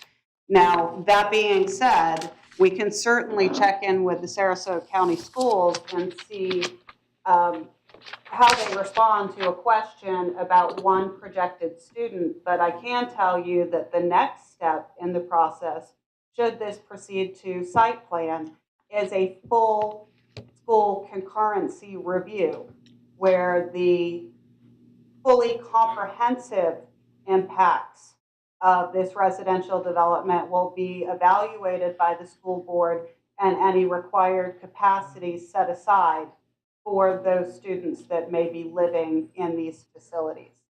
I am not a market expert, so I can't speak to the guarantee that there will be no children here, or any supposed guarantee there will be no children here and this will only be for professionals. But I can say that not everyone wants to live on a 10,000 square foot lot in a single family detached home, and that these types of units are generally occupied for people who either don't want or are not yet ready for home ownership. Thank you. And I just have one follow-up question. Staff had recommended that the applicant have 2 acres of OPI as part of their development to keep it compatible with the actual zoning, original zoning. I know that staff puts conditions on DMPs, and I am wondering if we can condition this special exception to include a designated acreage requirement, like staff had originally suggested. They suggested 2 acres. I was thinking more 3 or 4, but I'd like to see, the commission has to approve this. So can we condition it? And maybe this is a city attorney question. I don't know. Right. Staff did request based on the guideline language in the comprehensive plan, but as previously mentioned, a guideline is a recommendation. It's not a hard and fast enforceable provision in the comprehensive plan. So in my opinion, there may still be some potential risk in mandating a set aside of 2 acres, but I would certainly defer to the city attorney if they want to weigh in on that. He'd probably say no. I would say that would be more appropriate for DMP section of it, not for this. But if we approve a special exception without it for the zoning, we go to DMP, we don't have a leg to stand on, because then we're just looking at the development.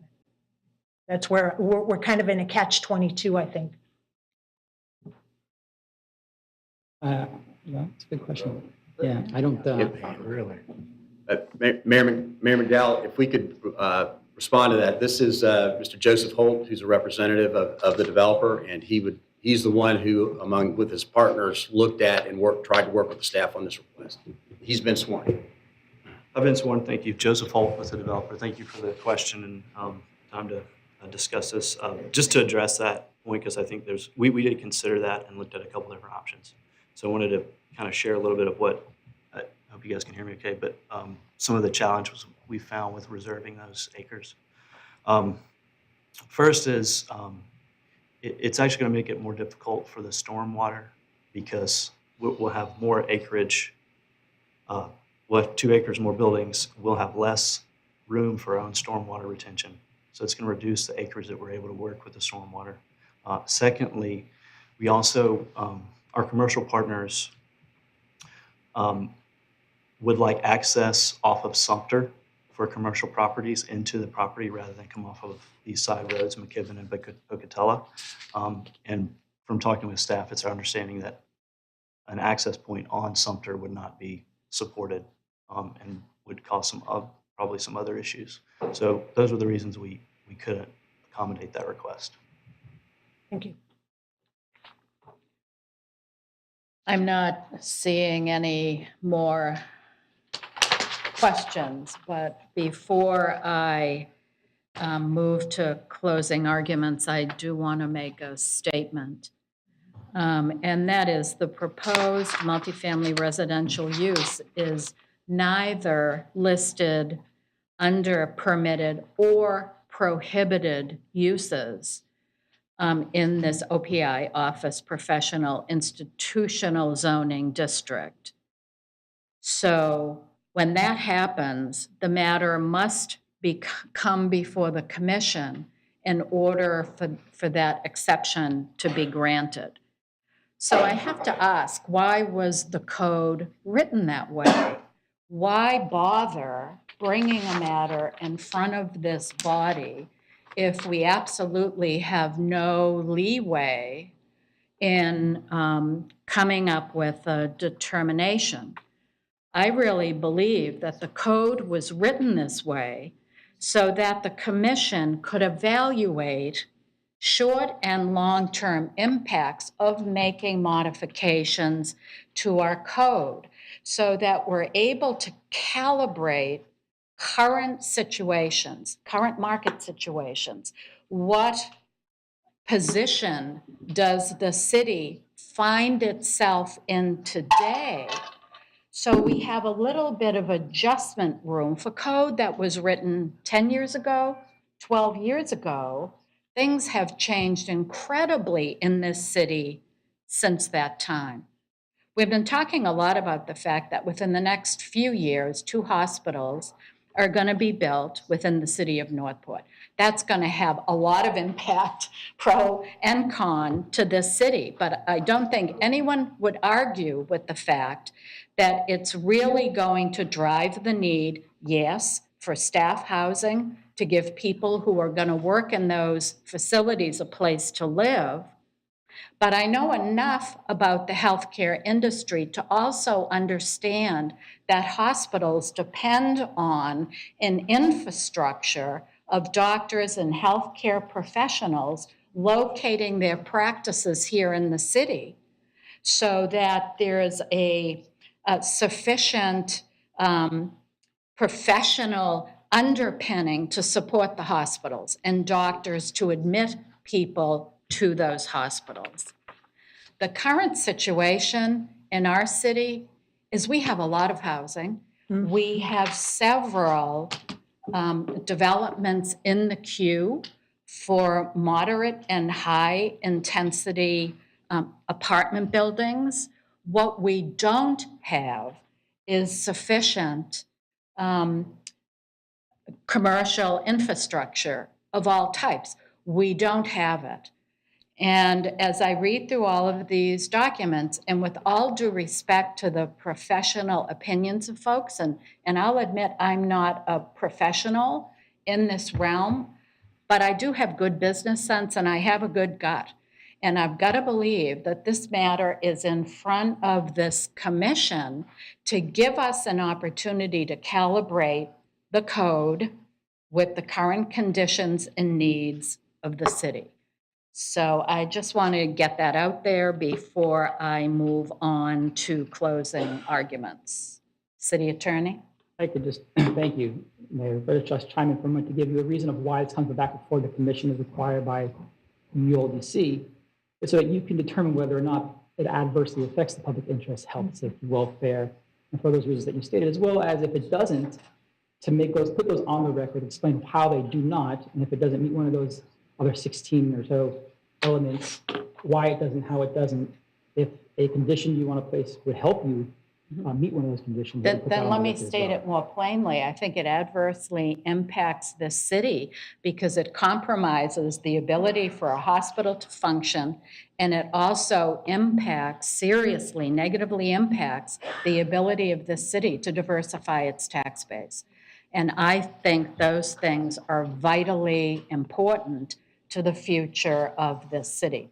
If a modification could be made where there was some office component to this, and I kind of understand that that's a DMP conversation, but I've been through this enough times to feel hung up on my petard when we get to that level because the rules are so much tighter. That I just really, to approve this, or to support this modification, I'd need to see that kind of a adjustment to the plan or the intended use of that property.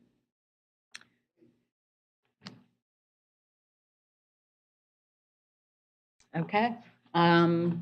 Last point, Commissioner McDowell?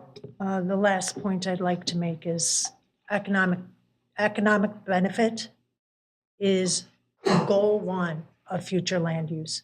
It's the first sentence. First sentence. And this, changing it to residential is taking away the potential of 450 jobs that are desperately needed in our city. And in order, I'm not an attorney and I'm not trying to take over your position, but in order to take something, you have to have it to begin with, and they don't have anything to begin with, because if they did, we wouldn't be here for a special exception. So it makes sense of that statement, but it is, it's there. They don't have something per the ULDC.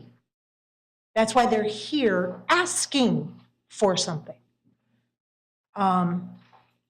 So I appreciate the opportunity to speak to it. And I know we're going to have to go through a motion, and I'm really feeling the need to move on, but I know Commissioner Emmerich, you haven't had an opportunity yet to voice your opinion. Brought up something that I had a question on. How would this adversely affect a hospital?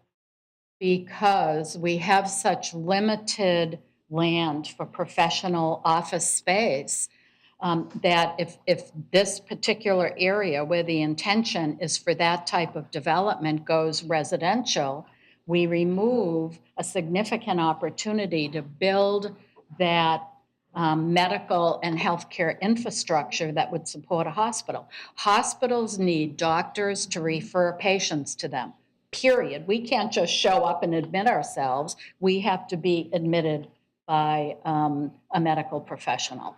And all through the years of the city attempting to attract a hospital here, one of the things I heard over and over and over again is that the city did not have that infrastructure of doctors and medical professionals to support that kind of an asset. Right. And the reason I ask that is because they also need homes to stay in, and we're lacking in that as well. So I wanted to see what you meant by that. Right. And this question is for staff. Ms. Barnes and Commissioner Stokes asked this question already. I just want this on the record. Has the applicant met all the requirements for the special exception? Commissioner Emmerich's staff's analysis represents that this request is consistent with the comprehensive plan and the required findings in Chapter 53 for special exceptions. Okay, so if we were to deny the special exception, then this city could possibly face issues in the future. Yes, sir, it is possible that a challenge could be presented. Okay, thank you. I want that on the record. I'm going to move now. We've been at this for Enough. hours, Let's move and I think everyone has had plenty of opportunity to share their thoughts and get their questions answered. So I'm going to move on to closing arguments. Our aggrieved parties, Mr. Murphy, are you still here? you have to Okay. state it on the Mayor, he has to come state it at the, Come up. he's an aggrieved party, so he has to state it at the podium that he Oh, has yeah, to come close on up, arguments. please. Thank you. Oh, I thought he had left. I thought that's what people would tell me. Yes, sir, you can come up here for your closing arguments, and you have 5 minutes to do that, sir. I'm going to pass on that. Refer to Mr. Thalman. Okay, thank you. Mr. Thalman? Yes, I'd like to speak. Yep, come down and, again, just repeat your name for us, and My you name is have 5 Gary minutes. Thalman. I'm a resident of Northport for 20 years, and my address is 5042 Greenway Drive, and I'm the president of the Sumter Green Homeowners Association. My neighbor, John Seep, seated here in the first row, passed me a note a little while ago as we listened to this back and forth about whether the city's obligated or bound, and what kind of a decision we're going to make, and if we make it, we might be sued, and all this kind of thing. So we're sitting here, dozens of us, 15 or 20 who spoke, and John's note says to me, If current landowners and adjacent property owners are not of merit during this meeting, then when are our comments of merit to be considered? In other words, I hope we didn't come here and pour our hearts out that we don't want this. You're going to say, well, we can't vote on it because some technicality. I mean, we want an answer today or whether this is going to be built. And I don't think that's unreasonable. So please, let's get on with it. Yeah, when will our comments be of merit? And we have to come back and do it again? We've told you today how we feel. We've got 400 certificates there. It says, we don't want it. It's not compatible. I told you that in the comprehensive plan. It says that twice, which I referenced. There's only one speaker here that stood up, and he works for the landowner, that's against it. Let the will of the people be heard. Please. Thank you. You're welcome, sir. Staff, you're next. Thank you, Mayor. Lori Barnes, Planning and Zoning Manager, and I have been sworn. Commission, as you consider the competent substantial evidence and the testimony provided, please do keep in mind the applicant's rights to develop their property consistent with state laws. And keep in mind that current regulations under the comprehensive plan do allow a residential use on this property at 15 dwelling units per acre. The use is consistent with the comprehensive plan. The proposed density is compliant, and the proposed development requests no modifications or waivers to the design standards and the ULDC as per the companion development master plan application. The applicant has provided studies, reports, and documentations demonstrating that the proposed use will not be detrimental to the health, safety, welfare, morals, order, comfort, convenience, appearance, or prosperity of the neighborhood or adjacent uses as required in the Unified Land Development Code.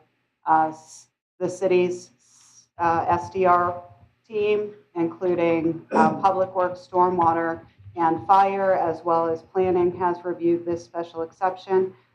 Staff does recommend approval, and we appreciate your consideration. Thank you. Applicant?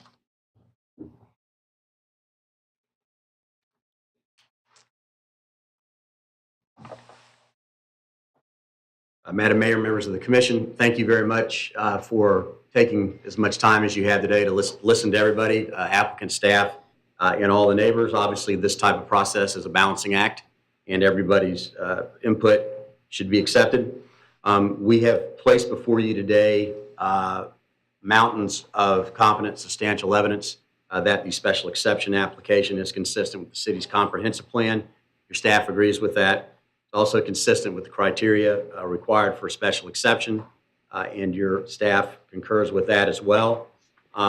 Your staff report shows that when it comes to traffic, that if indeed this property would be developed as medical or dental, the number of trips, according to your own staff's analysis, 3,880 daily trips, 225 AM peak hour trips, 188 PM peak hour trips for medical or dental. This proposed development, the special exception is for, instead of 3,880, is 1,198 daily trips, roughly almost a fourth. 77 AM peak hour trips instead of 225 AM trips, and 96 PM peak hour trips instead of 188 PM peak hour trips. There could also be much more intensive development than medical office or dental on the property, but that's just going to what we heard today is what people want to see there. So if traffic is really an issue, this is the application that should be approved because it has substantially less traffic. I'm not going to say another word about economic impact. You all have heard enough from me on that already. We are not changing the zoning here. We are proposing something that's clearly within the confines of the comprehensive plan and the land development regulations. And then with this thought that somehow this could damage the hospital. So the hospital owns approximately 30 acres right across the street from the hospital. I'm told, Mr. Van Busker, it's already zoned is 25 acres for office development to go along with the hospital. Sarasota Memorial Hospital, the Venice campus, they're building either a 40,000 square foot medical office building on their property. It might even be a 60,000 square foot medical office building on their property. But even if it's 40,000, they've announced plans that they will enlarge it as they need it. We all know that doctors want to be as close to the hospital as possible. So this site, it is on Sumter, but this is about as far away on Sumter as you can get from where the hospital is going. And there will be medical office buildings built. The hospital will own a large number of the practices. That's Today's Medicine. They will have offices right there on the hospital campus. That's better for patients. It's better for doctors.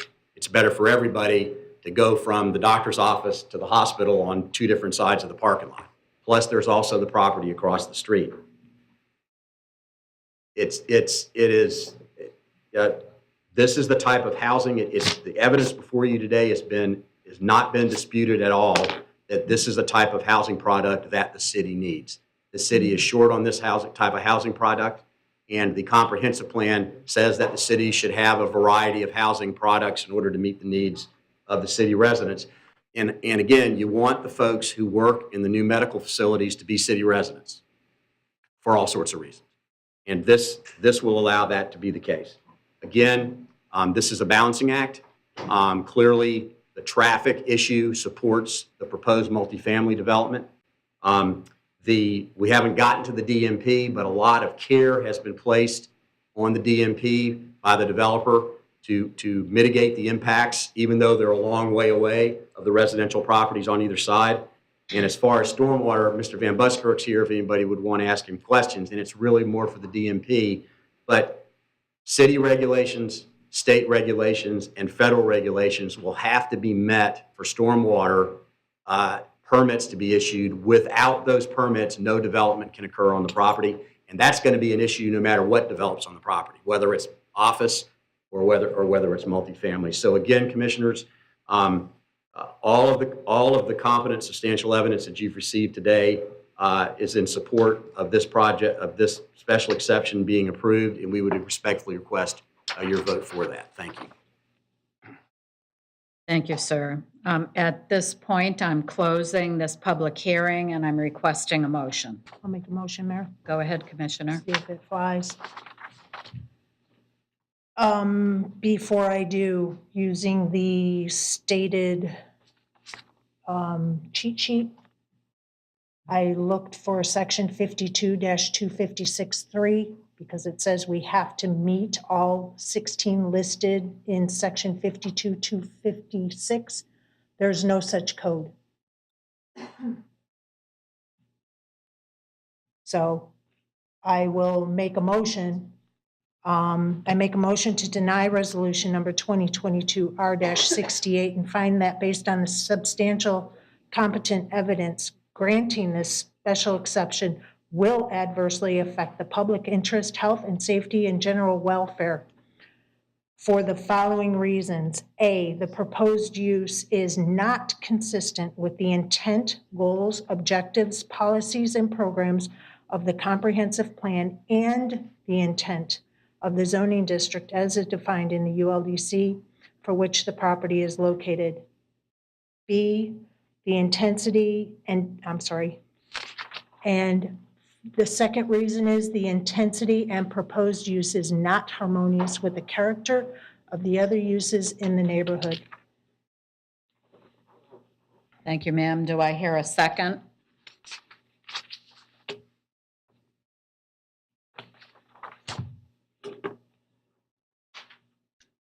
Vice Mayor, the gavel is yours.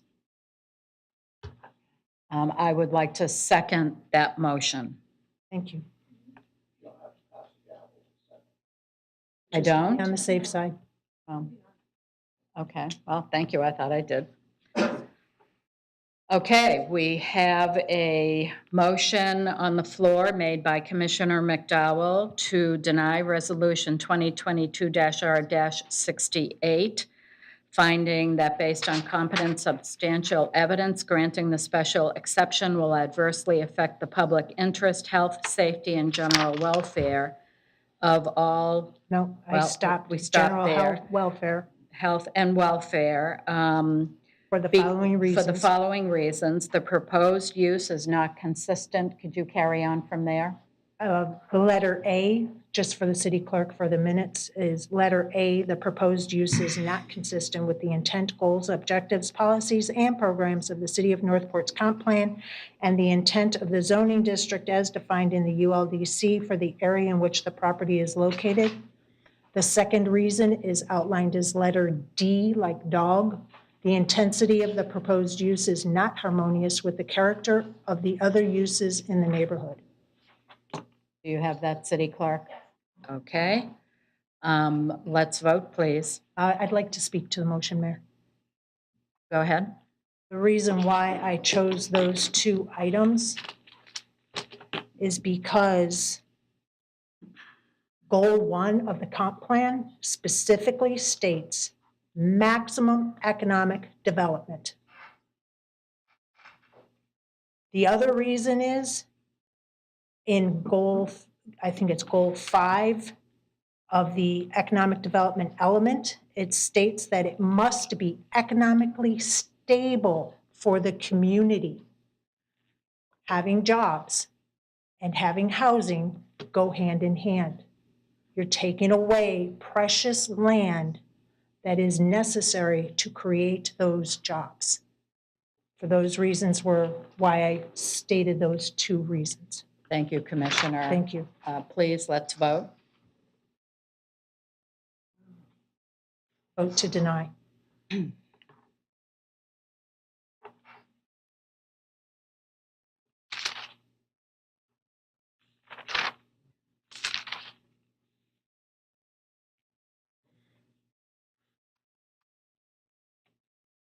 And that motion passes 3-2. The two abstainers, Commissioner Emmerich, do you want to talk? They voted against it. They voted against it. Right. Yes. Do you want to comment on They your dissented. dissension? I dissented for the main reason that I think that they met what they needed to meet. You're out. Put your That's all right, I'm done. Commissioner Stokes. Yeah, well, I fully appreciate all the issues at hand here in this development, and I believe that many of these issues brought forth really fall under the DEP application, not under this resolution. I am concerned that according to the comprehensive plan, the ULDC, these exceptions, these criteria for special exceptions have been met. I am concerned about the legal exposure here. For that reason, I voted no. Okay, thank you. We've concluded this item on the agenda. We've been at it for quite a while. Let's take a 10-minute break and come back at 2:55. Yes, should be.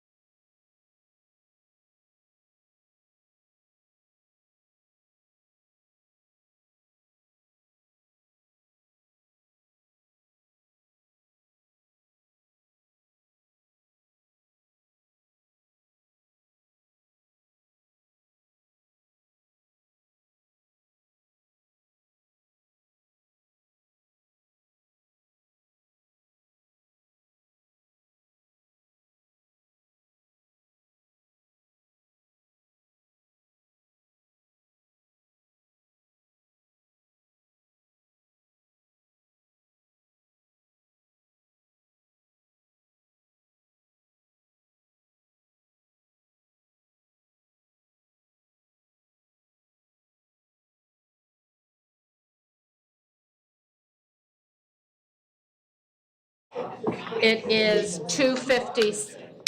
Attention, everybody. It is 2:56, and we are resuming this regular meeting of the Northport Commission. All of our charter officers and commissioners are here and present. We have a quorum. Petition D is consideration of DMP-22-124 Pocatello Multifamily Development Master Plan. Since the exception was not approved, there's really no point in going through this. City Clerk, do you have anything to add to that? No, I do not. Okay, so we will move on to item E, which is DMP-22-60, consideration of petition number DMP-22-060, the Arrietto Development Master Plan. This is a quasi-judicial hearing. City Clerk, would you read the petition by title and swear in those wishing to give testimony? Consideration of petition number DMP 22-060 Arrietto Development Master Plan. Can everyone wishing to provide testimony please stand and raise your right hand? Do you swear or affirm that the testimony you are about to provide is true and accurate to the best of your knowledge, so help you God? I do. Thank you. Okay, have any of my fellow commissioners had any ex parte communications since last time we spoke on this topic? Commissioner McDowell? I just need to double check the date of the last time we spoke. Hang on. No, ma'am, I have not. Okay, Commissioner Stokes? No, not since the last time, I don't believe, no. I did drive by the property to sort of get a lay of the land. Vice Mayor? Yes, to the best of my recollection, I haven't, other than the emails that have come in or people that called me or sent simple letters that I think we all received. Commissioner Emmerich? No, ma'am, I haven't had anything new. Okay, good. City Clerk, do we have any aggrieved parties on this matter? Okay. It's presentation time. Applicant, if you'd like to come up and make your presentation, you'll have 20 minutes. And we just need to load the PowerPoint up here. Certainly, take your time. That was the first. I actually had an engineer ask me to help him. So,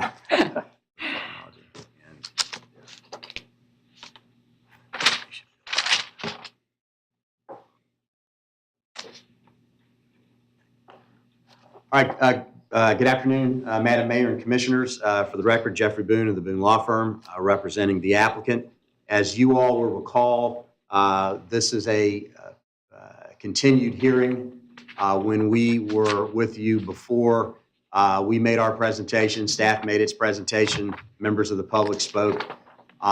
We went through everything and got down to when you all were discussing, and it seemed as though the commission was looking for more information about the stormwater.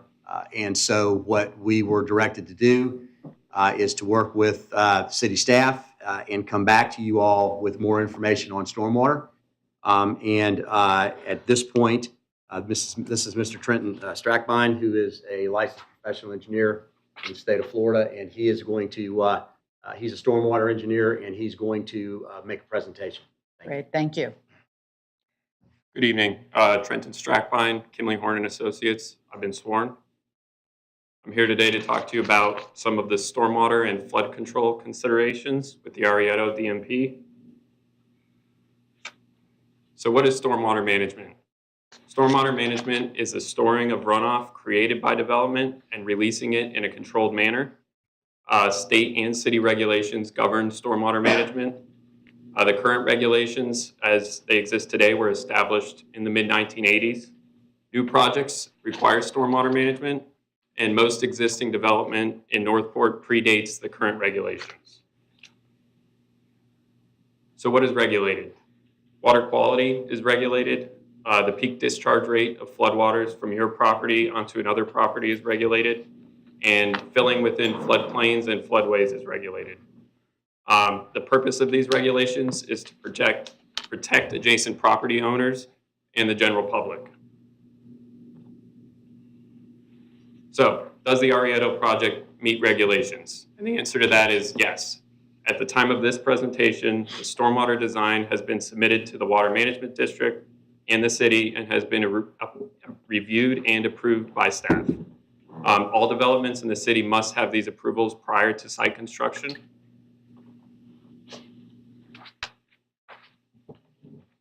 So after the last commission meeting that we had, there were some concerns that were brought up from the commission, from residents. So we wanted to go back and kind of look at, what are some above and beyond measures we can provide with this development that would give you all more comfort. So first and foremost, as I mentioned before, the stormwater design was approved by staff through the INF review prior to DMP approval. That was something you all had requested us to look into. We also expanded our analysis to include both the 100-year and 500-year storm events. After hearing some of the concerns of residents and the commission, I'd like to note that city regulations only require up to the 25-year storm event. So we've gone above and beyond what is required by code. I'd like to mention the Hurricane Ian rainfall approached a 500-year storm event. Some other considerations, the stormwater ponds on a development like this typically comprise of 15 to 20% of the total development area of the site. On this project, we're providing substantially more than that at 31%. We included conservative assumptions on the impervious surface in our calculations, and our modeling also depicted reduced flood elevations on adjacent roadways and properties in all storm events that we had analyzed. Something that came up at the last commission meeting was the FEMA flood zones. So I wanted to talk about that for a little bit. There are two types of floodplains that FEMA evaluates. The first is flooding from rainfall and riverine conditions, and the second is saltwater flooding and tidal storm surge. The FEMA maps for this project are indicative of tidal storm surge, not riverine conditions. This site, all of the homes, the finished floors of those homes will be elevated at a minimum 1 foot above the effective FEMA flood elevation at the time of building permit.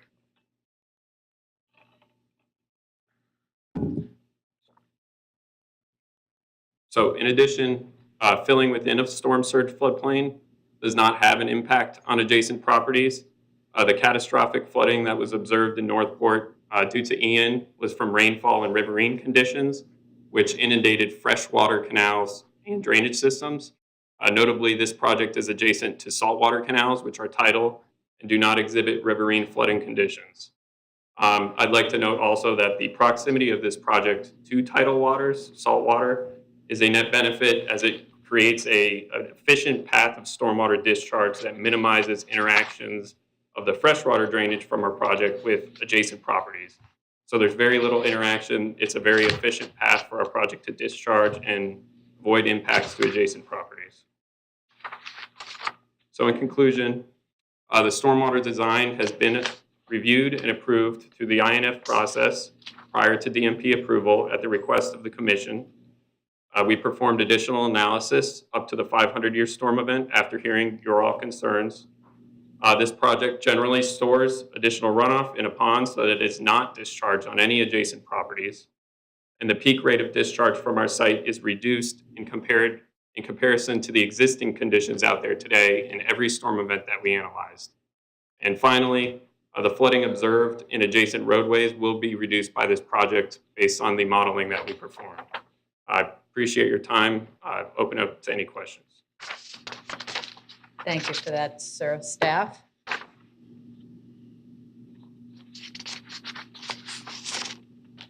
Good afternoon. Carl Benj, AICP. I have been sworn, Planning and Zoning Division. So first, we're here to talk about DMP 22060. This is a second reading. I would like to go ahead and carry forward my presentation from the previous meeting. The applicant, during that meeting, the applicant was asked to bring further stormwater information, which they have done. And as he mentioned, they have done the model to a 500-year storm, which is above and beyond what we require. So if you have any questions, we do have stormwater experts, Ms. Elizabeth Wong, and other staff to answer anything you might have. Thank you. Great, thank you. This is moving along quickly. Any rebuttal by the applicant?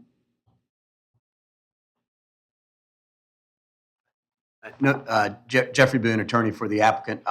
No rebuttal, but just for clarification, based on what Mr. Bench said. So when we came up and just made our presentation, actually it wasn't me, it was Mr. Strackbein. I assumed everybody understood that since we continued the prior public hearing, everything that was said at the last meeting is still in the record of this. So based on that, we have nothing further. Thank you. Okay, great. Thank you, sir. And staff? We have nothing further. Thank you. Okay. City Clerk, do we have any online public comment? Okay. I do have some folks here. I hope they're still here.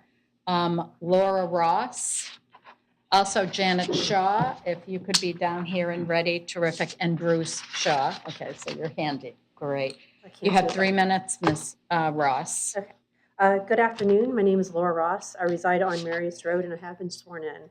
This is my third time objecting to this proposal due to the stormwater concerns.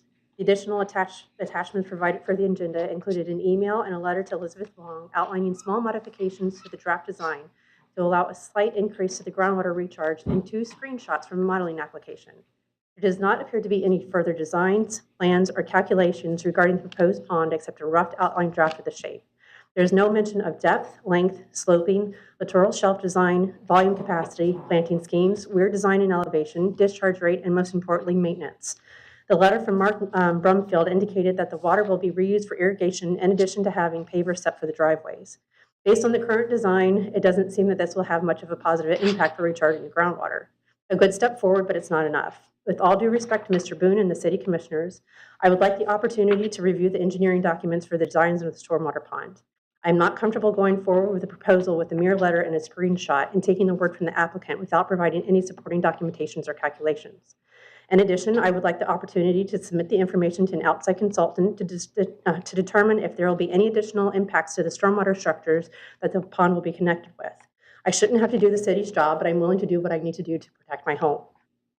There are other numerous concerns that have been repeatedly brought to the Commission's attention, including traffic, population, loss of habitat, loss of tree canopy, the detrimental effect that will occur to our wildlife. This list continually goes on. There is a difference between a want and a need, and this proposal is not something that our community needs. It's a mere want that the church wants to do to gain a few bucks. Again, with all due respect to the applicant and the commissioners, the problem lies with the city planning development when they zone this parcel, and apparently the entire city from previous discussions. This parcel should have never been zoned for medium density housing. There's a large scale issue with our community and the way that our city is being destroyed for the sake of progress. There's always a large amount of uproar and resistance when a proposed development is being brought forward to the commission that is usually deflected or ignored.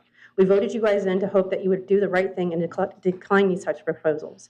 The right things to do is usually the hardest, but we were all hoping that you'd do the right decision. Our community has suffered enough damage, destruction, and chaos from Hurricane Ian, and now we're faced with another setback. We moved to this community to escape the chaos of city living, and with it, unfortunately, turning it into a metropolis nightmare that we have been trying to escape. This is our home, our livelihood, and our way of life. Please, we are all begging you to do the right thing and to decline this proposal. Thank you. City Manager, can a member of staff get with Ms. Ross and help her locate the documents she'd like to see? Yes, ma'am. Thank you. Janet Shaw? Janet Shaw. I own a home on Malaluka Road. We've owned the home since '63. And I've got to disagree with Mr. Boone. I've been around since '63, and I've seen personally 3 catastrophic events. One in the early '70s, which sunk my grandfather's boat. The no-name storm in '92, which... Excuse me, ma'am. Were you sworn? I was sworn. All right, thank you. Sorry. The no-name storm in '92, which poured down 18 to 20 inches of rain within a 3-day period and made travel on Malaluka impossible. And I remember that clearly because we had a truck full of furniture that we were trying to unload, and we couldn't even unload it because of the torrential rain. And then we couldn't get the truck back to Sarasota to take it back to the rental place because all the roads between here and there were flooded as well. And then, of course, Ian. So I've seen 3 catastrophic events in my years. This is an interesting little piece of property, and I'm really curious why D.R. Horton has zoomed in on it. And I think it's probably because it's cheap or lower priced, and they thought they could come in and build high-density housing there at a cheap price. And that's the only thing my logic tells me, because I can't figure out why else they would want this property. If it was so ideal, why have they asked for 6 or 7 variances or exceptions? With 104 square miles of property, why can't they look somewhere else to a property that's more agreeable to their needs? If this was the ideal place, they wouldn't need all these exceptions and variances. And I hope that you all take that into consideration when making your decision. Our primary concern is the drainage. There have been no specifics about discharge rate. There was, at one point, Mr. Boone's son, who has been here at the previous meetings, said that there would be overground traveling of the water between their retention pond and where it dips down into a grate alongside Sydney Avenue. There's been no discussion of that. Is it going to be a culvert? Is it going to be over the dirt? Is it going to be over the grass? What is the length of that discharge before it goes into that graded downspout along Sydney? And then once it goes through there, it comes out into our canal. Have there been any studies about the amount of silt that's going to be drained off this property into our canal, which has never been drained or dredged since it was built? Have there been any studies about the impact of all the runoff from that property? There are pesticides, there are weed killers running down into our canal, where I have personally sat and watched for the past 5 years female manatees come up and give birth in that canal. What effect is that Madam, your going to have? time is up. I'm sorry. Okay. Bruce Shaw?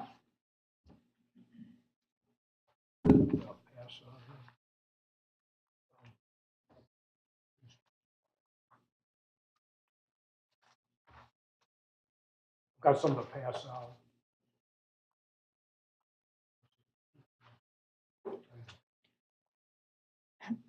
And then one more.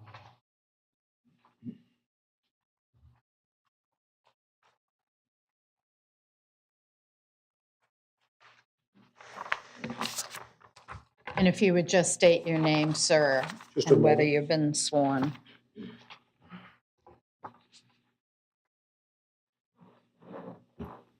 I'm Bruce Shaw, and I've been sworn. The handouts that I've given the commission, I was able to Google this on the internet, and it is a FEMA flood map. And I was interested in the impact, FEMA, the way they rate our property there on Malaluka.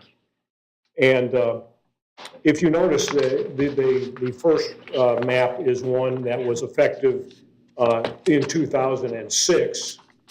And if you turn the page and see the dramatic change in FEMA ratings, this is a preliminary that was established in 2019 and the updated in 2021, December 8th, 2021, a little over a year ago. They mentioned the reason for this update is that there are actually 3,600 affected parcels in the city of Northport where this FEMA ruling changes.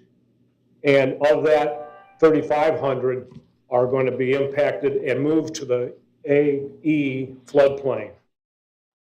They highlight areas east of Myakka River and specifically portions of Talon Bay, Duck Key, residential and commercial areas north and south of 41 near Myakkahatchee Creek, and interconnected waterways with tidal influences.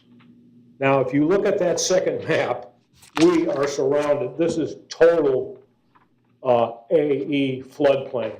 And the proposal is to take that piece of land, which is right in the upper center, and we're going to develop that with 80 units.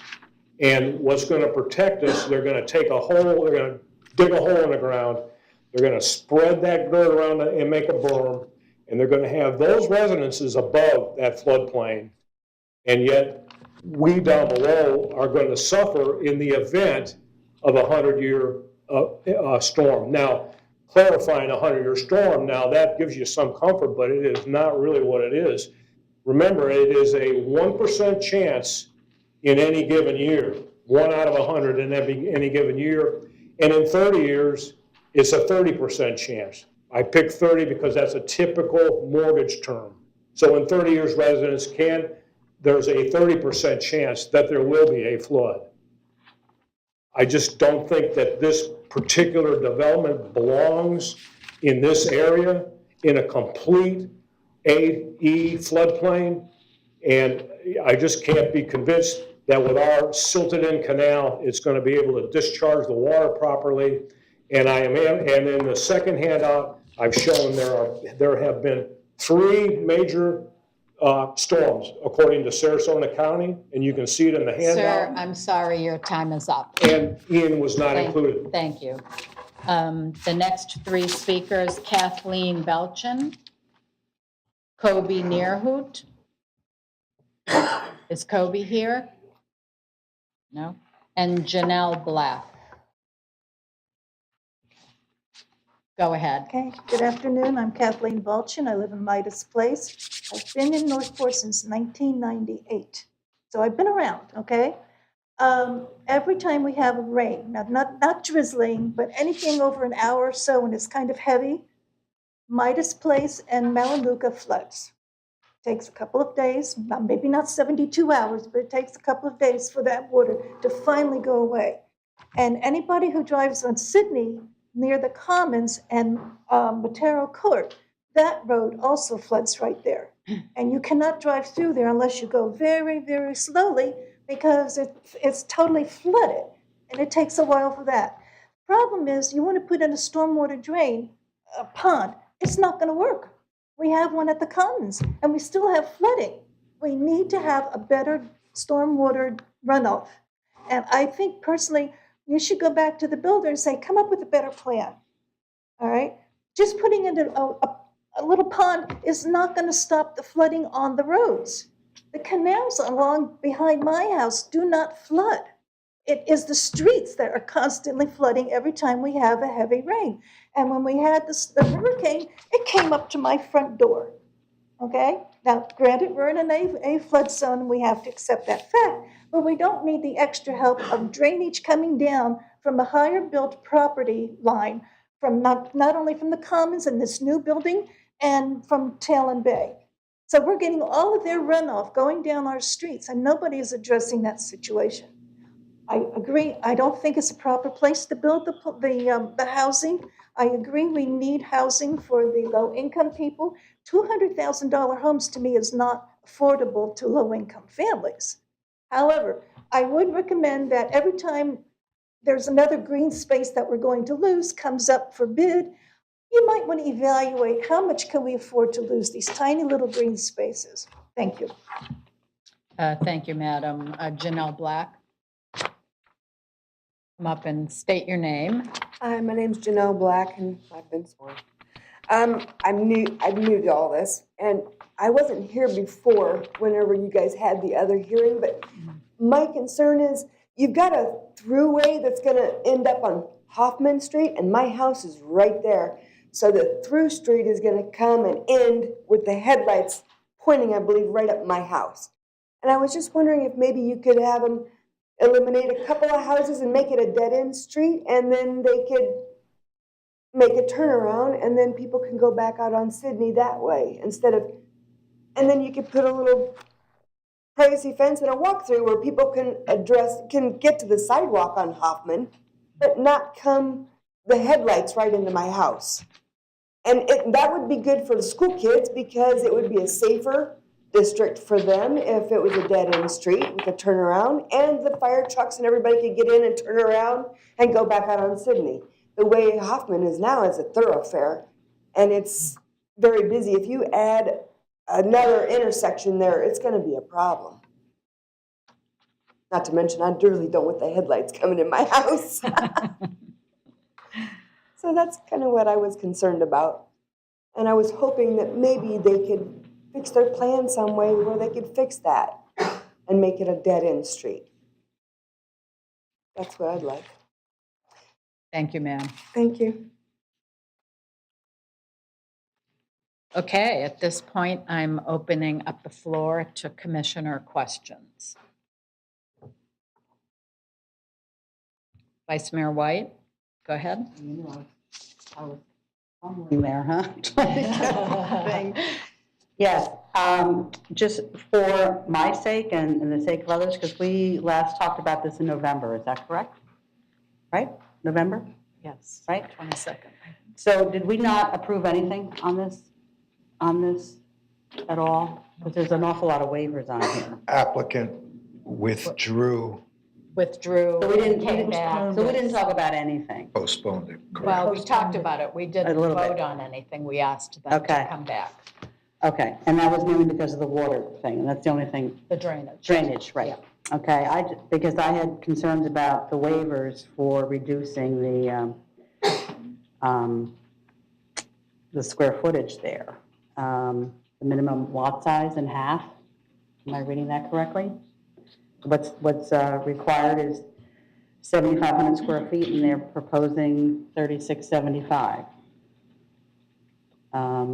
And we're talking about stormwater runoff and accommodating that, and that's half of what it is. And then along with that, I'm I sorry. think they're here to answer part A. Okay, but they kind of all go together because Okay, then they're keep also, going then. yeah, because they all kind of work together. Then there was the minimum lot width, which is being reduced, and then there's the maximum lot coverage, which is actually being increased. So along with reducing the lot size, you're increasing the maximum lot coverage. So I had concerns about that, and I think the conversations that I've had with residents there as well. Would you like to address that, Mr. Boone? Yes, ma'am, and there was a lot there, so let me. I know. If I don't, Unpack it a little. yes, ma'am, and Commissioner White, if we don't answer your questions, please. Sure. Okay, so, and part of the process here, of course, is that when we made our presentation, back a couple months ago, we went through the explanation behind all of these requested waivers, and I think I'm looking perhaps is the easiest way to concisely restate what all we took 20 minutes to say a few months ago, is that when it comes to the waivers for the lot size and the lot width and the lot coverage, I think those were your three questions. So what it starts with is the type of housing that is designed for this property. It is a current well-received product type in the market. Your staff, I believe in the staff report, spoke to the fact about the comprehensive. Again, I'm repeating what was presented, so I apologize. But the staff report, speaks to the comp plan requiring and the benefits of accommodating the production of a diversity of housing types. So that's really what we have here. And I know we have, and just so nobody thinks that, this is some, oddball type of development here. I think I left my list, if you'll excuse me.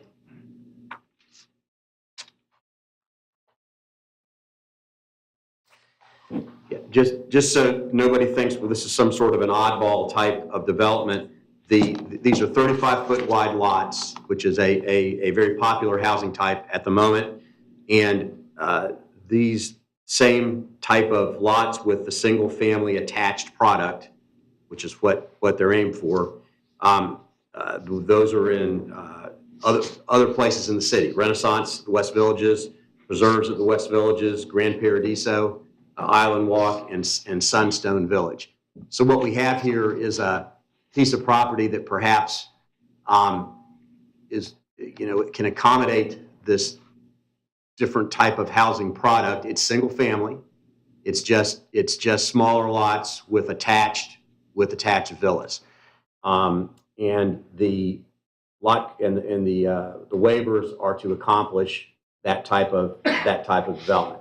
As far as the impact on the stormwater, Mr. Strackbein can respond to that. I believe that was part of your question as well, ma'am. Was that correct? Well, yes, because it goes along with that, and I appreciate you indulging me because I think we kind of got sidetracked in November because of the stormwater. So I don't have any notes about the lot size. I frankly, I thought you all thoroughly discussed it and kind of came down to the stormwater as the last issue and just didn't feel like you had enough information and wanted more. So, but we're happy to answer whatever your questions are. We're certainly happy to answer. Okay. Did you want the stormwater? No, that's fine, because you did compare it to what we already have. You said villas. So I'm assuming, because this is half, you're saying there's 80 units. Normally it would only tolerate about 40. Is that the correct assumption? If the attached villas was one house, right, then yes, ma'am. It's a specific type of housing. Okay. Then I guess my other question is probably not for you, but more for staff. It says here, these are the current ULDC requirements. So if that's the current ULDC requirements and we're permitting something that's about half of that, why is it a ULDC requirement? Is that something It's we actually a waiver. Carl Bench, sorry. They're actually requesting it as a waiver. Right. So under the ULDC, their lot sizes, lot width is something that they can request a waiver for.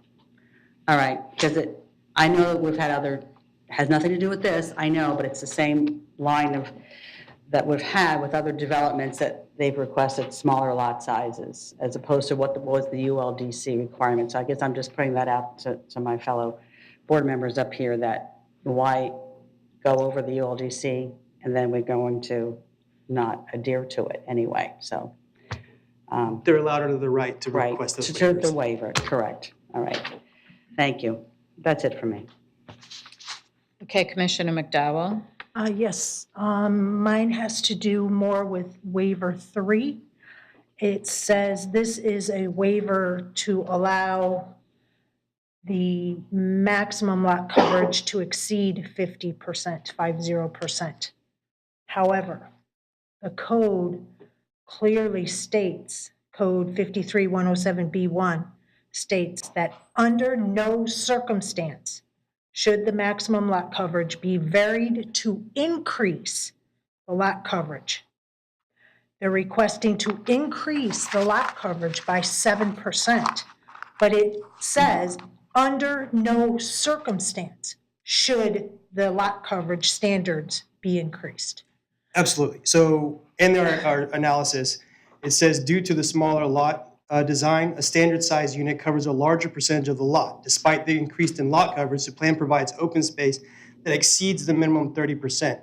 So we're using the fact that they exceed the minimum 30% to help offset. Under no circumstance is a shall. This shall not be increased. So to me, when you're saying under no circumstance and there shall not, how can they even come to us requesting a waiver? So the code also says that they're allowed to request the waiver. But the code is written to say that the maximum is 50%, however, they cannot exceed that. So it seems to be an error in code because it doesn't necessarily make, how can you have a 50% lot coverage and then ask a waiver for it when you can't exceed 50% lot coverage? So we're all aware that our code has some delicate intricacies, and this just so happens to be one of those. And so our analysis shows that from what we've looked at it, that they're supplying more open space, so that's how we think that would work out. They're providing 6% additional open space, but they're requesting a 7% reduction in lot coverage. Increase in lot coverage. As they're allowed. If they're granted the waiver. No, I just mean to request it. Okay. My next. Commissioner McDowell, if I could just add, Lori Barnes, Planning and Zoning Manager, I have been sworn.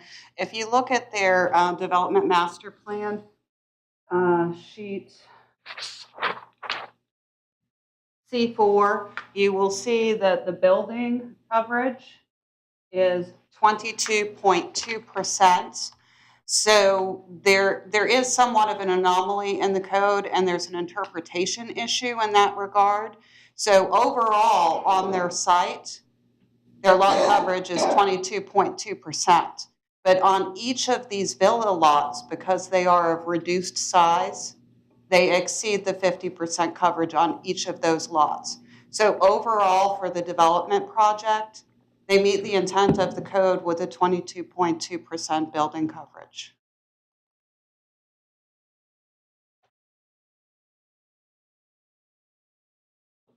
So code number 3714, and I did touch upon it during our last meeting, but it kind of got sloughed aside. 3714C2, there shall be a minimum park requirement of 10% excluding environmental sensitive lands. Where is the park on this development master plan?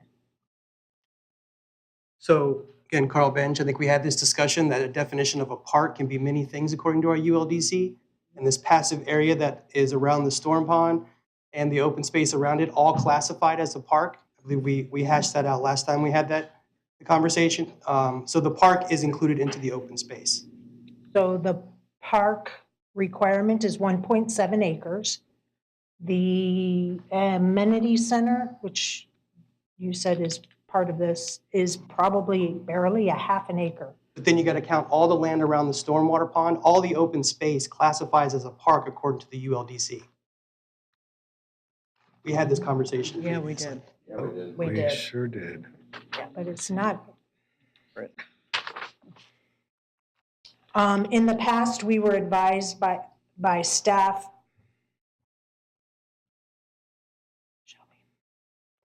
In the past, we were advised by staff that a PCD must have a mixed-use component, and I know we very briefly touched upon this, per parcel or per development to enhance the tax base.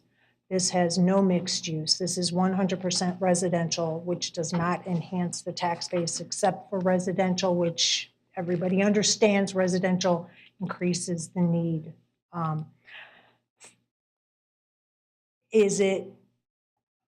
Why was that requirement not included in this? Because it is PCD. Mm-hmm. It wasn't. So when this application came in, this was all owned by the Fellowship Church. So this is all one parcel in correlation with the Fellowship Church and commercial parcels that are out front on 41. So with that all together, it does make the integrated functional mixed use with being residential, institutional with the church, and then having the commercial portions out front. So it's all one parcel as the applicant, when the applicant submitted it. If you do remember, a part of the condition, I think condition number 1 is that there may be subdivision happening. And if that is the case, there will need to be a subdivision application filed and brought before. The only parcel I'm seeing before us is the one for the residential 80 units. So how is that meeting the PCD mixed use requirement? If you go on the property appraiser site, it's a part of a much larger parcel. And a part of that parcel is the Fellowship Church that's adjacent to it. They were the actual property owners of the property. So it hasn't been split yet. So it's all technically under one property. So that fits the idea of it being mixed and integrated. Because the church is on it, the residential's on it, and there's commercial parcels up on 41. So because, I'm sorry, I'm very confused because this is the parcel I'm seeing that has no church on it. So you're saying that when this was submitted, the church parcel was included with this? It's all on the same parcel. That's a small portion of a larger parcel. There's Subdivided parcel. Not yet, but that's a part of the first condition. If you look in the staff report, it says that it looks like there might be a subdivision happening, and if there is, then a petition needs to be filed. Currently, there isn't. It's all one property. I'm sorry, I'm looking to see what exactly that No problem. conditions. It's on page 12, conditions and safeguards, now. number 1.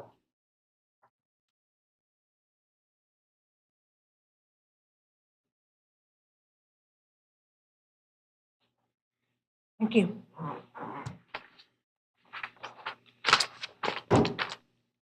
Are you done, Commissioner? I am, thank you. Okay. Madam Mayor, may I respond to Go that? right ahead, Mr. Boone. Thank you, ma'am, very much. For the record, Jeffrey Boone, representing the agent. I just wanted to go back to the language from the code. Under no circumstances should these standards be varied to increase the lot coverage by principal buildings and other structures more than 50% of the lot area.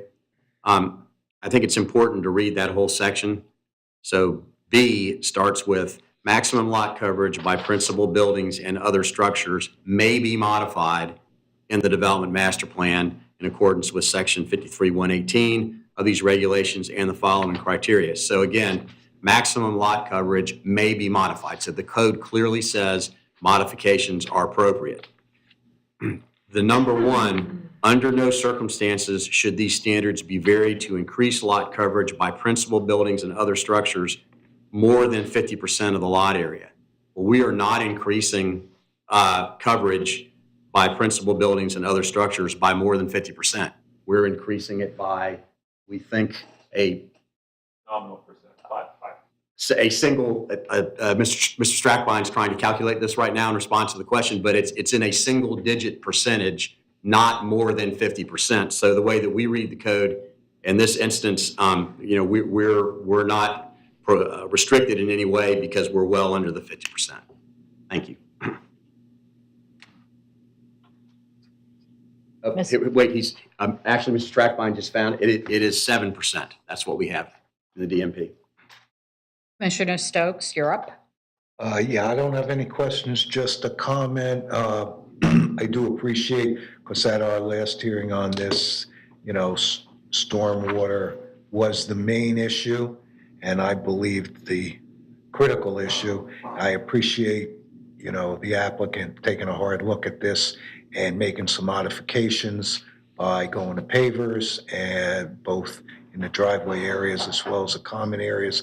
I think that helps, and having a little bit of a study done to take a hard look to make sure that actually this development will reduce, according to the report, the amount of stormwater runoff. So I do appreciate you guys hearing us. Are you done, Commissioner? I'm done. You're done. Vice Mayor? Are you done? I just wanted maybe someone from staff to address, we had a comment made by a resident about dead-end streets, and it's my understanding those haven't been permitted in a long, long time, correct? Carl Benj again. No, I believe it's a fire issue where it can only be, I think, 1,500 feet, and that's for the apparatus to be able to turn around, and it's a safety issue. So it would have to be, if you're talking along those terms, it would really have to be a cul-de-sac. You have to have something where they could. And that probably wouldn't be allowed because you need 2 points of entry. Oh, that's right. Why it's required to have it anyway. Okay, all right. And yeah, just as a comment, because I've talked to a few people who live there, that again, I've been encouraging people, this has been my quest, that you can't dictate what to do with what you want done with somebody else's property. Unfortunately, yes, people refer to this as green space. It's undeveloped property.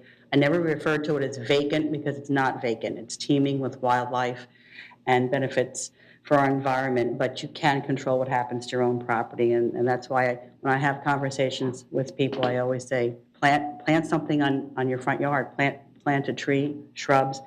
I set out to do that 32 years ago when there was 3 houses on my street, but I knew eventually it would be developed. So that's all I can encourage people to do is protect what you have. So that's all for me. Thank you.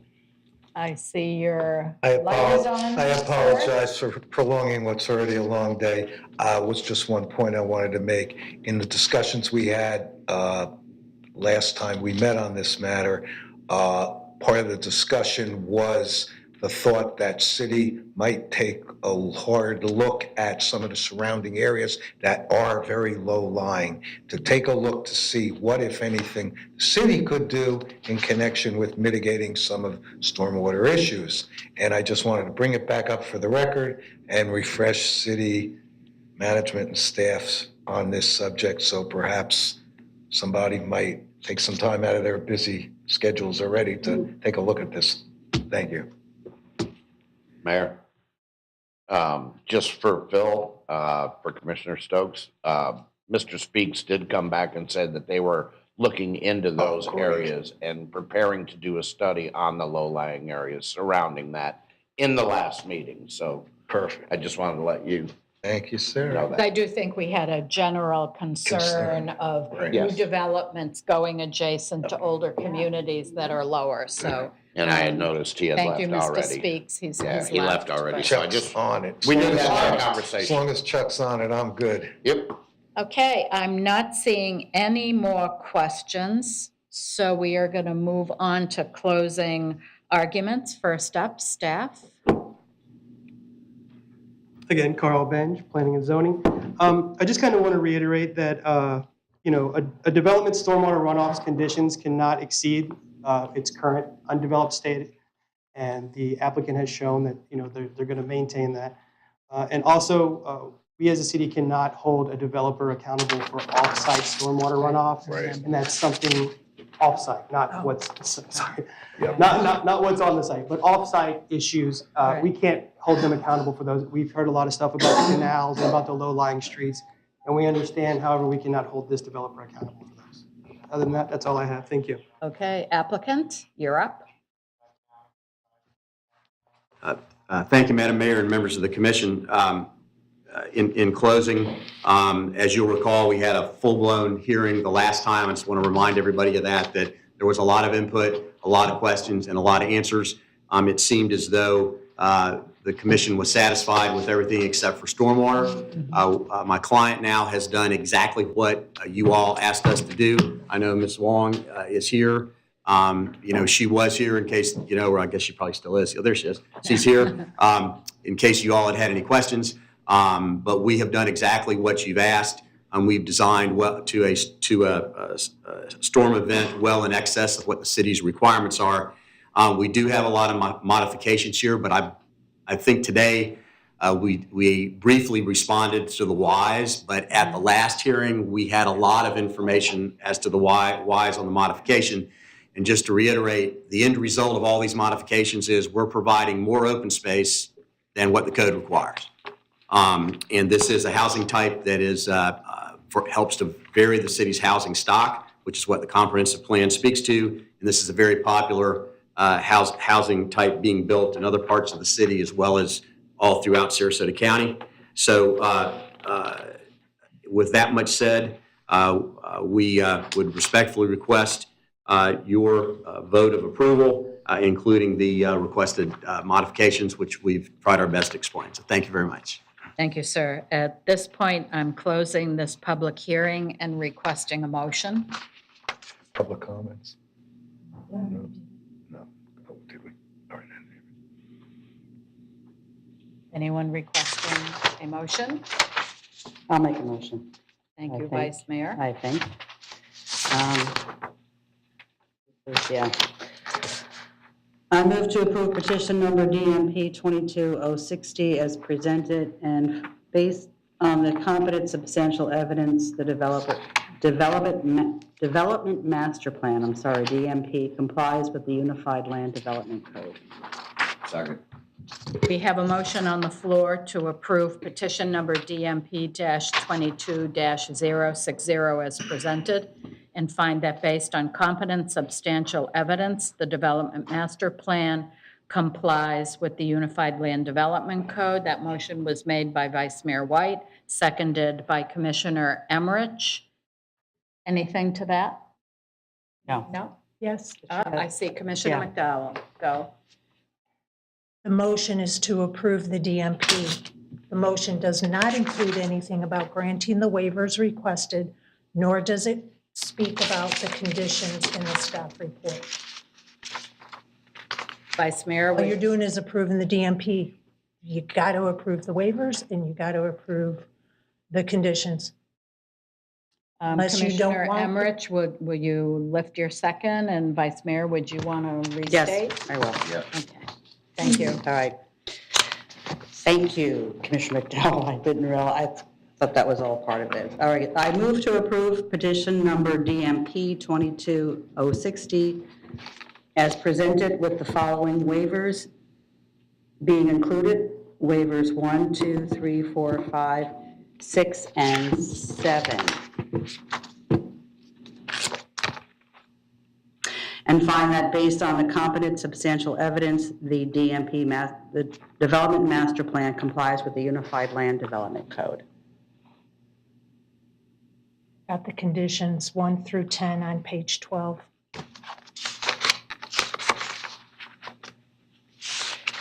Oh, because I don't have that. Page 12 of the staff report. I'm voting against this, so that's why I can't make an amendment. So y'all are going to have to do this. All right, want me to try again? Try again. With conditions, and I'm sorry, I don't have page 12 with me. So I will just refer to conditions on page 12. Can I do that? 1 through 10. It's conditions. 1 to 10. Thank you. All right.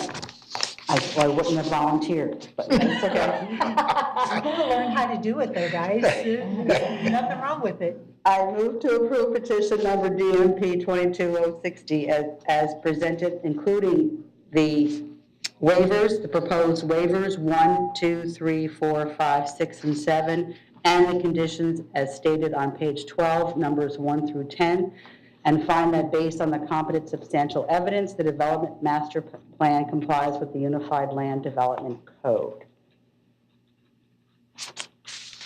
You got it all now? I think so. Second. Okay, good. City Clerk, would you like to repeat that motion? To approve petition number DMP 22-060 as presented with the below conditions and waivers, and find that based on the competent substantial evidence, the Development Master Plan complies with the Unified Land Development Code, waivers 1 through 7 and conditions 1 through 10. Terrific. Anything to that? No? Well, let's vote.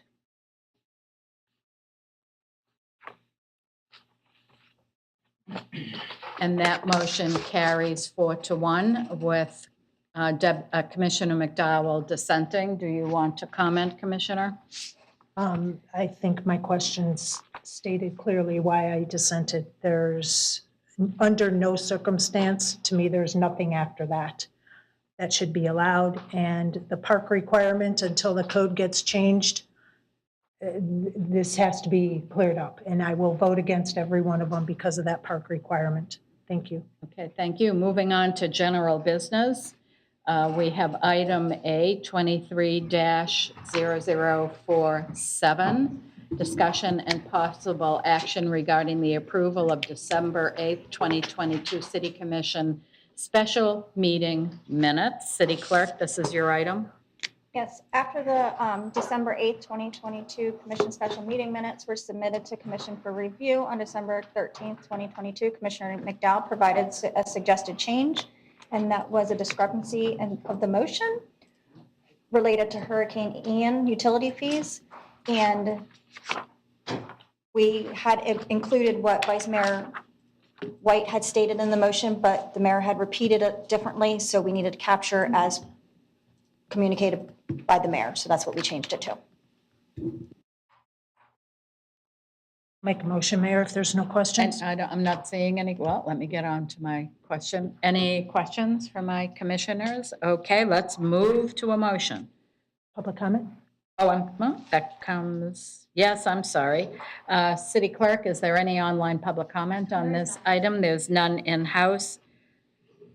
Do your motion, I'll Commissioner. make a motion to approve the December 8th, 2022 Commission special meeting minutes with the recommended changes.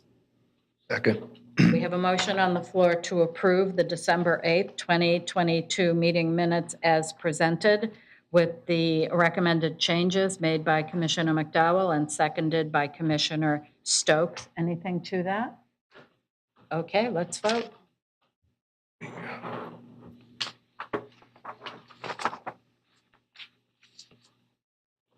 And that passes 5-0. City Clerk, do we have any online public comment? I don't have any in-house. So moving on for Commissioner Communications. Just to shake things up, let's start with Commissioner Emmerich. Yeah, I got you. Okay. Vice Mayor White. No, just the comment. Again, I wanted to I'll thank the city manager and staff that were involved with the Warren Mineral Springs gathering that took place in City Hall. That was Friday, right? I think. Yes, last Friday. Again, it's all about giving opportunities for people to be heard, and I think that was a great opportunity to do just that. And so kudos to everybody involved with that. I have a few quick things. Had an opportunity to hang out with Boy Scout Pack 256. We hosted their meeting here. My thanks to Commissioner McDowell for leading the tour. It was really a great time. The kids asked a lot of really good questions. We had some good discussion. They had an opportunity to sit up here on the dais and be city manager for a few minutes and mayor for a few minutes, and it was really great. I was also invited by Rabbi Shalom to attend and speak at a Hanukkah celebration on City Center Green. I really appreciated having an opportunity to do that, and asked them to do their celebration on City Hall Green because it provided an opportunity for others in the area to join in the celebration and learn a little something, perhaps that they don't know about other faiths. I attended my first county EDC board meeting, very, very interesting. And it was also well attended by non-board members. I had a follow-up meeting with EDC staff, and I'm looking forward to additional conversations with our own EDC staff and with county staff. And I participated in an interview with Rick Johnston of WKDW, and we started discussing 2022 city achievements and identifying some big projects coming up in 2023. Certainly did not finish that conversation of major accomplishments, and so I'll be back again in a week or so to continue that conversation. That concludes my report. Commissioner Stokes.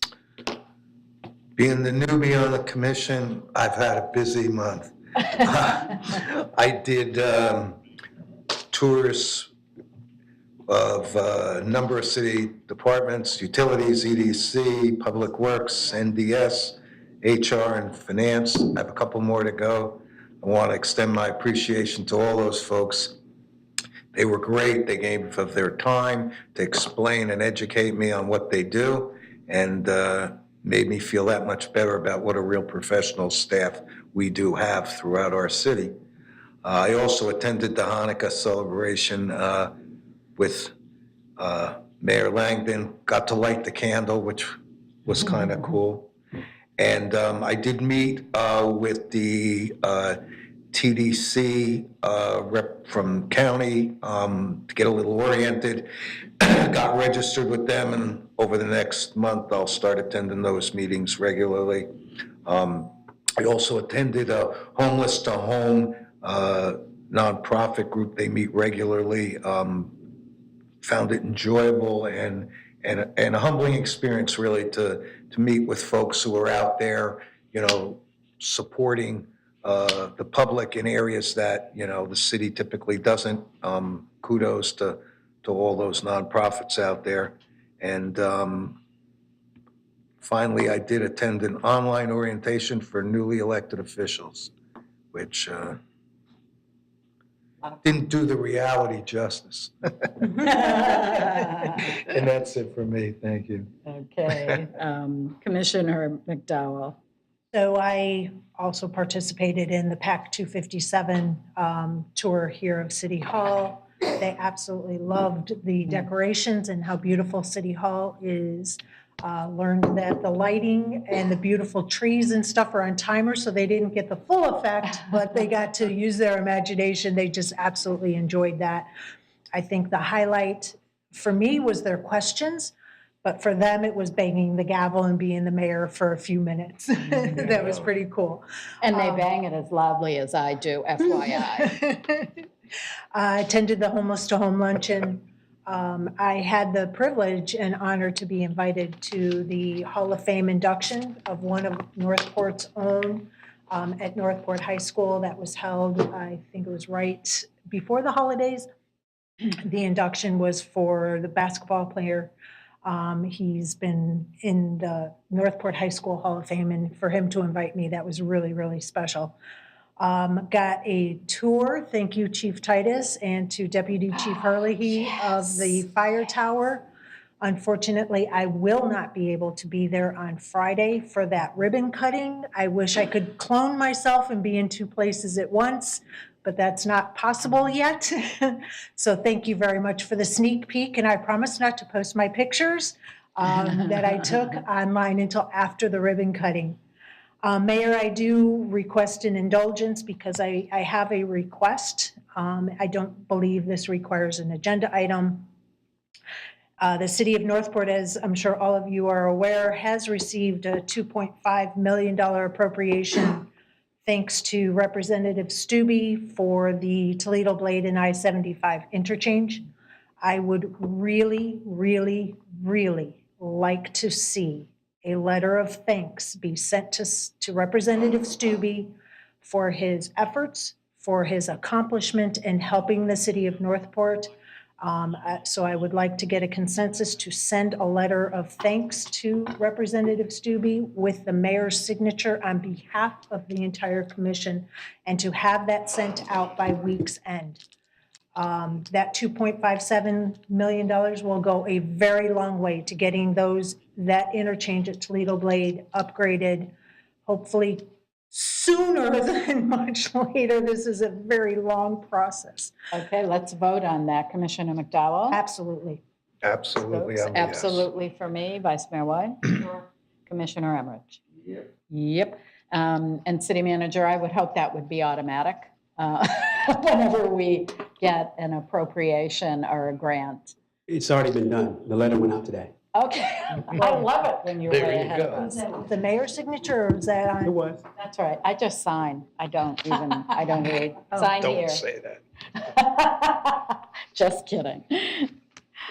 Okay, with that, I think we've completed the agenda. I do want to note one more time that we had potentially 4 quasi-judicial items on this agenda, and I understand that I have Assistant City Manager Yarborough to blame.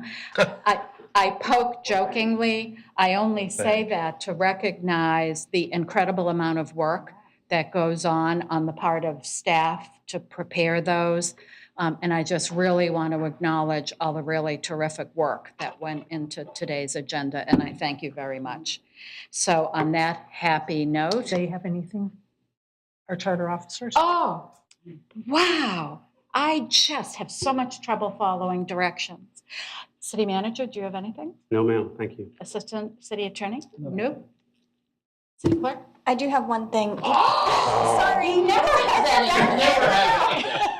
An email was sent out to each of you to RSVP for the state of the city, and we only received one RSVP back. So if you could reply to that so we can get you all registered. I that'd be didn't great. RSVP because I already talked to Becky directly about it. Had informed me that only one person she had received. I'll read. So if you could just reply to the email, that would be Use official wonderful. channels on Thank this you. one.